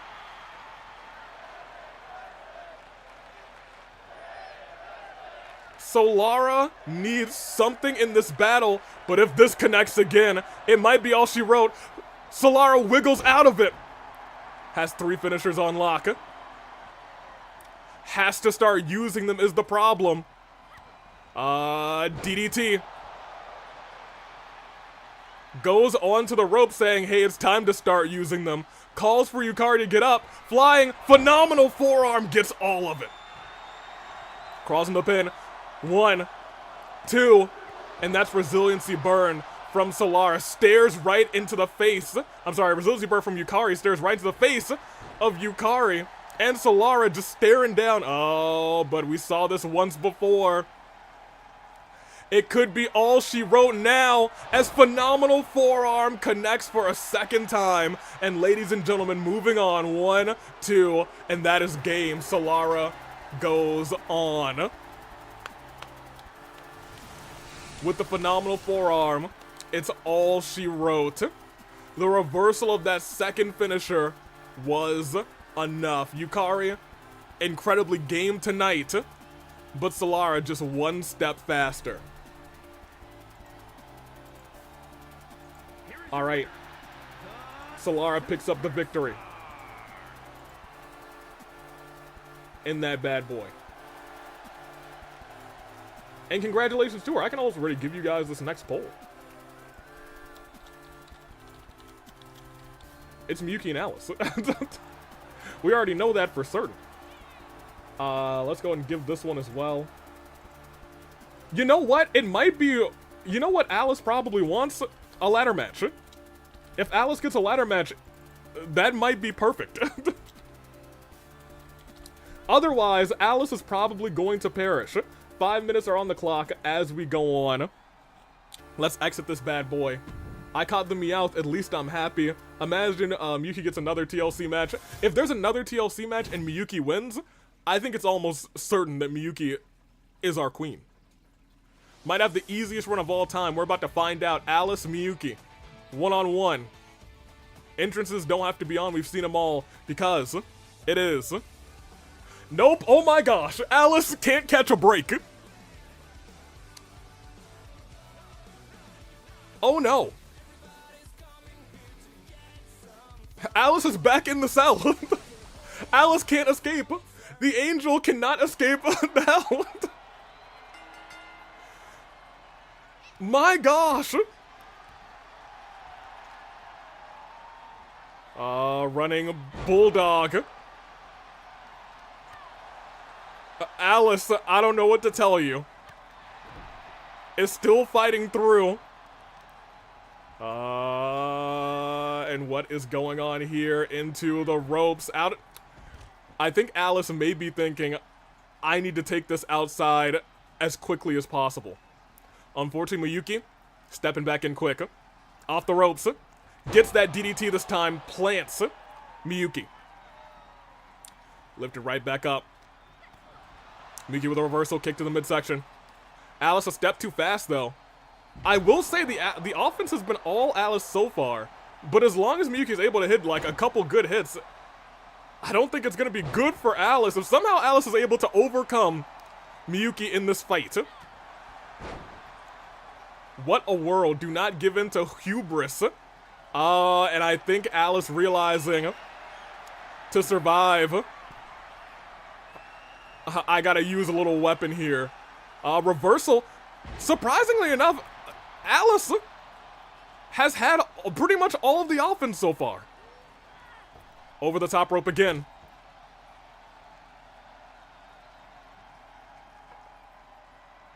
Thought about leaving the ring. Miyuki might have baited Alice just there. Goes under. Goes over. Deep arm drag onto the sledgehammer. And goes for the pinfall. Admittedly, incredibly wise. 1, 2, kick out. Kick out. And every single one of these pins could be it for resiliency from Alice. Hold on. Shot to the back. Also, best of luck. Get some good tug, some good rest. The wind. As Miyuki goes to get another weapon. Kendo stick. Goes to get another weapon? Steel chair. I don't think I've ever seen anyone get 2 weapons in a row outside of potentially a war game scenario. Miyuki, I think, realizing, am I in above my head here? But look at Alice's body. Arms getting torn to shred. Legs especially getting torn to shred. And her body and her head against a Miyuki who was completely fresh and fought for a minute and a half. Less than a minute and a half.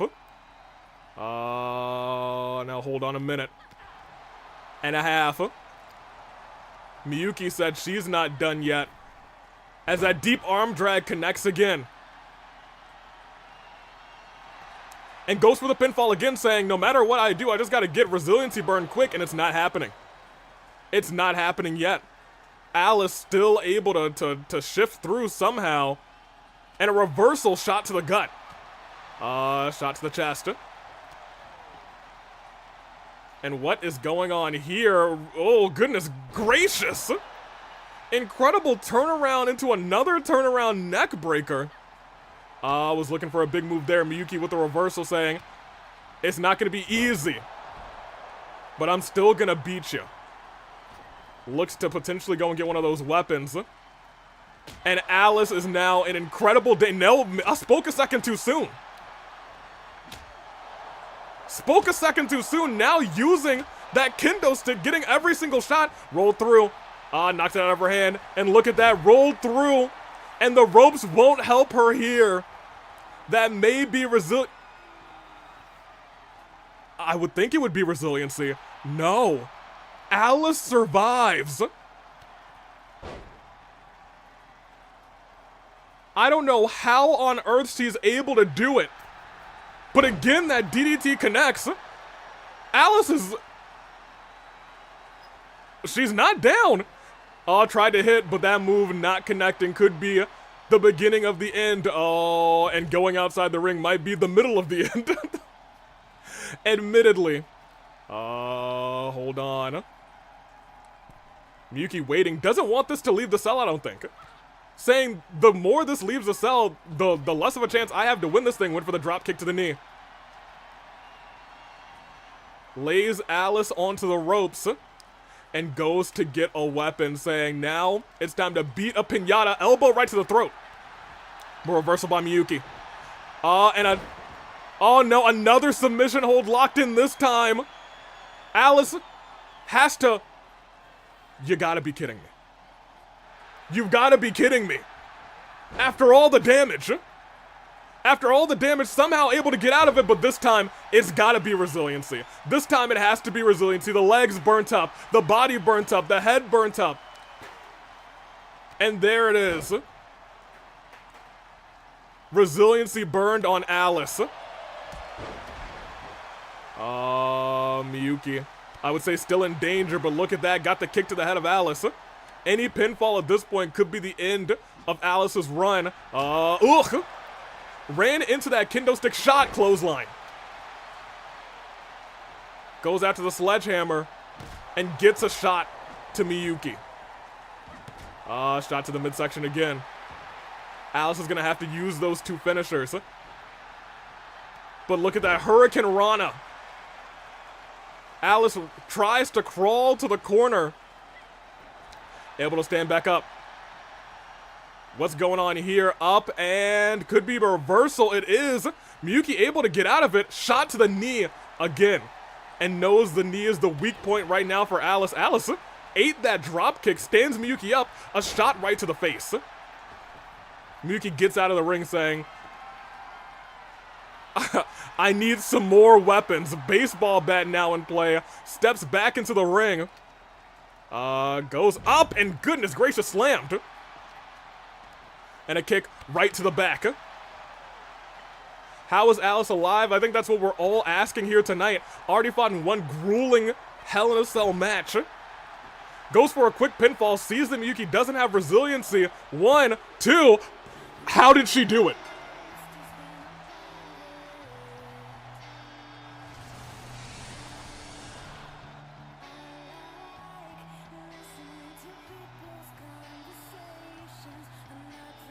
What?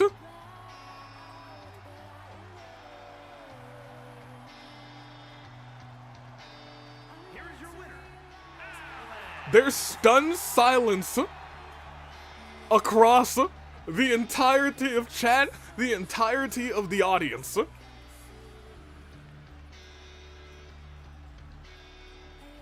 At the very least, I thought that was just gonna be 2. But she didn't have resiliency, I guess, and couldn't kick out.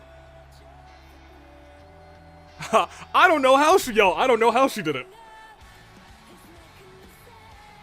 Alice moves on to the finals. Maybe facing off against the champion tonight, but we'll have to go up against, as I end your poll, either Solara or Abigail. Can you imagine if it's another Hell in a Cell? My gosh.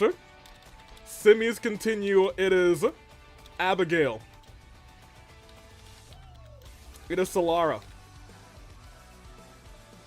One of them will have to go up against Alice. Which is crazy to me, because I didn't think that was going to be the case. Start that poll for you guys. We'll start it for Twitch right now as well. Abigail. Solara. Start this bad boy. And what kind of match are they about to have? It is. Alright, well, I guess it's gonna continue being Extreme Rules on this one. Miyuki's getting the run back in Spring Evolution. I'm actually speechless. I'm speechless too. I'm shocked. Because we're going Extreme Rules. It's Abigail versus Solara, both really banged up. And very quickly, Abigail runs to the corner. Solara, Abigail, both in very brutal matches. One with Abigail not realizing, hey, which ladder should I go after? Maybe not the one that's, oh, look at that, directly into an early pin. 1, 2, kick out. Kick out. Up, sweep in the leg. Up again. And, wait, hold on, double-handed choke slam. You know, as much as we taunt and tease the ladder shenanigans in the earlier match, we gotta remember Abigail is kind of a beast in the ring. Kind of a monster when it comes to in-ring action and just hurting your opponent. Like, look at this. Able to get the leg up. Solara could have been choked out early in this fight and already stunned in this battle, going for the pinfall, saying, hey, waste resiliency for me. 1, 2... Oh my gosh! Huh?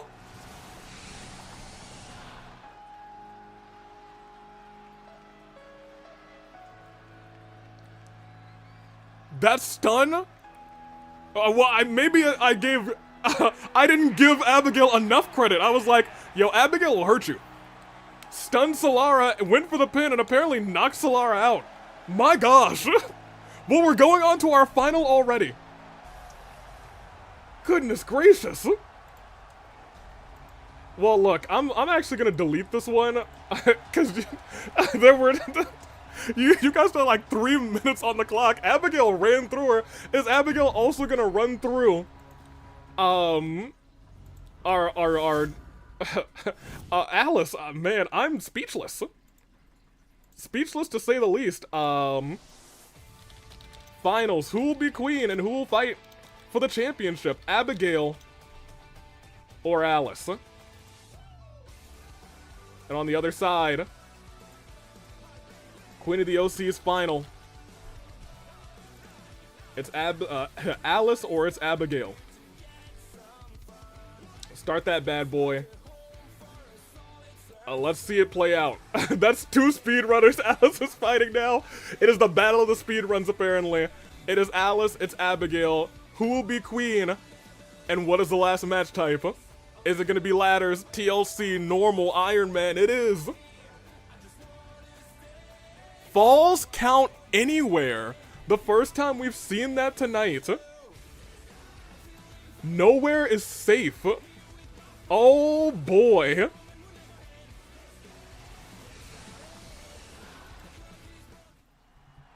Interesting. I don't know who it's gonna be. A big clothesline. And it's what I was saying. We talk about it like we talked about earlier. Abigail will ruin you very quickly. We just saw with Solara. Like, Alice has been through 2 Hell in a Cell matches. Abigail thrives in hell.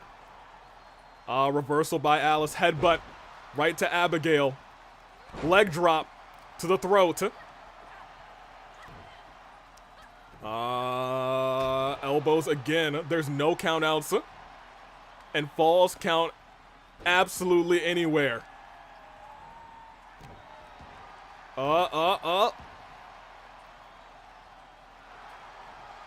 Wait, trying to go for a submission? You don't think? You don't think after all this Alice could speed run? No. Not the case. Abigail tried to catch that uppercut.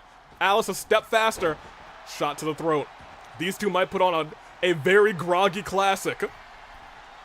Who will be queen? Calling Abigail up. Big crossbody. This late into the tournament was not resiliency. Still not enough. My gosh. Oh my gosh. Now here's the thing. Alice already has a finisher and maybe going for it. I believe it's that double rotation moonsault. No, just went for a splash that time. Didn't connect. And Abigail looking to take advantage. Saying, get up. I'm ready to destroy you. And look, we saw this before. Headbutt right to the mouth. The nose and the mouth. And again, still trying to choke out Alice. Who's been through so much. But hold on. A roll up. Wait a minute. 1, 2. Kick out. Any one of those maneuvers, any one of those roll-ups, even inside or outside, like they're going outside right now. I was gonna say falls can happen out there. Falls count anywhere in this fight as that DDT connects, and that's not where you want to be. I was gonna say inside of the ring with Abigail with a signature. Ugh. And Abigail just so good. And now we're seeing Abigail come back. And Alice may be properly doomed. In the corner. And a strike right. No, not a strike right to the head. Yep, a strike right to the head. Maybe just spoke a second too soon and said, hey, a concussion is all that I need for 1, for 2. Not even resiliency. Hold the phone. Hold the phone between these two. It is truly dark versus light. Who's going to come out on top in this fight? Knocks the chair out of the hand. Tried to hit a Hurricane Rana, but got caught by Abigail, who reverses it into a power bomb. Stops Alice from rolling out of the ring. Abigail, face first goes Alice.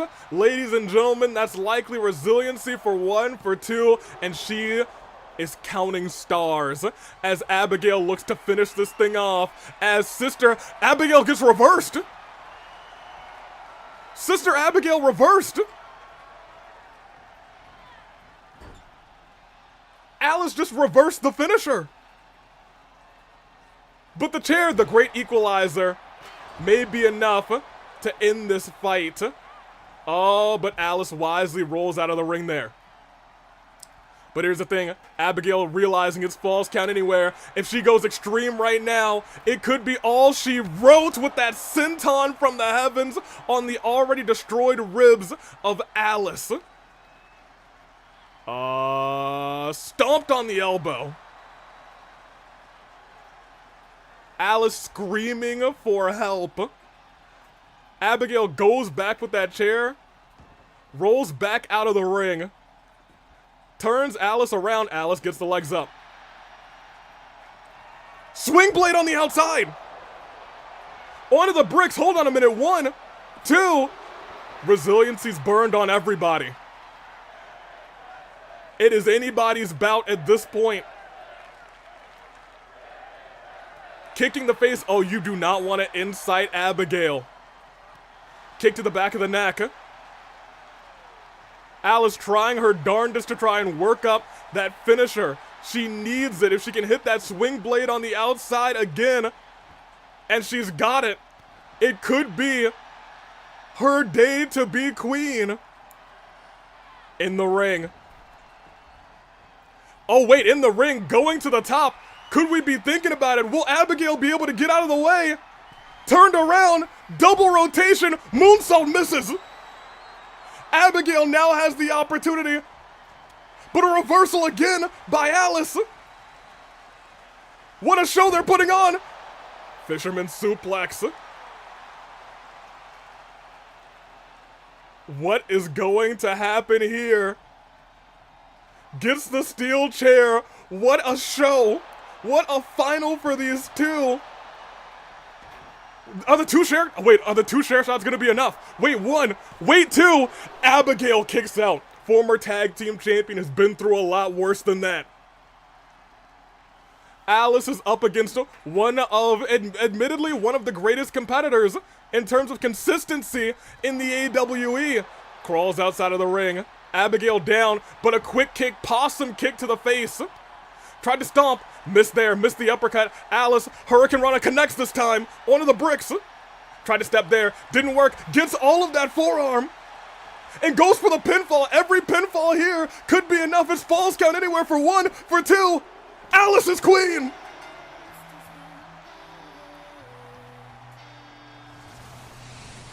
What a show! Abigail could not hit that sister Abigail. Alice could not hit that double rotation moonsault. And at the end, landing hard on the bricks after the brutal first bout that she had. Those two put on a classified banger to be that hurt. Alice is queen and will go on to fight for the championship tonight. Alice does defy the odds after 2 Hell in a Cell matches. Did endure, my gosh. We'll exit. Incredible showing by Abigail. Proves she's got it in singles too. Was able to beat Solara in record time. Was able to survive the glitched ladder match. But unfortunately, one bad shot landing on the bricks was enough. And ladies and gentlemen, that is your queen. I'm actually going to move us over to the other side real quick. Man. Yeah, you guys go first. I'll go next. No, me. Thank you. Excellent. Put me over there, and we'll do a little cut. Look at that. Alice is the queen. You love to see it. We will exit real quick, and I'll get the rest of our night settled. It is essentially about to be, outside of, I think, this next match, all championship bouts. So let's get on with it. Great tournaments, honestly. Both had incredibly, like, edge of your seat finals in the tournaments. I can actually, well, I'll wait because I have to set up the tag teams as well to edit those matches. However, we got ourselves another 2v2. It's a little tag team matchup. It'll be Legault and Shatter versus Brandon and Carlos. Let me get you guys your polls. The Wind very proud. And you know what? I can't blame you. Breaking and entering, maybe even shattering and entering, versus the PWA. The Pure Wrestling Alliance, as we get over here. Alice did it. I wasn't sure about it because, you know, Abigail is, as I said, one of the greats. One of the greats. However, let me go and get you guys your predictions real quick on the YouTube side. Here you go. Great, and I'll have to cut it short for the Twitch side because they actually have a couple less characters, but they can hold so many more options. So, you know, it's a pretty good, you know, trade-off. I'm gonna be real. Legault and Shatter. Tag team contenders. The winners will have to face off against the GOD, who have been pretty unstoppable. We'll give y'all 5 minutes, huh? we'll actually start this match, with a little wa-cha-cha, right? Yeah, with a little wa-cha-cha. Wa-cha-cha. Whew. What a show. You know what I think we should get? Miyuki versus Yvonne at a Future Rebellion. Their match tonight left a lot to be desired, TBH. You know what? Both of their matches did end real quick. So, you know, maybe they should go one-on-one. The two speed losers, the speed losers, but also a speed victory for Miyuki. Maybe one of these days. Out first, though, it is everyone's favorite thief. It is Marigold in action.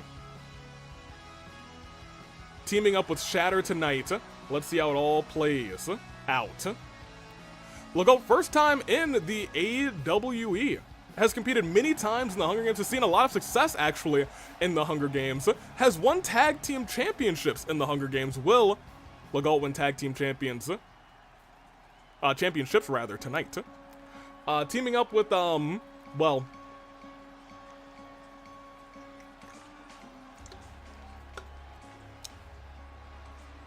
Shatter. Is this Sami Zayn? I think this is as far from Sami Zayn as we're going to get. Because when things break, things shatter. I'm not sure what this thing is. I'm not sure what's going on with it, but you know, maybe it's friendly. But probably not, let's be real. Shatter is here, probably looking to shatter its opponents. Maybe shatter the dreams of his opponents. Maybe shatter everything. Maybe shatter you and me. I'm uncertain there. Let's see. I don't quite know what to make of whatever this is. How is Aleister Black's entrance still here? All entrances generally stay, if I'm correct. Just under different names, but look who is here. It's Shatter.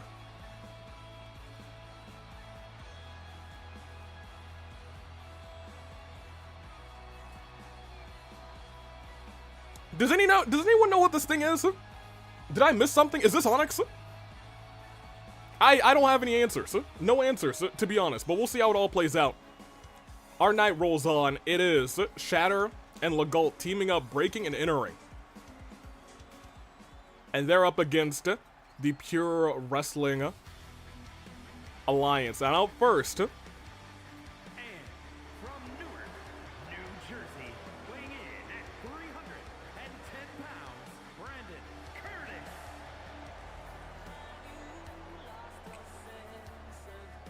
Curtis. Brandon, new to the competition, but also very excited to team up with Carlos. Carlos, who's had a rich history here in the AWE, could be looking to become tag team champion tonight. But I'll be real, this man's looks like an athlete. This man's looks like someone who can get the job done. But I don't know what Shatter is made of. I don't know anything about Shatter. I'm gonna be real. Kind of scares me. Carlos saying, let's just say I called a friend from outside of the AWE. Interesting. Will they be able to team up together to get the job done is the real question. I don't know. I'm excited to find out.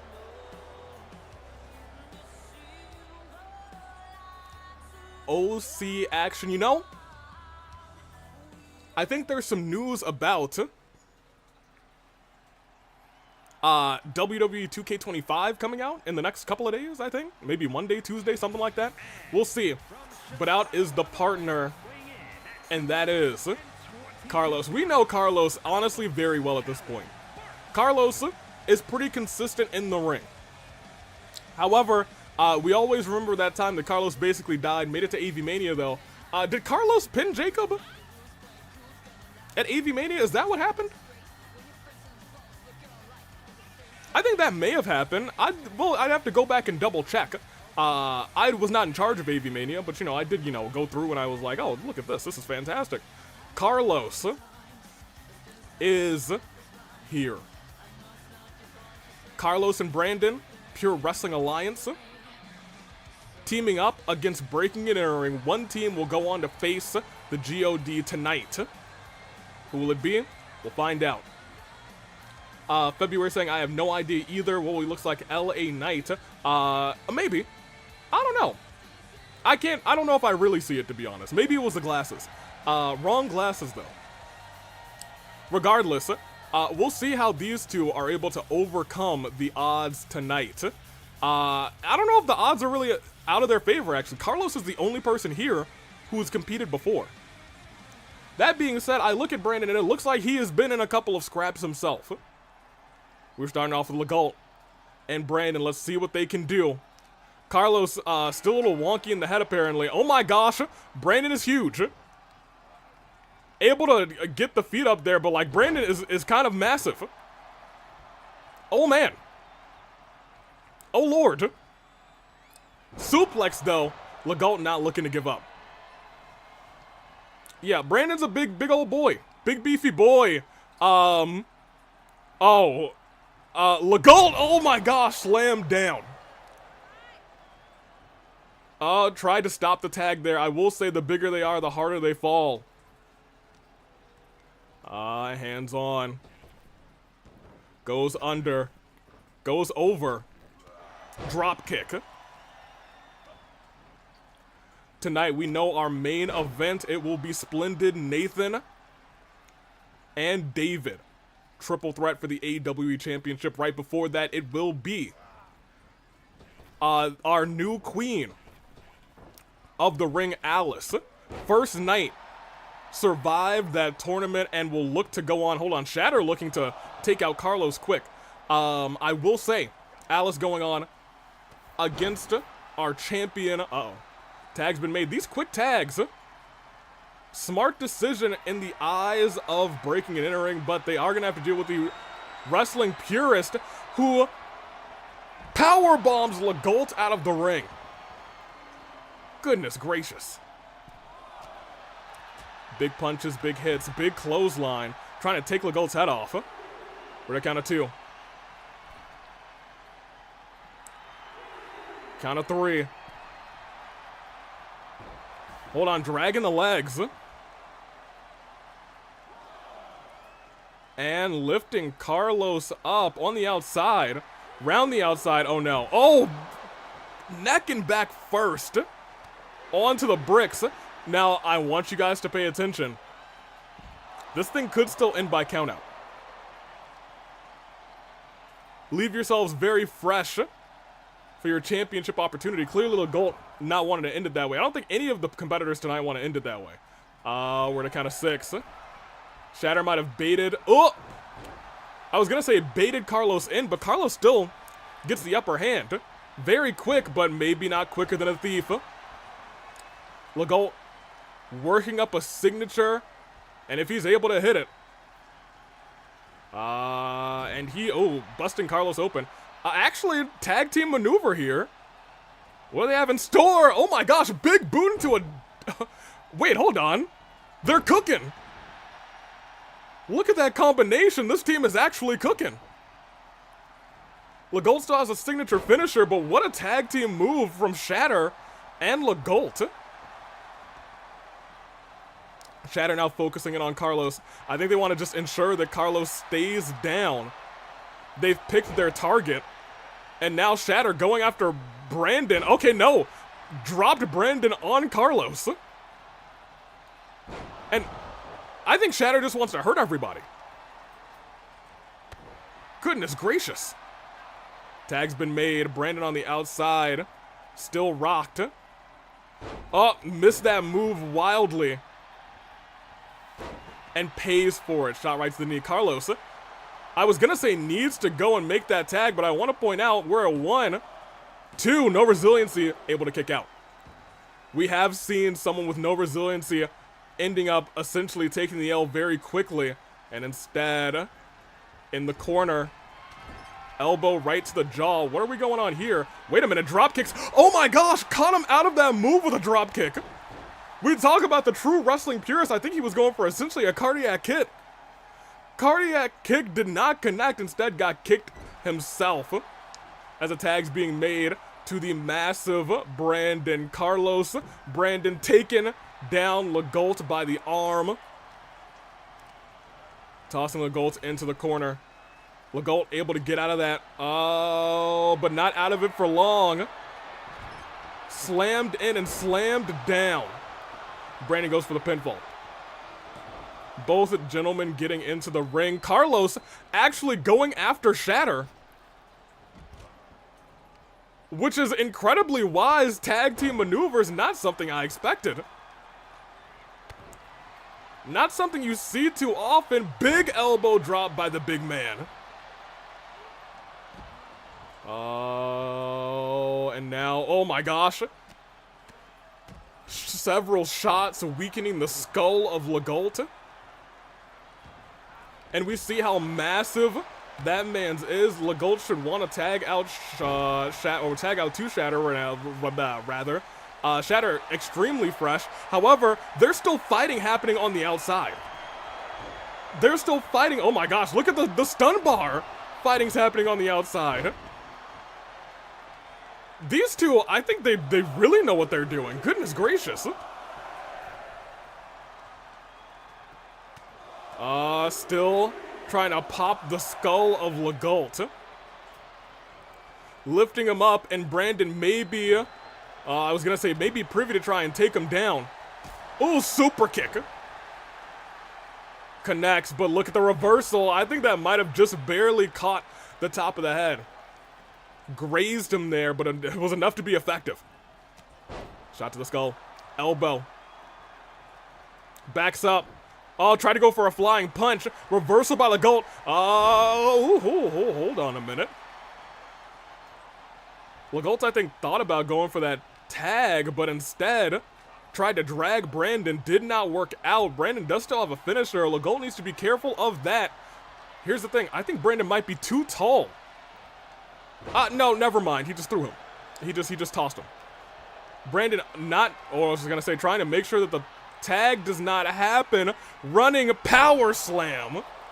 Caught him with authority, and Brandon goes to make the tag to Carlos. The kip up's been made. Legault may have just ran into his demise as a pedigree connects, rolls through, and Shatter has to come in to help. And again, oh, it looked like Brandon was gonna try and take out Shatter. Instead, it's Carlos who takes out Shatter. Tags being made to Brandon, the fresher opponent. These two are working almost entirely in sync. In fact, Carlos goes to try and, I think, bring him back into the ring to feed Legault to Brandon. And it almost worked. Legault trying to combo. Tossing Brandon to the outside. Try to go after Carlos this time. Shot to the, hold on, shot to the throat. Stunner on the ropes. They've got to do some more big damage to Brandon. But the big man isn't going to stay down. Izzy popped up and let him fall down. Not letting Legault make that tag. He is struggling at this point. And you got to think about this. Whoever wins this match is going to have to go to fight the GOD inside of a steel cage. But it's all about escape when it comes to that. And I'll be real, it might be easier for Legault and Shatter to escape than it would for Brandon specifically. Carlos might be able to get up there quick. Brandon's such a big target. They might be able to keep him down. Tags made to Carlos. Try to go for the stomp there. Both missing their kicks. But Brandon gets the elbow up. Oh, dragged. Punch right to the skull. They are making sure he doesn't make that tag. He's got all the time in the world to make it now, but Carlos stands right back up, dodges that move. Legault swing blade, rolled through, drop kick. And a shot to the arm as well. Goes for the pinfall, trying to sneakily burn resiliency here. Just a 1 count though. Carlos has a whole lot of fight left apparently. You would think after the injury, his head's never been quite right since that suplex into a pile driver. Roll through. Drop kick to the neck again. Targeted offense, and look at this. The tag has finally been made. It's Shatter in the ring with the big Brandon. Oh, but Brandon with that wicked clothesline. Trying to finish off Shatter right there. Gets out, and honestly, no resiliency. Shatter's so fresh at this point, but that may all turn around in just a second. Hold on, Shatter fighting back too. Look at the heavy club and blows. Tags in Legault. Not sure if that's the best decision. And, oh, it looks like we have a bot on the Twitch side. Everyone, say goodbye to the bot. What is this? It's ban, unmarked premiere. Say goodbye, everybody. We're about to whoop that bot. Gone forever. Incredible. Yeah, Brandon is a specimen. In fact, Legault may want to steal this victory like the thief that he is and win this thing by countout if he's able to, but I don't even think Brandon's gonna let him. He's not being able to get any offense off for real as he's tossed into the steps. Brandon might win this thing by countout. We're already at a count of 7. Tag's been made. We're at 8. Legault's up to a knee. Legault running. Would have made it in regardless, but count would have been broken anyway by the time that they had, uh-oh. Legault all alone. All alone in there with Carlos and Brandon. Busted open. Oh, no. Oh, big boot by the big man. Lifting Legault up. And slams him down face first. This is not looking good tonight. Brandon kind of just waiting. Hold on, thought about the finisher. Legault with a much needed reversal, but he still got rocked by a single punch by Brandon. Blue Thunder Bomb. You see that move, you think about, dang, it's powerful when someone even small hits it. Oh no, choking out. He's choking out Legault. Legault has to burn resiliency. Brandon is a whole unit. And they haven't really been able to do anything about him. Got the elbow up. Reversing. Shot to the midsection. I think he was trying to use move theft. But Brandon was a step too fast. Shatter's gonna have to get in there and break it up. Shatter didn't come in.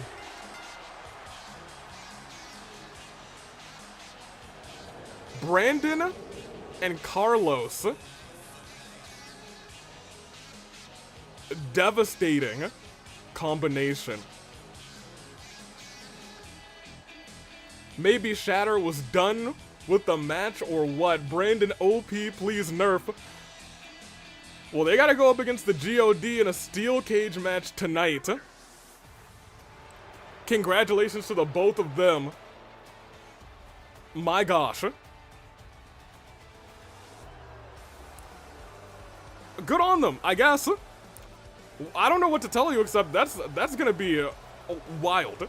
We're gonna exit real quick and I'm gonna start setting up championships because I think every other match we have tonight is a title match. So I'll take a second here. Yeah, look at you guys at your 10s. Alright, so let me see. This one is already set up. Well, whoops, I did not click edit, I just clicked start. So, I'll skip through all of this and do that again because it is for the Fight Forever Championship. It is just not on the line because, as I've been told, Universe Mode is a little bit, it can get a little bit, wonky. Get a little bit wonky. Here. Let's mute that real quick.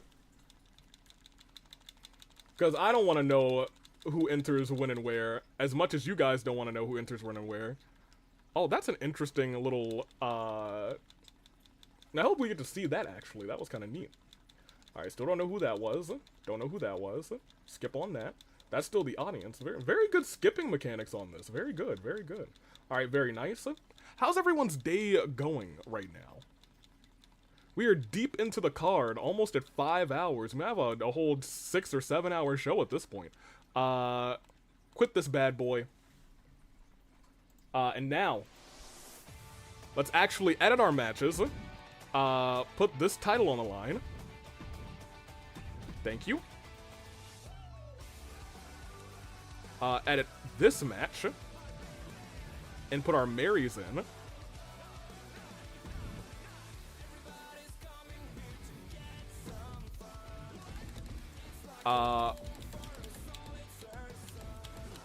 Mary and Marigold could be tag team champions tonight. Where are you? There you are. Confirm championship is on the line, tag team titles. Go ahead and edit this one. It will be just Brandon and Carlos. Championship on the line.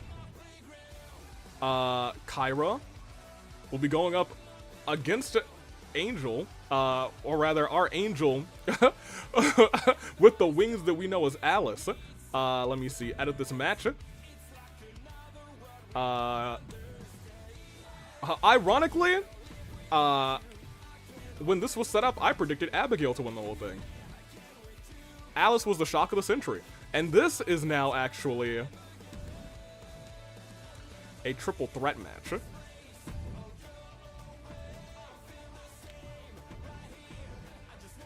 There we go. And it will be Splendid. Game, there we go. Splendid doesn't even have to be involved in the pinfall to lose his championship tonight. Keep that in mind. It is Nathan all the way down here. And it's our king, David. There it is. Championship on the line.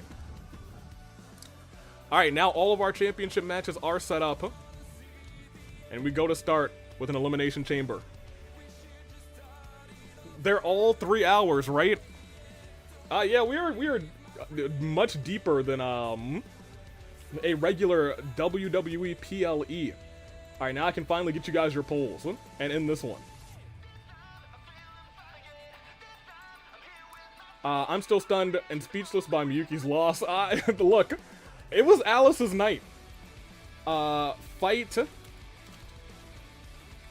forever. This one was rolled into Elimination Chamber. So, let's see, Alex slash, let me see, where are we? Yep. You, and we have Oscar slash you, and then we'll just put Misty, and we'll put Ashi, the champion, together. All OCs fighting for this title, because Ashi is Fight Forever champion. Let me see. Great start that bad boy. Pop us over here. This was the unstoppable Brandon, apparently. Today we learned.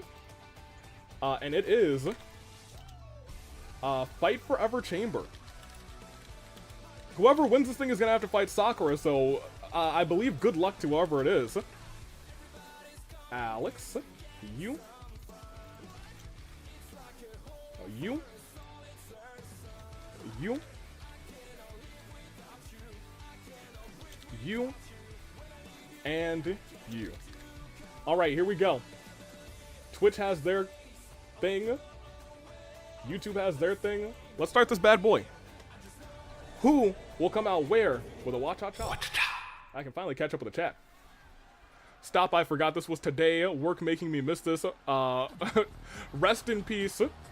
Pi, quickly go rewatch the tournaments. It's so worth it. We had great tournaments tonight. We have a new king and queen of the OCs as this night kicks off with Misty going into one of the chambers. Fight Forever title is on the line. Now, Ashi has a history in this chamber as well. Ashi, I believe, fought for the OC championship in this chamber, but had to deal with both Stell and Cyklus, who were really buddy-buddy. Didn't have a fair shot this time defending a championship in this chamber, the Fight Forever title. Misty, however, put on a decent showing last time. This time has earned the opportunity to fight, not just today, but fight forever. We'll see what she's able to do. Pi saying, Ashi, you don't start a chamber for the third time right. Well, we'll see. Fingers crossed for the champion. We'll see how this all plays out for her.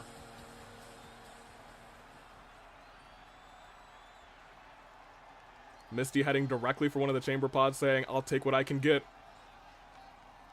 Steps in. Also not Ashi, but instead, for the first time, Ivy. There we are. AIV. That's not Ashi, OMG. Pi starting to sweat, starting to hope that things go right for Ashi. But right now, there's only 2 pods left. Let's see how this all plays out. Ivy, best of luck to you. I'm excited. But who else is getting a pod tonight? Ivy's very first time, and in the very first time, could walk out as Fight Forever champion, would have to also fight Sakura. And look at this. Your OC of the year does get a chamber pod. Your Fight Forever champion does get a chamber pod.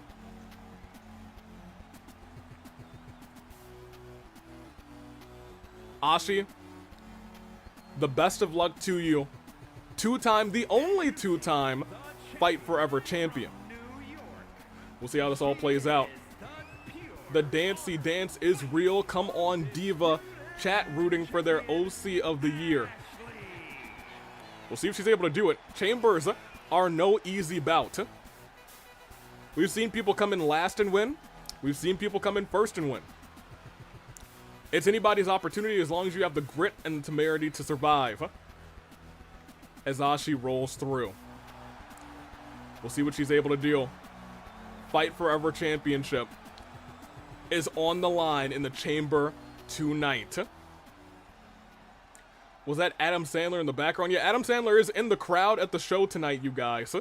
He is a big AWE OC Revolution fan. It's his favorite division. And out next,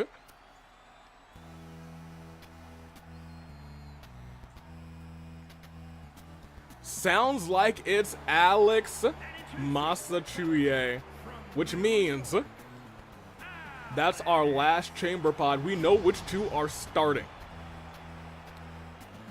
I'm excited to find out how this match goes on. Who's gonna come and win? Who's gonna have these big time moves, these big time moments? I'm not sure, but you know, we're gonna find out together. Alex had a great showing. Not last OC Revolution, was it? It was their last time or the time before that. Went crazy. Went nuts. Manifesting my favorite OC Booker T and Bailey to have a match tonight. Goodness gracious. Booker T, Bailey. You know them, you love them. They were, I don't think they've ever truly competed in OC Revolution. I'm not sure whose OCs they are. But I'll tell you what. We'll see if they ever come through. Tonight we also see Alex getting in that pod. We know which 2 are starting. Who's going to come out first?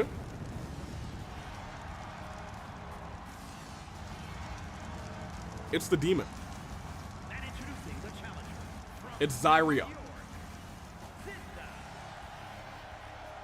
First time, I think, in a chamber. Definitely not the first time here. I think named Zarya in the past, now known as Zyria. Subtle change, but same vibe. Let's see how it all plays out. Gonna be starting off this match. I hear they belong to a company, Doubloon E, ran by Double Arch. Oh, interesting. Double Arch. You mean like McDonald's? Luckily, our team went to Wendy's tonight. There's some Wendy's outside of the ring. It stopped somebody when they were competing in their Hell in a Cell match, but I'm sure it's been cleaned up by now, and if it hasn't, whoops-a-daisy. And last but not least,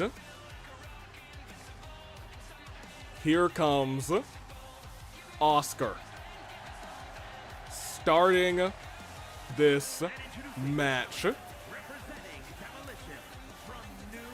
Oscar has been dying for an opportunity to hold gold just like the rest of the GOD, has been left in the shadows essentially. Could that all change tonight? It's going to be an uphill battle, especially starting the night tonight as we enter our 5th hour of OC Revolution. I'm not sure. We'll see how it all plays out. Probably to avoid confusion with WWE Zarya. I do know about her. She's fantastic. Love her to bits. This Zyria, pretty cool too, but like Zarya, I mean, you know, the GOAT. Not the GOAT yet, but you know, could be the GOAT. Big fan. Into the ring tonight, starting off against Zyria. Let's see how it plays out. Familiar, says the wind. We'll see. Familiar how? Unsure. No idea myself. As this match kicks off. Fight Forever titles on the line. There will be no ties in this one like our match earlier on. Rolled into an Iron Man Cell match. This one rolled into Elimination Chamber, so we will have a decisive victor. Zyria going after Oscar quick. Let's see what you got, Soldier. Soldier Boy, do tell him apparently. Might recover while, watch the matches while I recover. Exactly, we have healers working on Nathan. We have healers working on Alice. We have healers working on David, trying to get them as fresh as they possibly can be for the matches in the main events tonight. Unsure of how fresh they will be, but I guess we're gonna find out relatively soon. Oscar able to get that reversal, trying to get some more damage done to Zyria. Zyria with a reversal there, kick to the gut. Try to go for an overhand strike. Oscar rolled through, but still got caught with a strike instead, as our next competitor looks to enter this chamber match. Who is entering after that clothesline in third? Is it our champion? Is it one of our challengers? It is. It's Alex. Alex in next. Immediately goes after Zyria. Does not work out. Kicked right to the back. And a shot. It looks like both of them going after Zyria. Oh, except maybe they're now working together, saying we started in 1 and 2. Maybe we should, you know, have a little alliance here. Didn't work for long. Immediately afterwards, they start attacking each other. Alliances, they don't last in these chamber matches. They shouldn't even exist in these chamber matches. It's every woman for themselves. Or demon. Or whatever. Shot to the gut. Zyria already has a signature built up. If anybody eats that, they're already at a tremendous disadvantage in this fight. Lifted up, and a knee strike. And heavy knee strikes again. A big striker is Oscar, as that move gets all of it into the pinfall. That's 1. Oh, wait, that's 2. 2 count. As we get ready for our next competitor, Zyria has a finisher and a signature as Misty enters the fray. Dropped onto the ropes. Double knee face buster by Alex going after Oscar. And Misty just deposits. And both of them actually deposit Alex and Zyria over the top ropes. Oscar getting carried around. Dropped onto the turnbuckle, right onto the head. Misty's got a lot of work to do if she's gonna have to get caught up with a signature and finisher, because right now Oscar could try and finish Misty off right now. Tossed over the top rope. Try to go for a sneaky pinfall on Zyria. Just a 1 count. Maybe not the best idea for someone who has a signature and a finisher. Hold on a minute. Flying forearm. And then, oh my gosh, everyone targeting Zyria. Maybe saying, okay, yeah, maybe we don't want a demon in here, but look at this. Strike right through the throat. And Misty might be in dire straits as our next to last competitor is the champion herself. Fight Forever champion is here. Shot to the gut. Alex tossed to the outside. So is Oscar. As Ashi immediately goes after Zyria just for a 1 count. There's a lot of stuff going on the outside. Alex now going after Misty. 1 and 2 still in this fight, but right now Ashi's taking it. I was gonna say taking it to Zyria. Use that signature bar to get a quick 1 fall. Hold on. Got the legs. Sweeps through. Landed fine. Tried to go for a stomp there. Instead, oh, Zyria might be in strong, firm control. Chop right to the chest as Ivy, the last person in this chamber, looks on as everyone's already taken not a fair bit, but a good chunk of damage. Burning Hammer connects on Ashi. Is Ashi going to be the first one out in this fight? Doesn't have resiliency. 1, 2, kicks out. Champion survives. Ivy already tossed over the top rope. And tossed over the top rope as well. Kick to the midsection. And Ivy going after the champ. In there. Pinfall onto Zyria. Zyria burns resiliency first in this fight. You have to remember Zyria came out first in this fight as well. Misty going after Oscar. Oh my gosh, sending Oscar high in the sky. What does Misty have going on in there in the corner? Oh no, onto the shoulders. What is this? Well, whatever it is, it's not gonna hit. Oscar saving themselves. Hurricane Rana connects instead. Pinfall over on Ivy early for 1, for 2, kick out. No resiliency burn. Misty got rocked with a signature. Hold on a second. 2. Misty has to burn resiliency as well. Turned around. Hold on. Pinfall as well, and over there, Misty might have to tap out early in this fight. No, surviving the submission from Oscar. Rolled through. That's not what Oscar wanted to see. Misty and Oscar going at each other. And then Misty turns around into the other entrant who started off this match. But Alex taking it to everybody who moves. Ivy and Ashi, champion versus challenger right now. Ran through. Tried to do a super kick there. Ivy, I was going to say, everybody's kind of catching strays at this point. Because Misty laying on the outside, there's no clear 1v1, or rather 2, I guess 3 rather pairs. Zyria tossed over Misty, I think, very willing to take that sacrifice, saying, all right, I'll fight out here. Oscar. Oh, may have just gotten fooled. Does not have resiliency right now. 1, just a 1 count, though. Oscar still got a whole lot of fight left in the tank.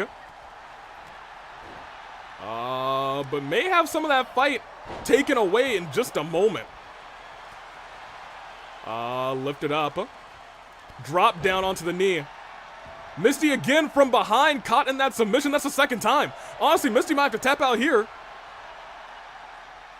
No Shotzi survives again. She's struggling deep. She's gonna survive. Or maybe she'll pass out. No, got the foot. Able, I don't know how she did it twice. I don't know how she did it twice. My gosh. 1, 2, Ivy kicks out as well. Ashi taking it to Alex. Misty. Yo, Misty. What a showing from Misty. Still pretty tired, so I might go back to sleep. Fare thee well, Theo. Thanks for stopping through. Get some good rest to you. Hold on a minute. Wait, reversal. Ivy with the reversal there. And Misty again climbing to the ropes. Might not work out this time. No, Ivy focused in again instead on Oscar. Tosses Oscar over the top. And Alex, does get not all of it, but got enough of it. Ashi doesn't have resiliency right now. That could be all she wrote. Ashi's still able to kick out. Unknown how Ashi was able to overcome that one. Dodges the knee from Alex. Alex still gets the elbow shot up. Ashi with an elbow of her own. Turns her around. Is she about to roll the film? She is. Alex is struggling. Oh, but Oscar trying to take advantage of the situation. Does take advantage of the situation. Goes after Ashi. Sends her down. Ashi easily could have gotten a pinfall there. But instead, look at that. Misty trying to get some revenge on Oscar. Oscar able to kick out. Over the top rope. Zyria might be down as well. Zyria also already burned resiliency, I think, at this point. Maybe not, though. Misty tossed over the top. Ivy going toe-to-toe with... Oh, goodness gracious with Ivy. Hold on. Oh, we might be seeing that burning hammer connect again, and she does. Ashi in dire straits. May have to burn resiliency here. That's one. That's two. Kicked out no resiliency. Hold on a minute. Are we sure Ashi kicked out of that? Or if the attack nearby hit the pin? I'm not sure. Could be either way. Alex got that hit, but so groggy, may not be able to connect or take advantage. Does get it. Also, fare thee well, Theo. Referee sees it. 1-2. Oscar doesn't burn resiliency. Alex able to sneak one over on Ashi. I'm sorry, sneak one over on Oscar. And over there, Misty almost snuck one over on Zyria. Oscar struggling to the back. Oh, tosses to the referee. Zyria using the referee to her advantage, then takes out the referee too. Misty might be out of this one. The amount of burning hammers that Zyria has hit in this fight is astounding. Ashi taking advantage though, saying, this one is gonna be mine. I'm gonna show the world what I can do as fight forever champion. Misty in the corner, and Ashi ready for it. Drop kick, low drop kick into the corner. That might be the end of Misty after eating that finisher from before. Oh, the referee's hurt bad. And it's still enough. Misty just out cold. Referee with a slow count. Ashi, 1-4 chance to retain her title. Goes after everybody at this point. Literally went after everybody in the fight, saying, you go there, you go into that, and I'll slam you. Ooh, I don't know where Alex was trying to go to, but you know where she went? Right into the mat, and it looked like it feel too good. Ashi tossed back in. I do feel like I need to mention that Oscar, pretty sure that Oscar is in the Bullet Club. Oh, I see. I do see Oscar still the weak link in the GOD. Was out first in this matchup as well. Hold on. Misty unable to leave because everybody's in the way. Dropped Zyria on the neck. Oh, never mind. Get clocked, Oscar. Pi immediately changing tune after hearing the words Bullet Club. The tune that many don't like to hear. Everybody about to be in the ring. Ivy, I think, is kind of the sleeper pick in this fight. Hold on a minute. What's about to go on here? Ivy able to run through Alex. Turns Alex around. Up in the sky and dropped down. What's gonna happen? What's gonna go on? Also dropped down and a drop. Ashi all alone on the outside. It is essentially a triple threat match happening between the challengers. Ashi saying, maybe I'll just collect myself out here and still retain my title. Clothesline. Ivy focused now in on Zyria. Ashi going after Alex. How is this going to play out? And now those two going after each other. What is this? Oh my gosh, trying to rip Ashi in half. Ashi burns resiliency to try and get out of there. Deep arm drag. You could see the pain on the face of Ashi. Big chops. And a Luthes press. Beating the heck out of Zyria, who's got a body injury, has been in this match for so long. Honestly, might be enough for one. For two, Zyria still kicks out. What could have been enough was not enough. But Ashi thinks she knows what could be enough, but roll the film may have just gotten reversed, turned around, and she's looking to hit that burning hammer again. Is this the end of Ashi's title reign? No, reversal by Ashi. Got a shot to the face, but gets hit from behind and taken out of the ring by Alex. Ashi was a moments away from losing her championship, but the wherewithal, that shot to the face, saved her in the end. She's still got an uphill fight between these three remaining against her. Steps into the ring. Trying to sneak behind everybody. Goes after Alex, I think thinking maybe Alex has the most health, maybe might need to weaken that link a little bit, but shouldn't turn her back to Ivy, because look who is trying to lock in a submission deep onto Ashi. Ashi might have to tap here. Ashi taps. Champion gone. We're about to have a new champion. Rest in peace and end of days. It might be the end of Alex as well. That's one. That's two. That's resiliency burned. Ashi's stepping out oh so slowly. What's gonna happen here?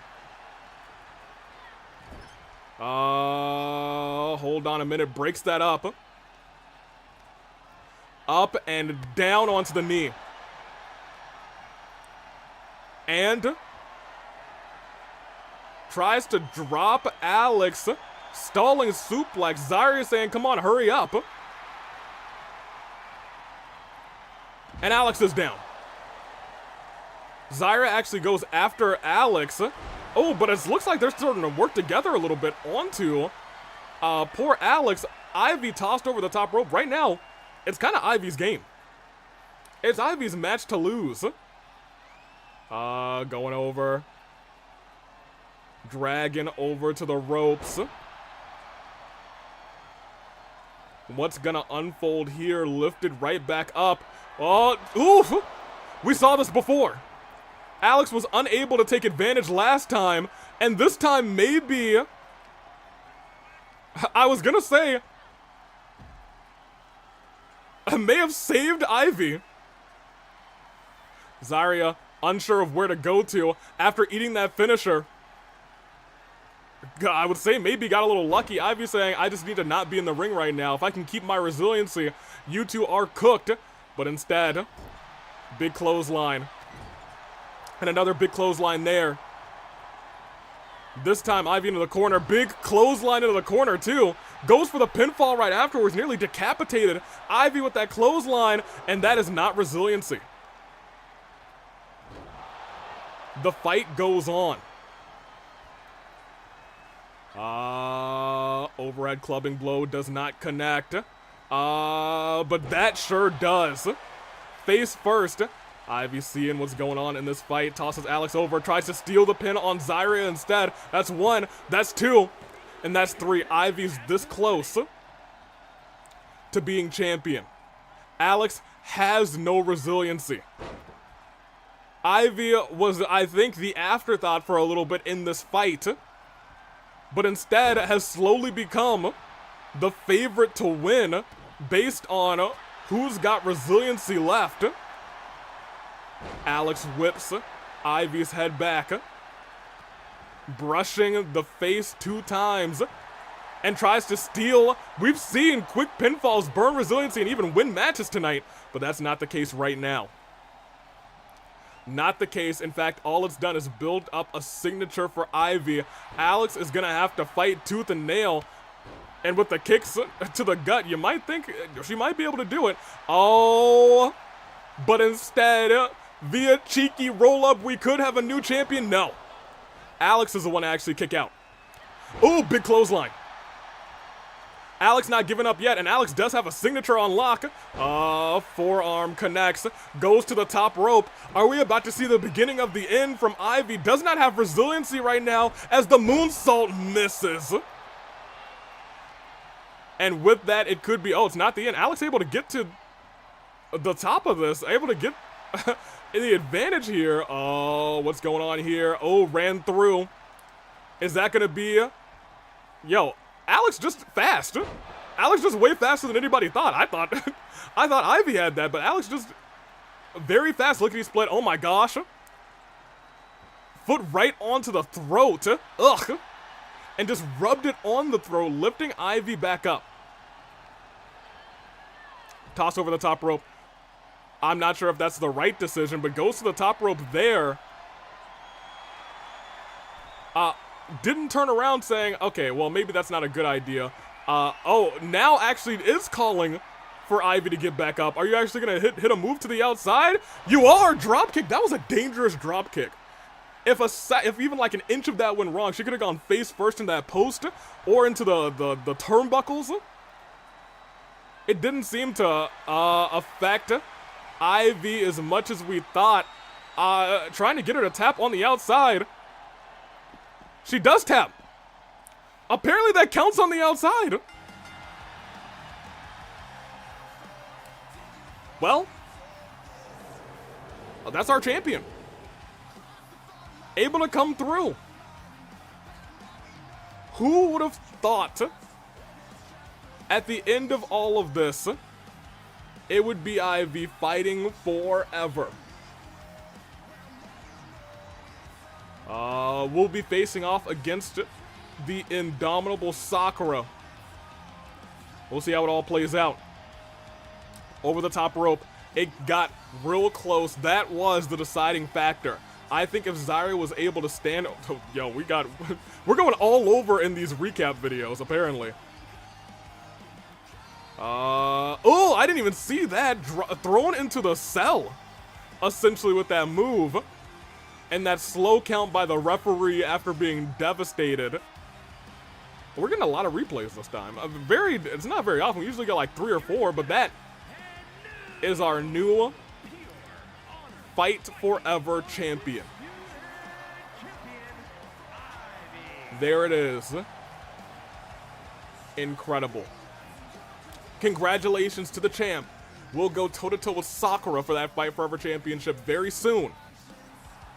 Let's see how it all plays out then. But for right now, soak in the limelight. Savor it to our champion, Ivy. Watch out, tell me back over. I'll polls real quick.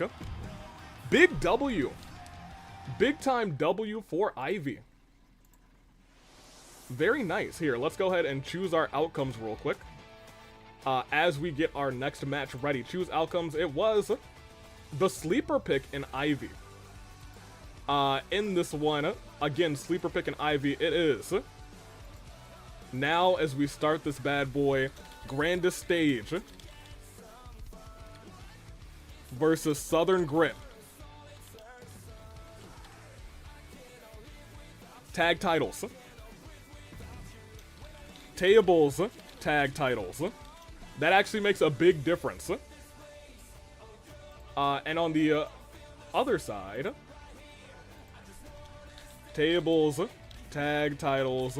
Tag titles are on the line in tables action, elimination style. It is grandest stage. It is Southern Grit. As our night continues, who will walk out as champion? Start the prediction on both sides. And we can click start because our match is ready with a watch-cha-cha. What a show. What a night to be alive. And out first are the challengers. Out first is, I think, maybe the woman to watch. Marigold Sunshine. We saw. I'll let the announcer do their thing. Marigold Sunshine has incredible situational ring awareness. Saw Cyklus all alone hit her finisher onto the ladder, took a couple steps to make sure it landed on the ladder, and then got another big move and took the victory on Cyklus. And that's the reason that they're here tonight. Her partner Mary was able to hold Izzy back for just long enough. And now here we go.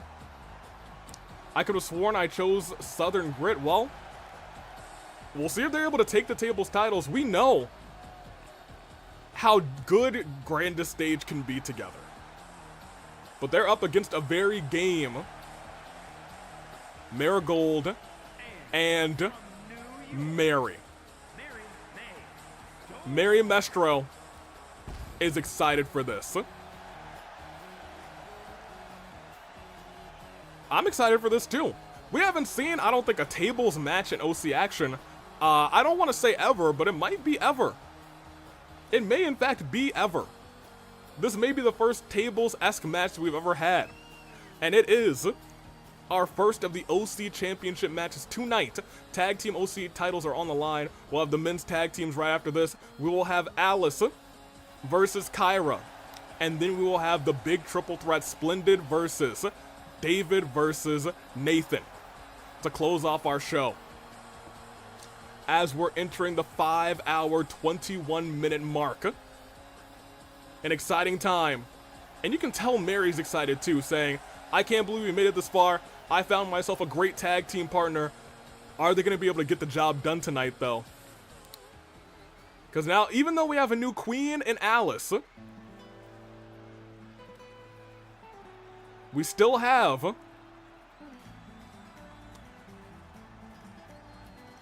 the OC division's own princess, our tag team champion, Grandest Stages, Magdalena.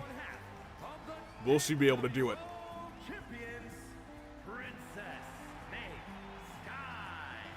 Hasn't been competing in the OC division for too long. I believe it's been a two different rebellions, if I'm correct. I'm sorry, not rebellions, 2 different revolutions, this being her 3rd. Hey, but in her 2nd, she became tag team champion. Who would have thunk? Teaming up with Pearl, who I think in her debut became OC champion. Good for her. Her debut revolution. And they were able to compete at top of the mountain, as I talked about earlier. We're able to fight the one and only. We're able to fight the lads and or I guess the lasses in the Racket of Psalm. And what we thought was going to be a squash became low-key a tag team match of the year contender. They fell short, but Racket of Psalm got their respect. And now we have Pearl.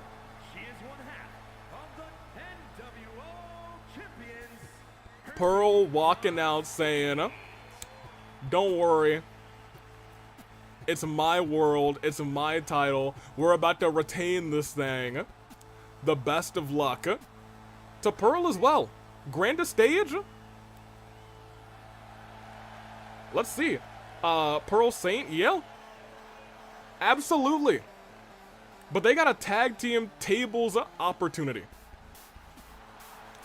That's intentional. Marigold is a total brat that hides behind her charming smile. Lamau.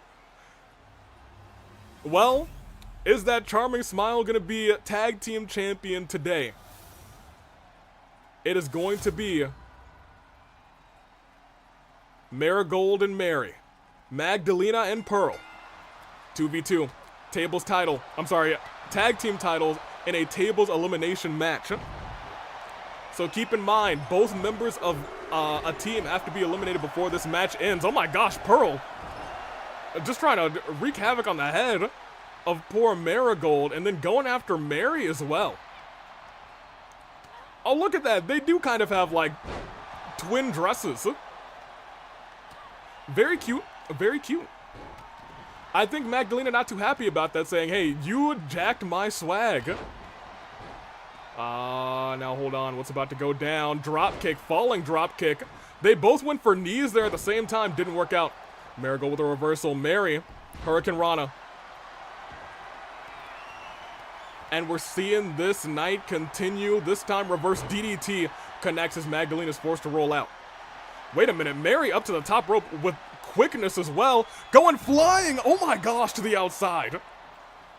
And we're about to see, look at the running. The last time we saw running like that, I think I saw a short recently. I don't know who it was, but just continued to run and then into a spear, I think on Chie. It was terrifying. Terrifying speed, those two walk out at the same time, nearly bashing the table almost up the ramp. Let's see what we got going on here. Dragging Pearl, trying to drag Pearl, I think, all the way to the table over there. Did not work out in the slightest. Super kick does connect. And now Pearl's the one who's trying to drag Mary over to that table. Once again, Mary able to get the advantage. It's gonna take some big moves to really turn the tides in this fight. Hold on.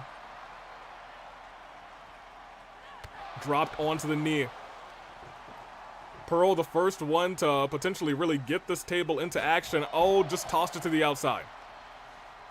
They're not gonna like that table apparently. Dropped.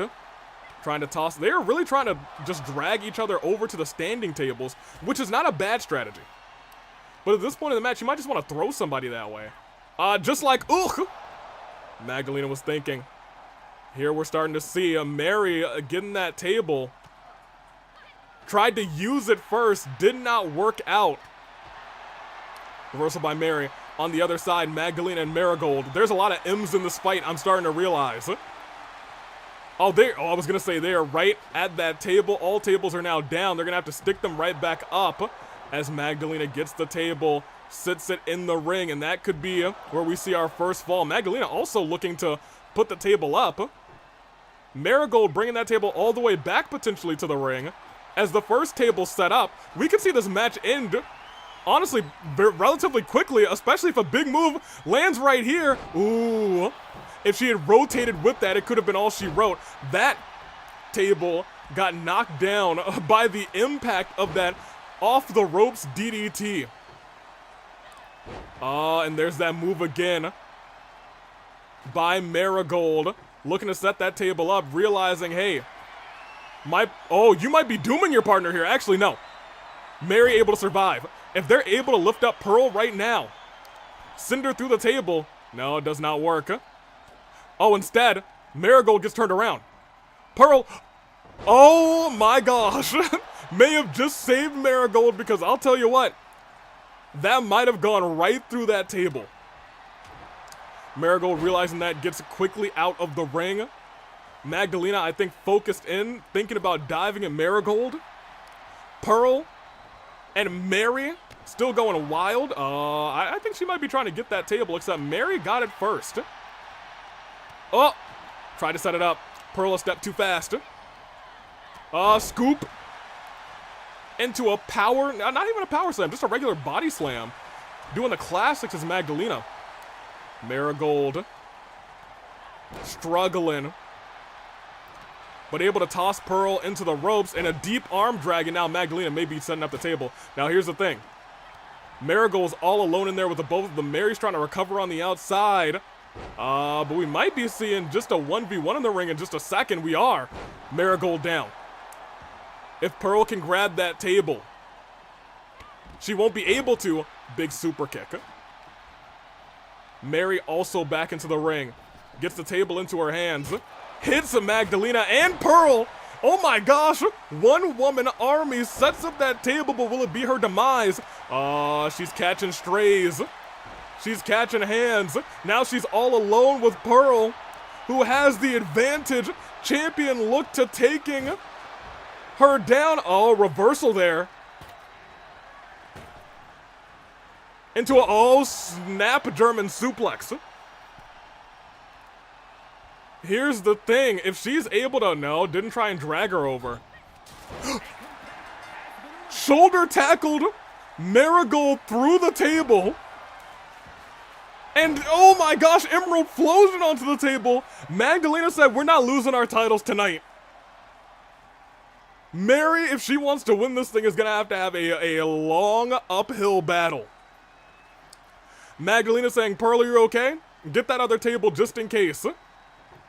Oh, but maybe took a step too long. Reverse DDT. Marigold is gonna have to rely on Mary to get the job done. Is there a world where she doesn't? I'm not sure if she let go of the table and got tossed into it. Look who's looking to set that other one up, saying, hey, you get her down. Okay, well, maybe just nobody's gonna set up the tables. Reversal by Magdalena. Pearl's just holding it there saying, oh, hello. Yeah, I've got it. This is my table, and I need it now. Are both of these OC Tag Team Champions just gonna hold the tables and stare into the audience? No. Pearl actually does set down her table as well. Mary, there is a world where she just overcomes right now, or she might be losing in just a moment's notice. No, not the case. Hold on a minute. Wait a second, hold on. Oh, Pearl able to stop it. Trying to drag. Oh, but Magdalena saying, no, that's not gonna happen. Mary is doomed. They are the grandest stage. Definitely not the Royal Order. Don't know what that's about. But almost, essentially flawlessly took care of the challengers tonight. Southern Grit is down. And I'll tell you what, they might go the distance for a while. They might go the distance for a while. We saw them in their brilliant match against the Racket of Psalm. It takes two to tango. We know that they're a good team. The first time they fought together, we saw them using unique tag team offense. And that was why they were able to overcome.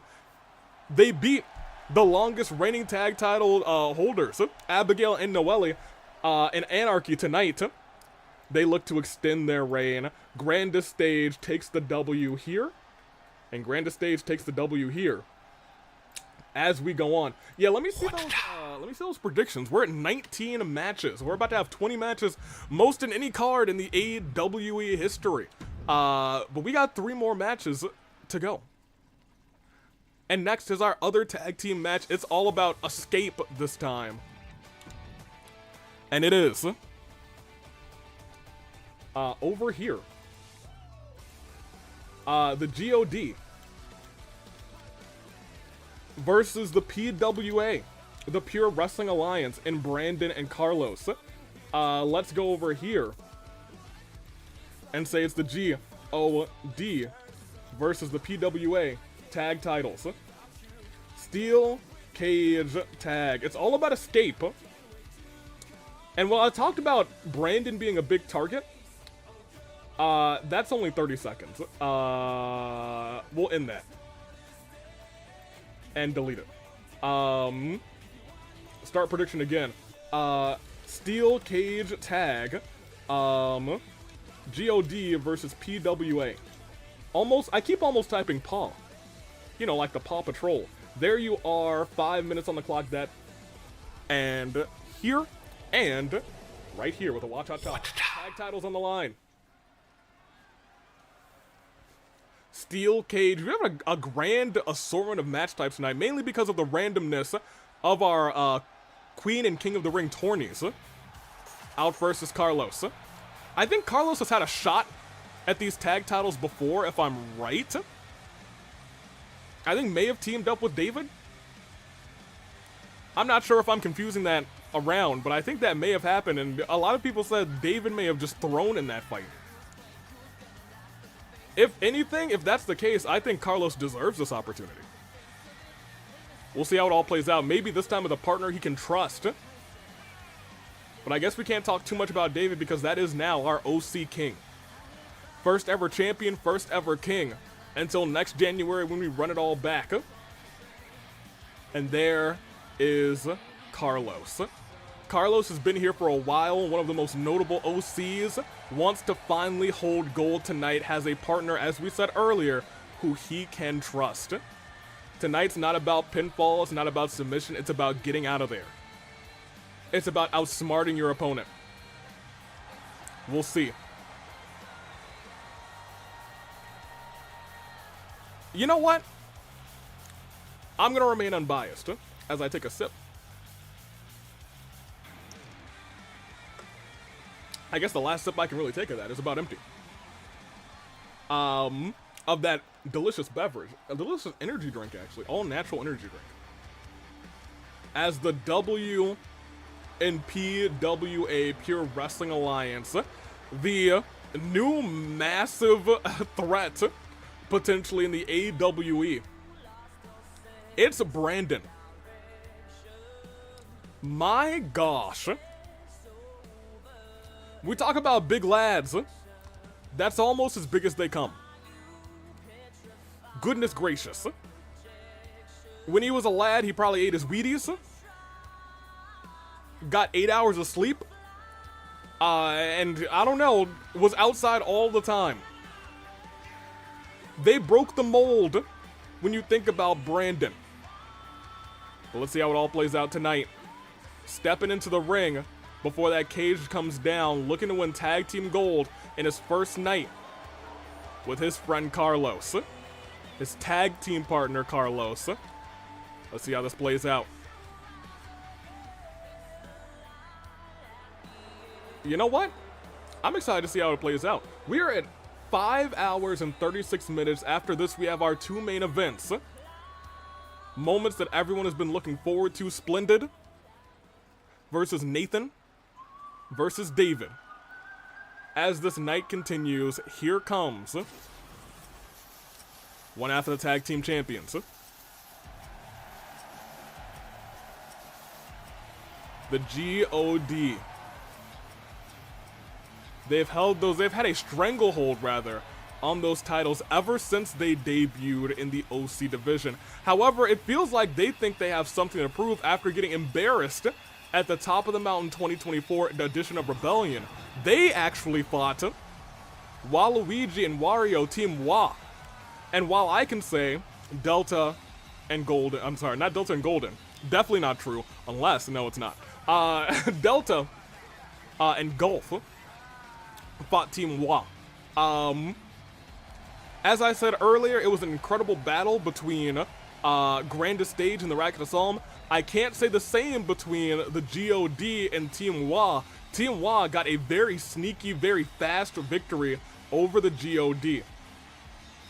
GOD clearly furious about that. Will they be able to come through tonight and rectify their loss from this December?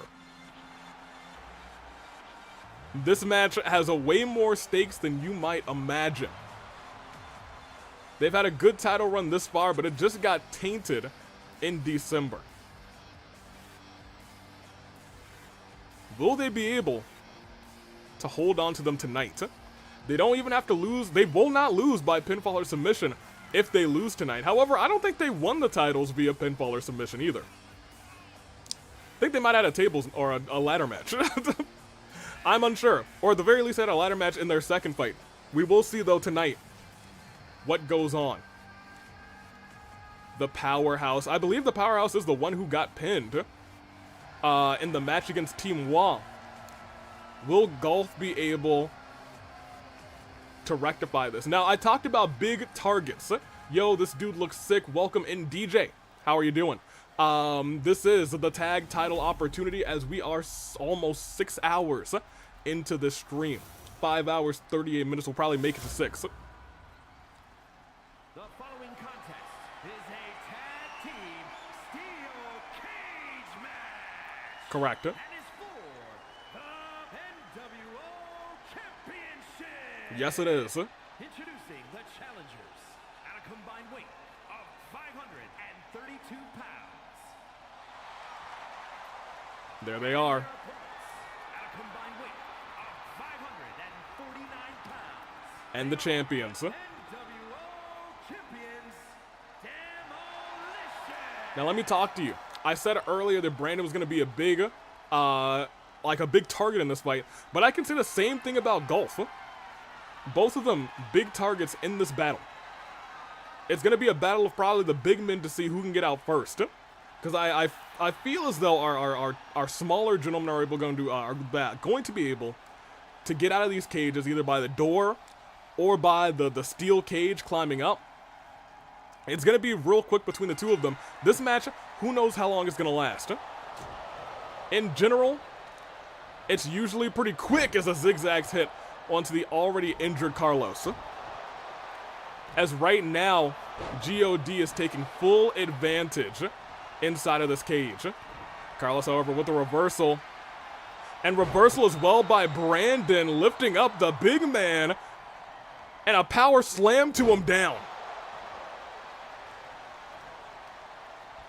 And very quickly, it looks like, Carlos trying to exit the cage.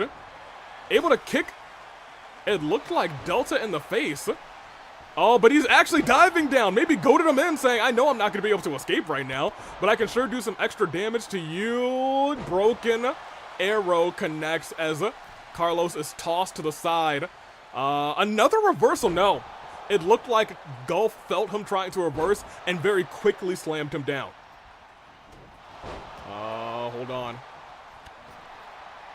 It is a boom. Big splash. What is going to unfold here? Dropped onto the knee. Uppercut. A couple more hits. But a reversal by Delta. And right now the God is about to be in full control of this fight. However, Carlos able to get out quick. I want you to pay attention. The big man here, the first one, almost at the top of the cage.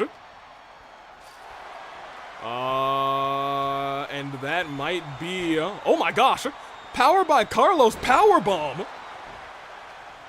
I can't say I expected that. Taking the massive low blow. I was gonna say taking the massive gulf and taking him down with that power bomb. He was still down for quite some time, but now the only person standing is Brandon. I'm pretty sure Brandon just got busted wide open. And the God doing what they do best and just demolishing their opponents. Carlos, however, tossing Gulf into the corner. Heavy clotheslines over and over again. Brandon with the reversal on the ground as well. Mounted strikes with a Luthes press. Pilot jumped off of his basking platform. Ooh, and a wicked clothesline onto the ropes. What I was saying earlier, the God in full control, I think that may have just changed. It could have been commentator's curse after that blue thunder bomb. Brandon and I think Delta are the only two who haven't even attempted to make a climb. I'll say Delta almost stunned, and after this reversal, I think he's actually going to be stunned. Missed that. Actually, that boot got blocked. It wasn't just missed. And if there were ever a time to climb for either one of them, now might be the time. Carlos has a signature and 2 finishers. I think he's about to hit that signature, actually. Dropped onto the neck. He's got 3 finishers on lock. Oh my gosh. What a time.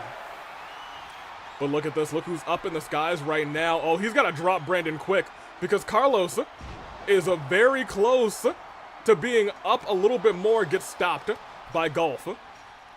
And turnabout is about to be fair play because the power bomb connects by the big man. Brandon now lifting up Delta and drops him onto the turnbuckle. Dropped onto the knee. What is Brandon thinking over there in their corner? It looks like a big boot into a seated position. Broski boot-esque, but we're seeing the power by Gulf as well. May have been down for a little bit, but not out. And look at Gulf's body. He's taken almost no damage so far, but that might be changing in a second. Carlos, I think, was thinking again about just leaving, but I think he's saying, I need to hit one of these finishers before I go. Onto the ropes. Wait a minute. The power onto Gulf. Ugh! Into that spine buster, and we were talking about it earlier. Pedigree connects. If Carlos wanted to leave right now, now would be, I think, the prime opportunity. Oh, but look at this. Is he gonna make it to the top? I think he may just do that. He's higher. He's climbed higher. And Brandon, I think, is gonna try and keep the other two distracted as long as he can. Delta slow to get up. Carlos almost out. And I think Carlos is going to escape. It is up to Brandon to get out as well. Unless he can get an arm up, and that's not going to be the case. But here's the deal. Delta could just get out right now as well. It could be a 1v1, and I think that's exactly what's about to happen. Oh, stalling suplex. And if the stalling suplex connects, it could be all she wrote. It's a one-on-one match inside this cage now. Suplex. Well, not yet. He's keeping Brandon down. He's realizing, all right, I gotta keep you down. Yep. Golf realizing this, he said, all right, scoop slam. It's time for me to leave too. Brandon back on the ground. We talked about being a big target in this fight. Wait a minute. Brandon up to a knee. He's got to climb to get him down. He's got to climb to get him down. Otherwise, God definitely retains. Oh, look at this. Trying to drag Golf down. Couple big shots. Got the leg. He is dragging him down. Golf was this close to retaining. And a shot to the back. And instead, Brandon wants to be the one to climb instead. He's going to make it there first. If he just decides to try and go down instead, and he does, Golf wisely drops the head of Brandon, scooches closer, but Brandon, a step too fast, sends Golf down. Wait a minute. Golf's got to get up there quick. He's up to a knee. Wait, we might see it. New tag team champions is official. Golf too heavy, couldn't grab him. And their reign's over. New tag team champions.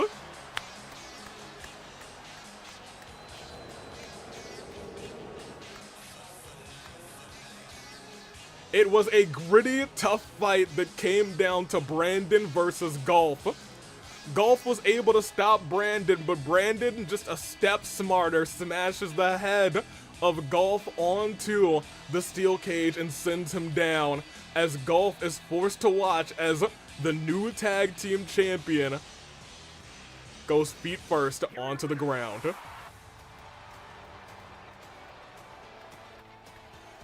And there they are, the Pure Wrestling Alliance are your champions. Carlos, it has been a long time, and he's finally done it. He's had shortcoming after shortcoming, injury after injury, but with Brandon by his side, they are OC Tag Team Champs. Congratulations, and new, indeed. Very good, very good. Watch our toss back over. New Tag Team Champions. I thought for a while it was going to be the GOD there, but the PWA, and you guys really wanted the PWA, 93% of you, goodness gracious. And 100% on Twitter. The GOD takes the L tonight as we move on to our two main events. Congratulations once again to our new tag team champions, Carlos and Brandon. However, you know what it's time for now. It's Alice versus Kyra.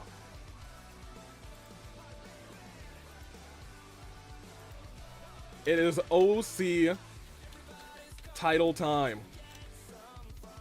It is actually Queen Alice, our OC Queen, versus Champ Kyra. That is for you guys over on the YouTube side. For the Twitch side, Queen versus Champ. Queen Alice versus Champ Kyra. Give it to you 5 minutes on this side. Let's see how it all plays out. Everyone's got their predictions. Let's see. Watch a toss on. The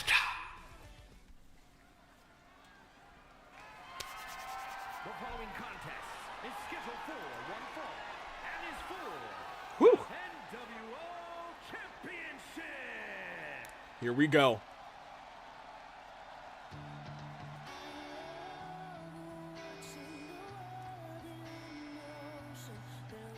An absolute survivor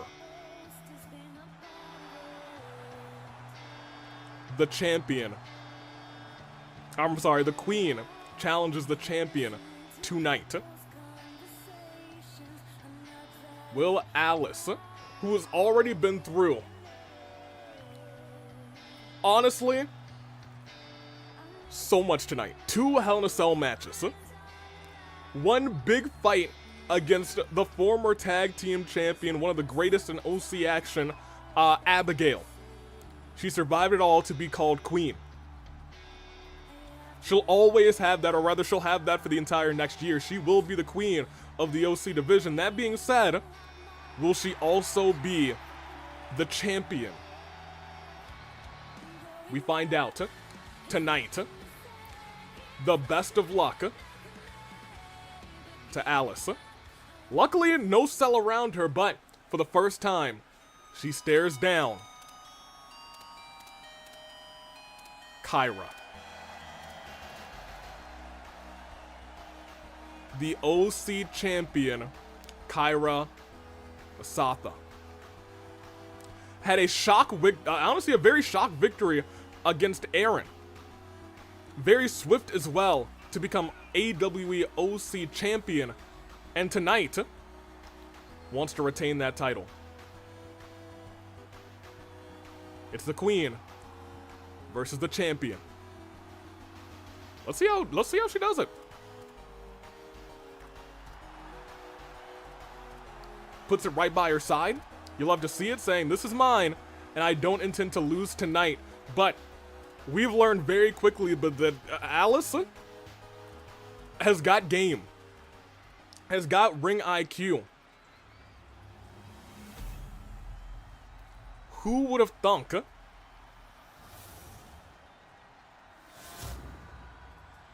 And see, look, again has the wings on. I was gonna say she's usually very stoic in her entrance, but like, the second those wings go on during the match, she's like a different competitor. I don't know if Kyra knows or cares, because she says she's not losing tonight.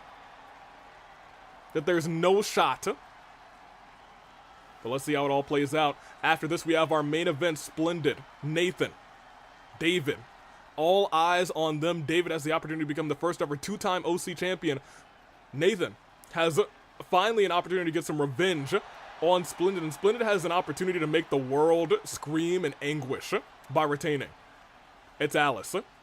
It's Kyra. And it's on. AWE Championship on the line. Quick kick, but reversal by Alice. Tried to go on those ropes. Clearly, Kyra was watching, saying, "You're not going to hit that springboard DDT, not on me." Lifts Alice up. Kick to the midsection. Another reversal by Alice. Actually sends Kyra into the corner off of that. What does she got going on here? Oh my gosh, triangle drop kick sends the champion flying to the ground. And the high flyer, wings on lock, begs for Kyra to get up. And what's going to go on? It is, my gosh. And that's nuts. Alice had to be in a match with 3 women, and now Kyra has to face Alice for only 1 match. Well, look at our healers. They did a fantastic job for Alice. And that is our champion, Kyra. Already champion, said who? Who's going to be my challenger? Get at me. And to be fair, Splendid had to fight several people to become champion, and was able to take down Golden. Disgusting. Disgusting kick again to the back of the elbow. Kyra saying, "I will still tear you apart. I know what you went through tonight."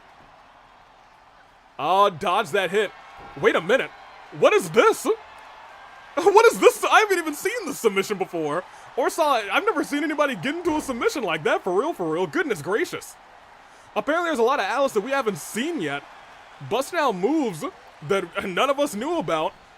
Goes under. But I guess when you think about it, she's been fighting mostly in cell matches, but Kyra is not privy on losing this battle. Goes under, over. Oh, tried to hit that clothesline. Alice ran through it, and instead, DDT does connect. Kyra slow to get up. But the champion not slow to give in. Alice misses that leg drop. Kyra misses that drop kick. And, oh, doesn't go for the DDT. Actually goes for a springboard drop kick. Something I think that we saw in her first match. Dusk use, maybe learning from her opponents. Drop kick of her own, though, stands right back up. Into the ropes. Drops the knee, and the disrespect walking on the back of Alice. Missing that, didn't miss that drop kick. Alice actually swatted her down. And knee strike connects right onto the glasses. We're starting to see the champion get a little bit worked up in this fight. Tosses Alice into the corner. The double knees miss. Big clothesline. And Alice does have a finisher built up, and Kyra trying, admittedly starting to struggle against Alice. Alice, I think, was thinking right there about using the springboard to her advantage again. Goes for a quick pinfall. One rope break. That is the ring IQ. And you have to keep in mind, Alice has not had a match that has rope breaks yet. This is her first match to ever have rope breaks. Oh my gosh. Super kick to the champion. And now the champion's riled up. My gosh. Twist in the arm. Reversal again by Alice. And a shot to the face. Admittedly, this match has been mostly Alice. But you have to think about all that Alice just doesn't know about wrestling. Well, she tried to hit the double rotation moonsault to the outside and pays for it, pays dividends. Goes chest first into the bricks, and Kyra trying to use that to her advantage. Knocks the challenger, the queen, down. And look at this, wisely taking Alice to the middle of the ring. Knows Alice does not have resiliency right now. That's, oh, just one. And honestly, barely one. Kyra watching, waiting. Maybe waited a second too long. Ugh! Swinging neck breaker, using the leg for extra momentum. And a fisherman suplex. And climbs to the top rope, this time hoping to hit that double rotation moonsault. If it misses again, she's in deep trouble. But she misses again, she does. This might be all Kyra wanted, as she's got her up and swings her down. But maybe Kyra didn't have as much ring awareness as we thought. Didn't move Alice, didn't hook the right leg, and rope break saved her. And look at this, roll through. That's one. That's two. Hold on. For a second there, the world thought she stole it on the champion, misses wildly with that forearm, giving Kyra the advantage that she needs. Those two missed finishers have potentially saved the run for the champion, because we may see resiliency burned after those double knees. It is. And with one finisher on lock, this may start to spell the end of the road for Alice. Standing up, reverse the finisher. Alice twists her around, clothesline.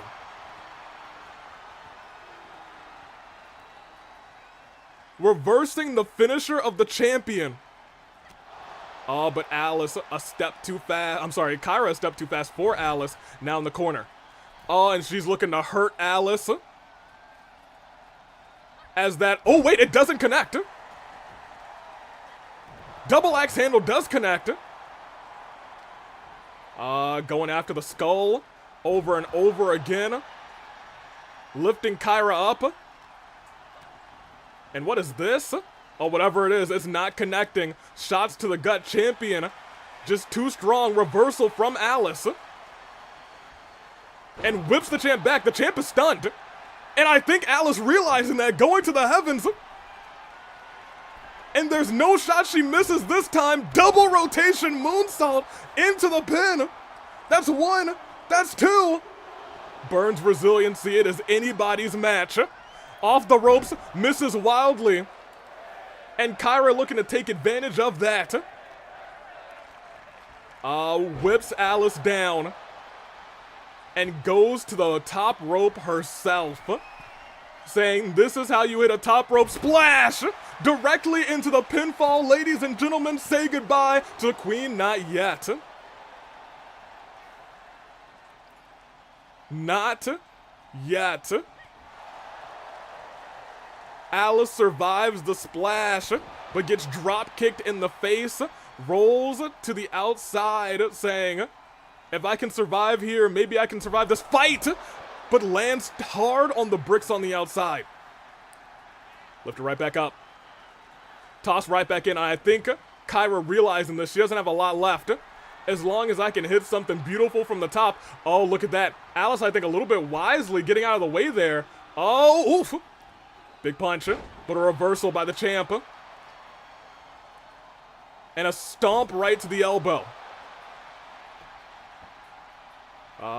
Tried to go right there after Alice grabs the legs. Ooh, stomp to the midsection. Lifted up, and once again, she has a finisher. And reversed again. Reversed the champion's finisher twice in a row. If she lifts her up. Tried to hit that super kick, but the champion was a step too fast, saying, "You're not going to hit me with that again." Blast Alice. And Alice has already been through so much tonight. Turned around. Oh, moved out of the way. Oh, gets caught with that arm drag. Almost stunned, and now is stunned. Champion not playing games. As she climbs to the outside, maybe she is playing games, now climbs to the top rope. Ladies and gentlemen, this may be all she wrote. Elbow, oh no, she missed. A brief miscalculation from the champion, and a caught the leg there. Suplex. Alice lifting the champion up. And this time hits that glorious DDT. And I'm not sure if she can hit the double rotation moonsault like that, especially as Kyra stands up. Sent her back down. Beautiful missile drop kick. And the leg drop connects. Trying to stun the champion. Potentially make sure that her finisher can hit. But she's not there yet. And she knows she's not there yet. Trying to throw the champion down, and she is stunned. Alice, I think, realizing this, and is trying to come back on the champion now. Goes under and hits that super kick. Is trying to go to the top rope. Alice is slightly in the way. I'm sorry, Alice knows that Kyra's slightly in the way. No, doesn't even go for it. Says that kick might have been enough. 1, 2. New champion, Alice wins!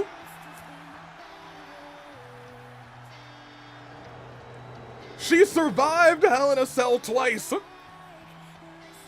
She survived the longest reigning tag team champion. And with a couple misses on that double rotation, the super kick lands, and Alice is not just the queen, she is the champion. 4 major matches, 1 big night. The wings went on, and now the title does too.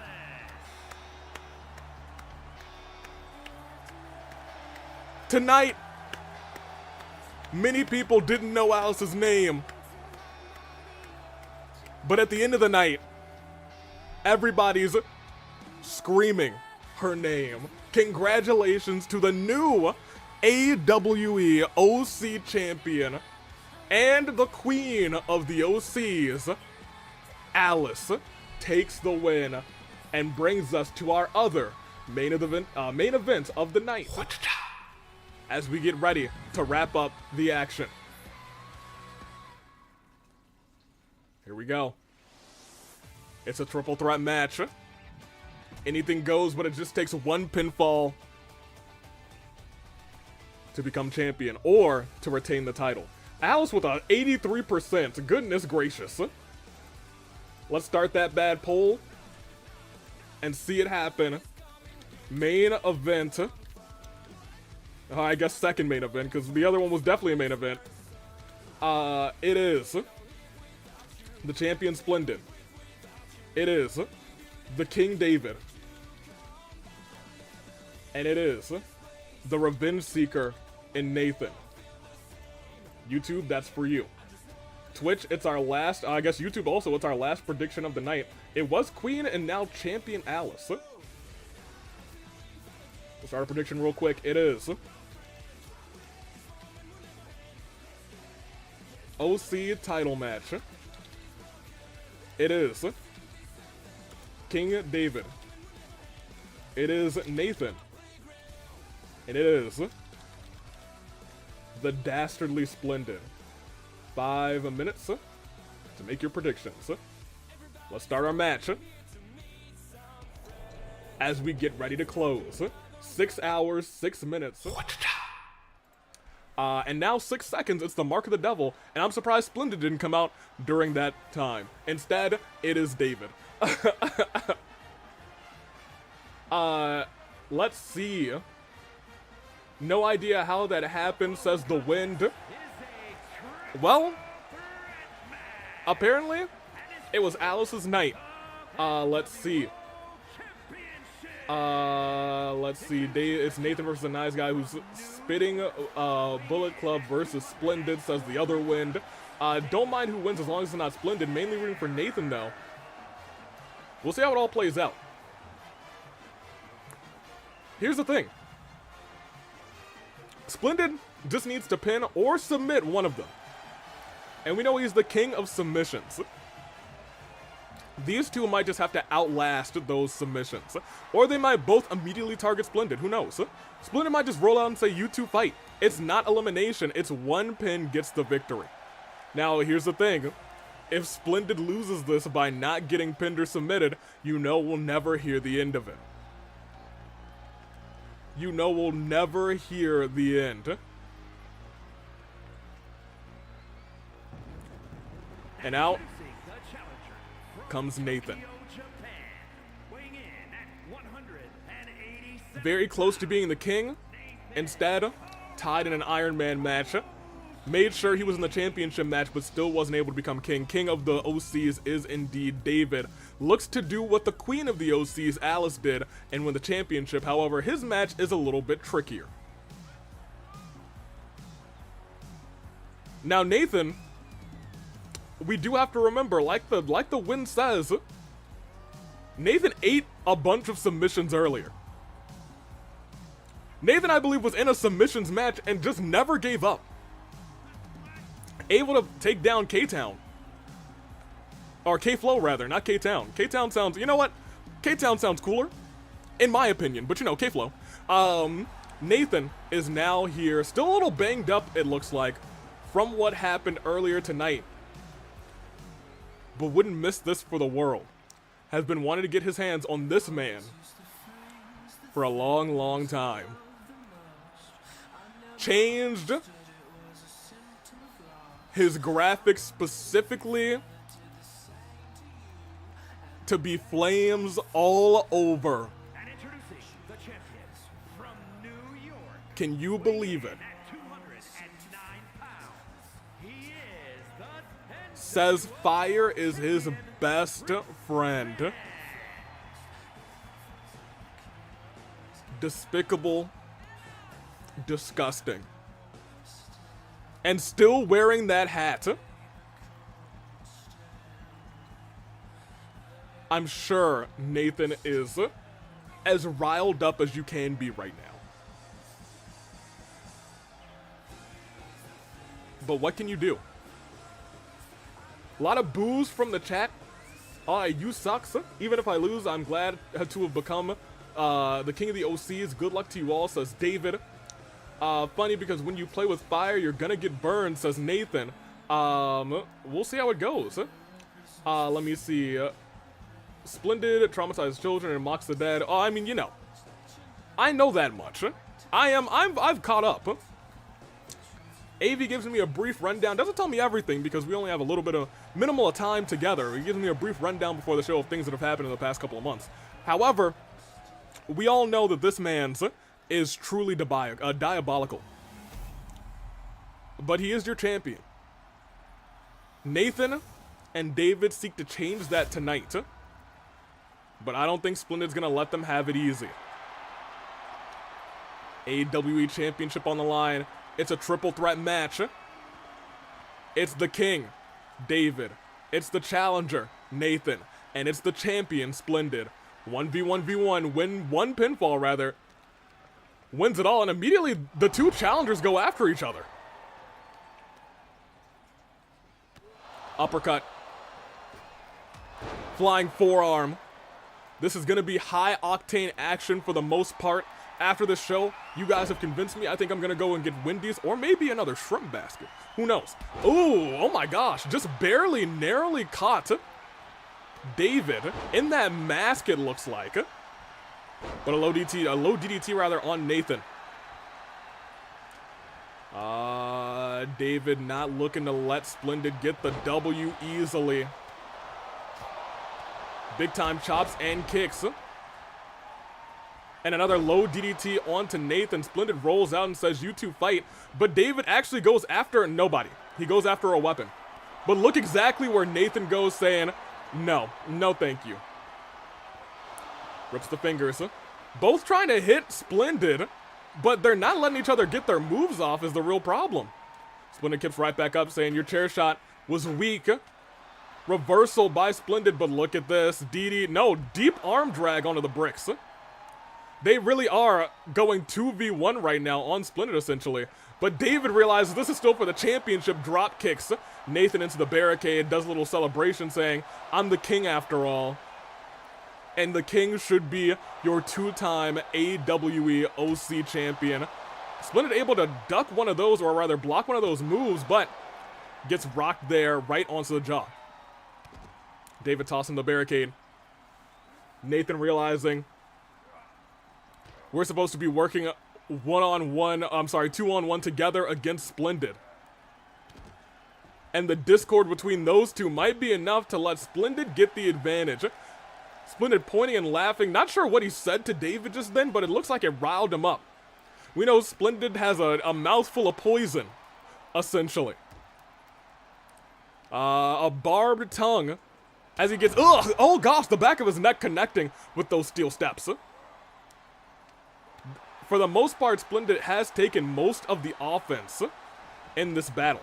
And you gotta keep remembering that this match ends in the ring. Nathan looks like he was getting ready to jump out, and instead, David's still going after Splendid. Maybe they did actually talk about this beforehand, but instead, David goes to the out. Oh wait, Splendid actually going in to handle Nathan, it looks like. Whips him through, already trying to hit a submission. Instead, Nathan with a reversal. David, it looked like, was aiming for Splendid. Splendid ducked, and Nathan instead connected with the referee. Jessica, no.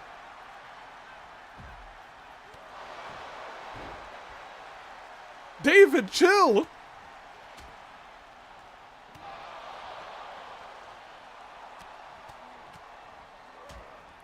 I don't know how long Jessica's gonna be down, but like, Jessica might just need to be down for the rest of the match. Goodness gracious.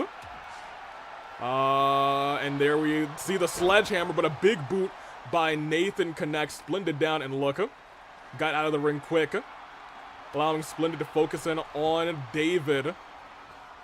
Nathan with a steel chair and cracks it over the head, over the chair, the chair over the hat of Splendid, and very quickly, David saying, look, I know you want to pin Splendid, but I still want to win the title. And on the ropes, boom. A move we've seen over and over again from David. He usually gets hyped up right afterwards, but in a triple threat match, that's not exactly what you want to do for certain. Turns him around. Reversal of the finisher. I think he was trying to hit Control-Alt-Delete. And in this thing, on Splendid didn't work out in his favor. Instead, Splendid now has a finisher on lock. What? Oh, okay, hold on a minute. 1, 2. Nathan kicks out. Didn't even have to burn resiliency. And what is he thinking here? Has him up. Oh, wait, no. Oh! DDT. And he's running at him. Swing blade. But he kips right back up. Misses that kick, though. And here's the thing. He could... David kind of just celebrating on the outside. Hits that big-time move onto Splendid, but there immediately is David to break it up, saying, once again, I know you want this. Nathan doesn't have resiliency, kicks out. David waited for his moment. I don't know how much David cares about this rivalry that Nathan has. I think he might care about the championship more than anything. Turns him around. And again, this isn't actually his normal submission. He's just weakening the body of David. Knows that he's been through so much tonight. Maybe saving, pardon me, that submission for as long as he can. Kips right back up. Or maybe wants to use it on Nathan. We know Splendid is, at the very least, wise in his decisions. Hold on a minute. Rolled through. Turns him around. Tried to hit it again. Missed out. Lifted up. But a reversal by Nathan sends Splendid down to the mat. But look who's waiting right there. David behind him. David is distinctly more concerned about winning this match and winning the championship, and will pin Nathan to do it. Resiliency burned. Here's the thing. Now there's a target on Nathan's back. No resiliency. Roll through. Jumps. A Splendid misses wildly. Dragging David to the ropes. He's got something in store. David's still running the ropes. Almost felt like endlessly. Oh, hold on a minute. Reversal there by Splendid. And reversal right back by David. Hurricane Rana. David's firing on all cylinders.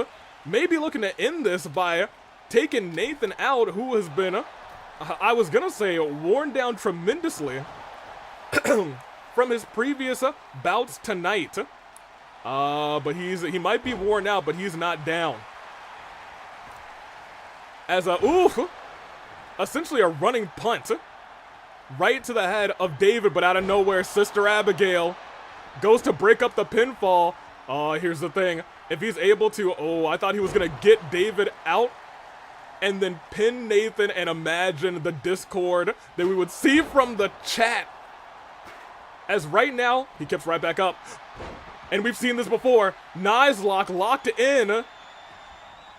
David burns resiliency too. Splendid's the only one left with resiliency. Big kick. Splendid forced to roll out. It is a battle of the two boys without resiliency right now.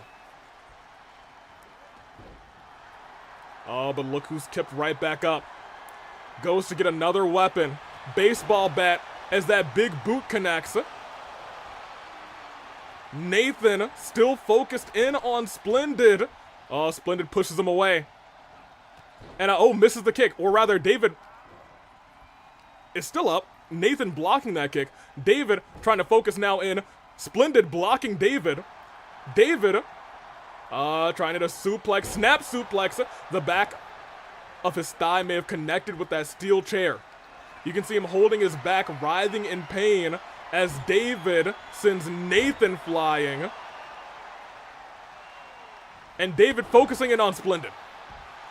Goes for the pinfall. Splendid does not have resiliency right now. 1, 2, does the King get the victory? No, he doesn't. Kick out. And you can see David visibly furious, visibly frustrated right now. Reversal there. Nathan still really only focused for the most part on David. I'm sorry, on Splendid. Now focused for the first time on David. Hits that move. And we're seeing a pin right here. 1. And Splendid does not have to burn resiliency because of David. And I think David realizing that as long as I can get the pin on Nathan, I'm still champion. Who needs to pin Splendid? 1, 2, and that's 3. David's the champion again. Splendid not pinned in this triple threat match. Nathan unable to truly get a matter of vengeance. David was the only one, or rather, David so focused on the title, Nathan lacked that focus, just wanted.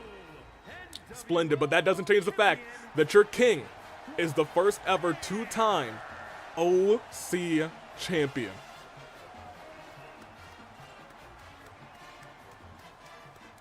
There it is. That being said, I doubt we'll ever hear the end of it, since Splendid was never pinned for that title. However, that's not a me problem. That sounds like a Sundavy problem. As we exit, we had ourselves a massive 6.5 hour show. At the end, both our king and queen, pardon me, of the ring took the victories. First, or rather lastly, David, and before that, Alice. In fact, tag team title change as well. Most titles change hands except for the grandest stage. Title change, title change, title change. Technically title change, Yvonne took the W there. And as we saw, all of that happening as well. Our qualifying matches and a draw, which we'll see our drawn competitors face off with Glamrock Freddy in a fatal four-way match. That was OC Revolution. I mean, as much as I wanted Nathan, and as much as I wanted Splendid, and as much as Splendid has leverage, rather, without getting pinned, and has leverage to get a rematch over that, I'll still take it over Splendid, fair enough. Good, I can remove this Bullet Club shirt now. Finally, I've obtained this title again. Opening very mad. Yvonne didn't cook. Yvonne got pushed off the ladder, and then embarrassed by Miyuki, and then Miyuki also got quickly taken out. What a world we lived in, and what a show. What kind of news do we got? David, champion. Alice, champion. PWA, tag team champions. Ivy, Fight Forever champion. Zyria, injured during that, chamber. Legault, injured during that tag team match. Lee suffered a minor injury. Yoru's cleared. Pierce cleared. Yukari got cleared tonight, to fight again. Aaron cleared. Marigold also got cleared tonight. And, this Edra, I don't even think exists anymore, but that is all that we wrote. What a show. I guess Watch Out Me back on. What a time to be alive. Very good. Zyria got injured again. Well, last match she was in, she was also injured. Yikes. You hate to see it. Let me catch up with the chat real quick. Let me see. Dirk. Send a match request to Sundavy, me versus Splendid. I'm going to end this once and for all. David has the title. I don't care. What I care about is taking down Splendid for good. We'll see about that. You can ask Sundavy. I'm just here for the OCs. We didn't get to see Booker T or Bailey like every other show. You know what? Here. We'll book the next show. We'll see if Booker T and Bailey show up. No. It is Booker T! Booker T wants that OC championship. Bailey was not booked, but there's everyone's favorite OC. He is persistent. He will be champion one day. Booker T, 5-time, baby, 5-time. You gotta love Booker T wants that title, says. You took the easy way out. I should be champion. Booker T wants David. You love to see it. That is our show. Booker T will be champion. Hey, maybe one of these days we'll see Booker in OC Revolution. Man. GG everyone. Alice, you did well against me. Alice had an incredible night. Very incredible night. Finally, hopefully Mugi is on. If not, I understand. I'm just here for fun, says Yvonne. Yvonne actually said I'm happy. Yeah, you know what? You didn't have the greatest showing tonight, but you had fun. You landed on a ladder. It didn't really work out to a BYTE sad face. Yeah, BYTE did not have a good time. Nobody let BYTE even get close to a pinfall. Let me see. Booker T, best OC. This was a fun event, even if I wasn't here for a lot of it. It was a long event. We had a record-breaking 23 22 matches, maybe 23 because we had one restart. Which was fantastic. Very good. I'm gonna order some Wendy's and we're gonna call it for tonight. I hope you guys had a fantastic showing. I know I had a fantastic time here. Let me put us here. I know Sundavy likes to do these post-show press conferences. I don't really know what they entail, but maybe here I'll do one too. He said if you want to, yeah. Here we go. It's me, Dirk Madison, and it's the post-show press conference. What are we talking about? You know, OC Revolution. I can do this too. I know how to do these post-show press conferences. What kind of questions? Oh, I have to do the thing here. I know what I'm doing. I think he starts a Q&A or something. Here we go. All right. David actually won. Big King David. Well, in this, the audience was rooting heavily. There. Let's start a Q&A. Hi, I'm Dirk. There we go. Let's go and start ourselves a Q&A. Well, it's open right there. And I'll look at them. Yeah, and I'll answer these questions as best as I can. Welcome. Get those questions in for me, Dirk Madison. I am Dirk, and that's me. Very good. Won't be too long because, you know, we've been going for nearly 6.5 answers.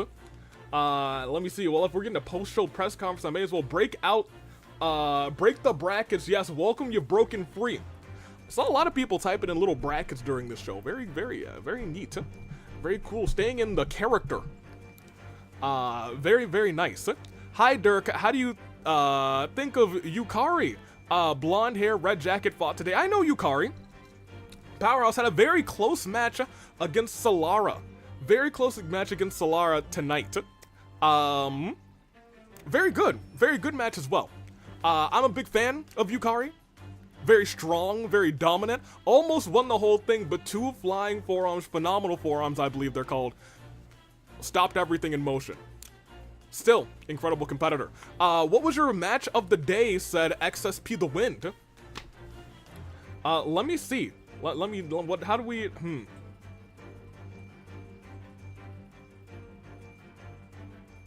There were 22 matches today.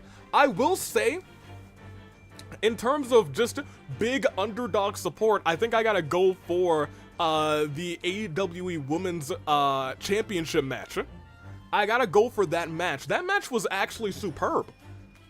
Because Kyra brought her A game, and every time she tried to hit that finisher, Alice had the counter. Every time Alice, for the most part, tried to hit that double rotation moonsault, early on, it was all countered as well until stunned.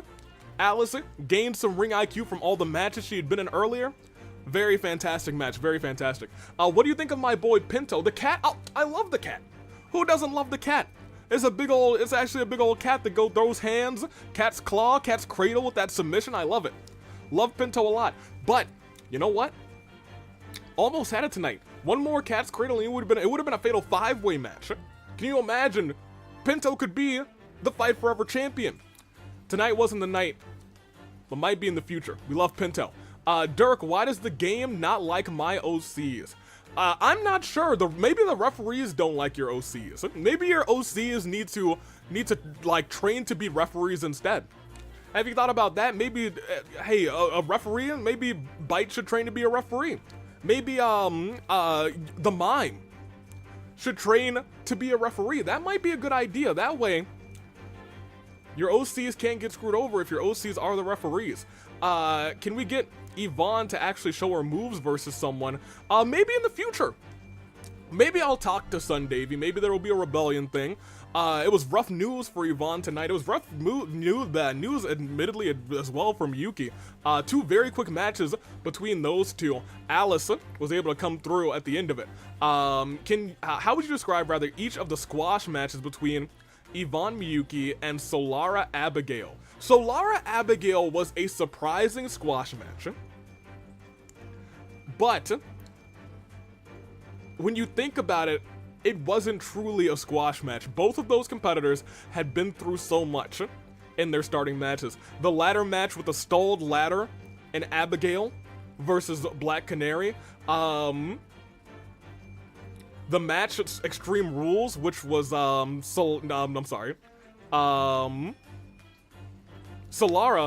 and Yukari had Extreme Rules. Abigail and Black Canary, yes, they had the ladder match. Both of them went to their limit. So going to your limit and entering another match, it's hard to kick out. Even though we saw a lot of great kickouts, a lot of great action, the same thing happened in that semifinal match, Alice versus Miyuki. She just wasn't expecting it.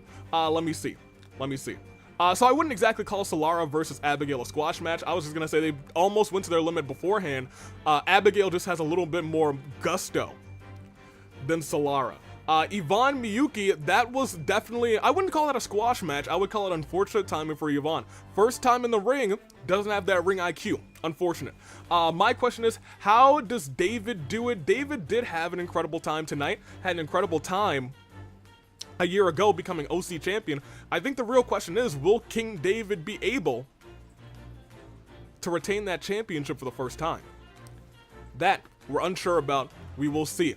Kuzu Soda. I thought you were Kazu Soda for a while, but I'm incorrect.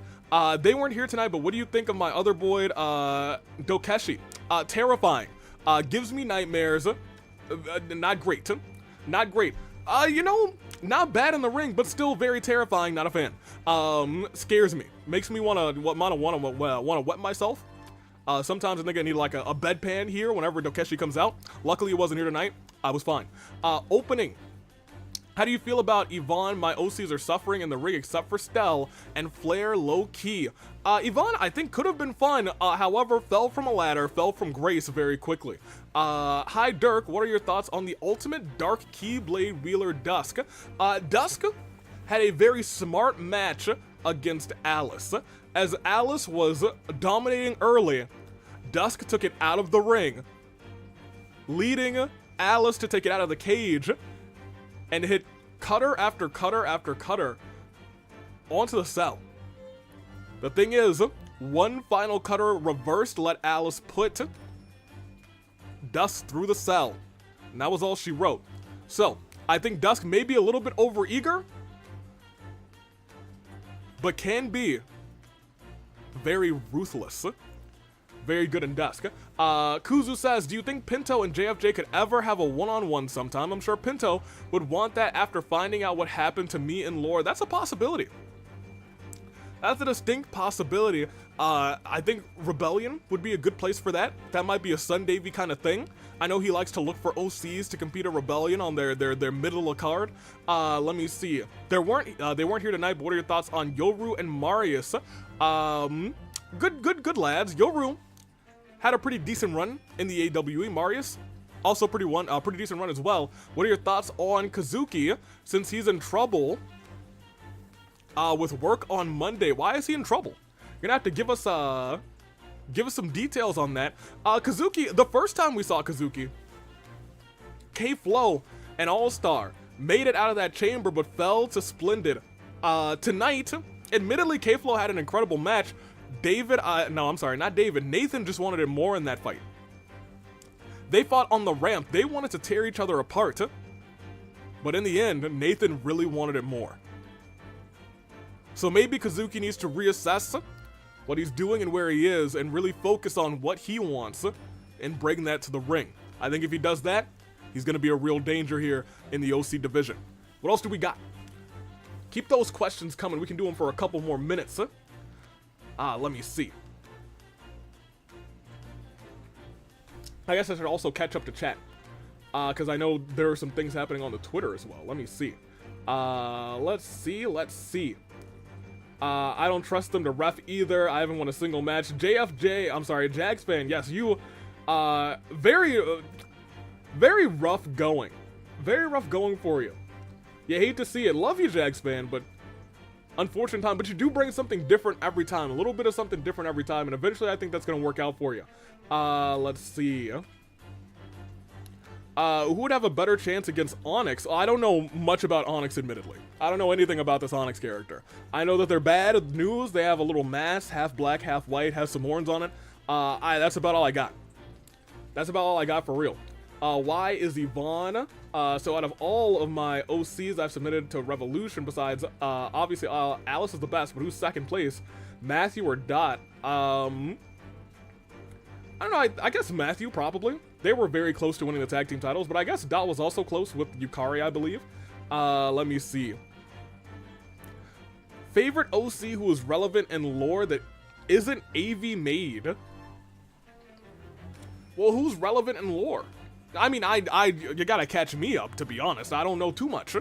I get the brief rundown on lore things, but you gotta really keep me posted when it comes down to who's where. Let me see. Let's see. So that's where Twitter went. Who knows about Twitter? Nathan will get his revenge against David. Pinto went for his turn first time around, and I have faith that he'll get somewhere sometime. I'm not giving up on him. Someone give Dirk the AW. Is there a lore book? I would love to read a little lore book. Do you think Nathan could be a future OC champion, with how much rather he is held up against tonight? So, what I think Nathan has is incredible focus. And I think if it were 1v1 him versus Splendid, that focus may have got him the victory. However, because there was someone else who was focused on victory rather than Splendid, that was Nathan's downfall. And he ended up being the one who was pinned because of it. Splendid was able to wiggle his way out of that, always has something up his sleeve now saying, I was never pinned. I was never pinned for my championship. He will always have that until I guess he gets another opportunity. I think that's probably going to be a Sunday V call. We'll see if that happens. Let's see. But once again, I think if he shifts his focus to becoming OC champion instead, he'd be a threat. Right now, his focus wasn't shifted on the OC championship. It was shifted on the OC champion. And that was Splendid. Because it was a triple threat match, it was all David's. Or Splendid's. I think it was all either one of them, unless Nathan pinned Splendid. And how that match was going, I did not see that happening. Still, an incredible showing tonight. And I think a lot of that determination was based on Splendid, not based on the championship. If he refocused that onto the championship instead, I think there's no doubt that he'd be a future AWE champion. Most definitely. Final question from Kuzu.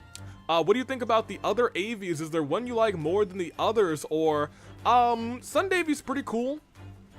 Mondavy's alright, admittedly. Big fan of Mondavy. Tuesdavy, I don't see a lot of Tuesdavy, to be honest. Let me see. Wednesdavy, I haven't seen in a long time. I used to see Wednesdavy like all the time. It's been a long time. It's been a long time. Let me see. Thursdavy, I haven't seen him in a long time either. Maybe they're together somewhere, like exploring or something. Maybe they went to hike up the Alps or something, the Himalayas, who knows. Fridayvy, I do love Fridayvy. He's got a lot of personality, he's got a lot of gusto. Sundayvy, I don't like to mess with the Mafia, but you know what? That's the nicest Mafia I've ever messed with. If I had to choose between the weekdavies, probably Mondayvy. Mondayvy, we kind of go way back. Let me see. How does David manage to be the worst and the best OC in OC Revolution? Unsure. He has these bursts, and maybe this burst was about, hey, I want to go on and be that guy who's at the top again. Tonight he was able to do it, but what can I say? Have you considered an OC open challenge? Yukari is a trainer. I think it would suit her. We've had an open challenge in the past, I believe. We had, I think, Ringo do an open challenge. It was a mixed tag team open challenge. Yes, that was the case. There was a mixed tag team open challenge. I kind of need to know more of the lore, because I think the last time that happened, Tokiko and somebody else answered that. Ringo and Kara, that's correct. Tokiko and somebody else answered that though, and I'm not a big fan of all the things that happened there. No. Oh boy. Apparently that was some things that had gone down, and I'm not a big fan. I'll be real. It was terrifying, apparently, to some of you. But I had no idea what was going on, so I was like, oh well, this is fine. Let me see. What do you think of Saturday V? I think he's fine. I've had no problems with the Mafia, so you know he takes the W. He is Mafia AV after all. XSP, so not to scare you, Wednesday and Thursday are kind of missing. Oh no, Wednesday disappeared on stream and we haven't seen Thursday since he was fired, so well that's unfortunate. You guys have a lot of missing people, right? I think I was told if any OCs go missing, please alert Saturday and Sunday immediately. The Mafia is apparently looking for the missing people as well. No OCs went missing today, which is great. Big fan of that. Fantastic. However, I'll keep my eyes peeled. Car called Kaz because he needed a break. Did I miss everything? You did unfortunately miss everything. We had a long show. You had a long show to watch if you want to. Wait, why was Thursday fired? I'm missing a lot. I don't even really know why Thursday was fired, to be honest. Who knows? Yeah, we got a lot of kidnapping around here. I'm not sure if that's something we should really celebrate, but you know what? It's something that should happen, and I believe that's the end of the song, so let's say that that's the end of our questions. We had a great question round. I enjoyed this. I always enjoy being here with you guys for the OCs. I think it's a special time. It's a special feeling. We got a lot of special moments. We got a big comeback from Alice as we end this Q&A.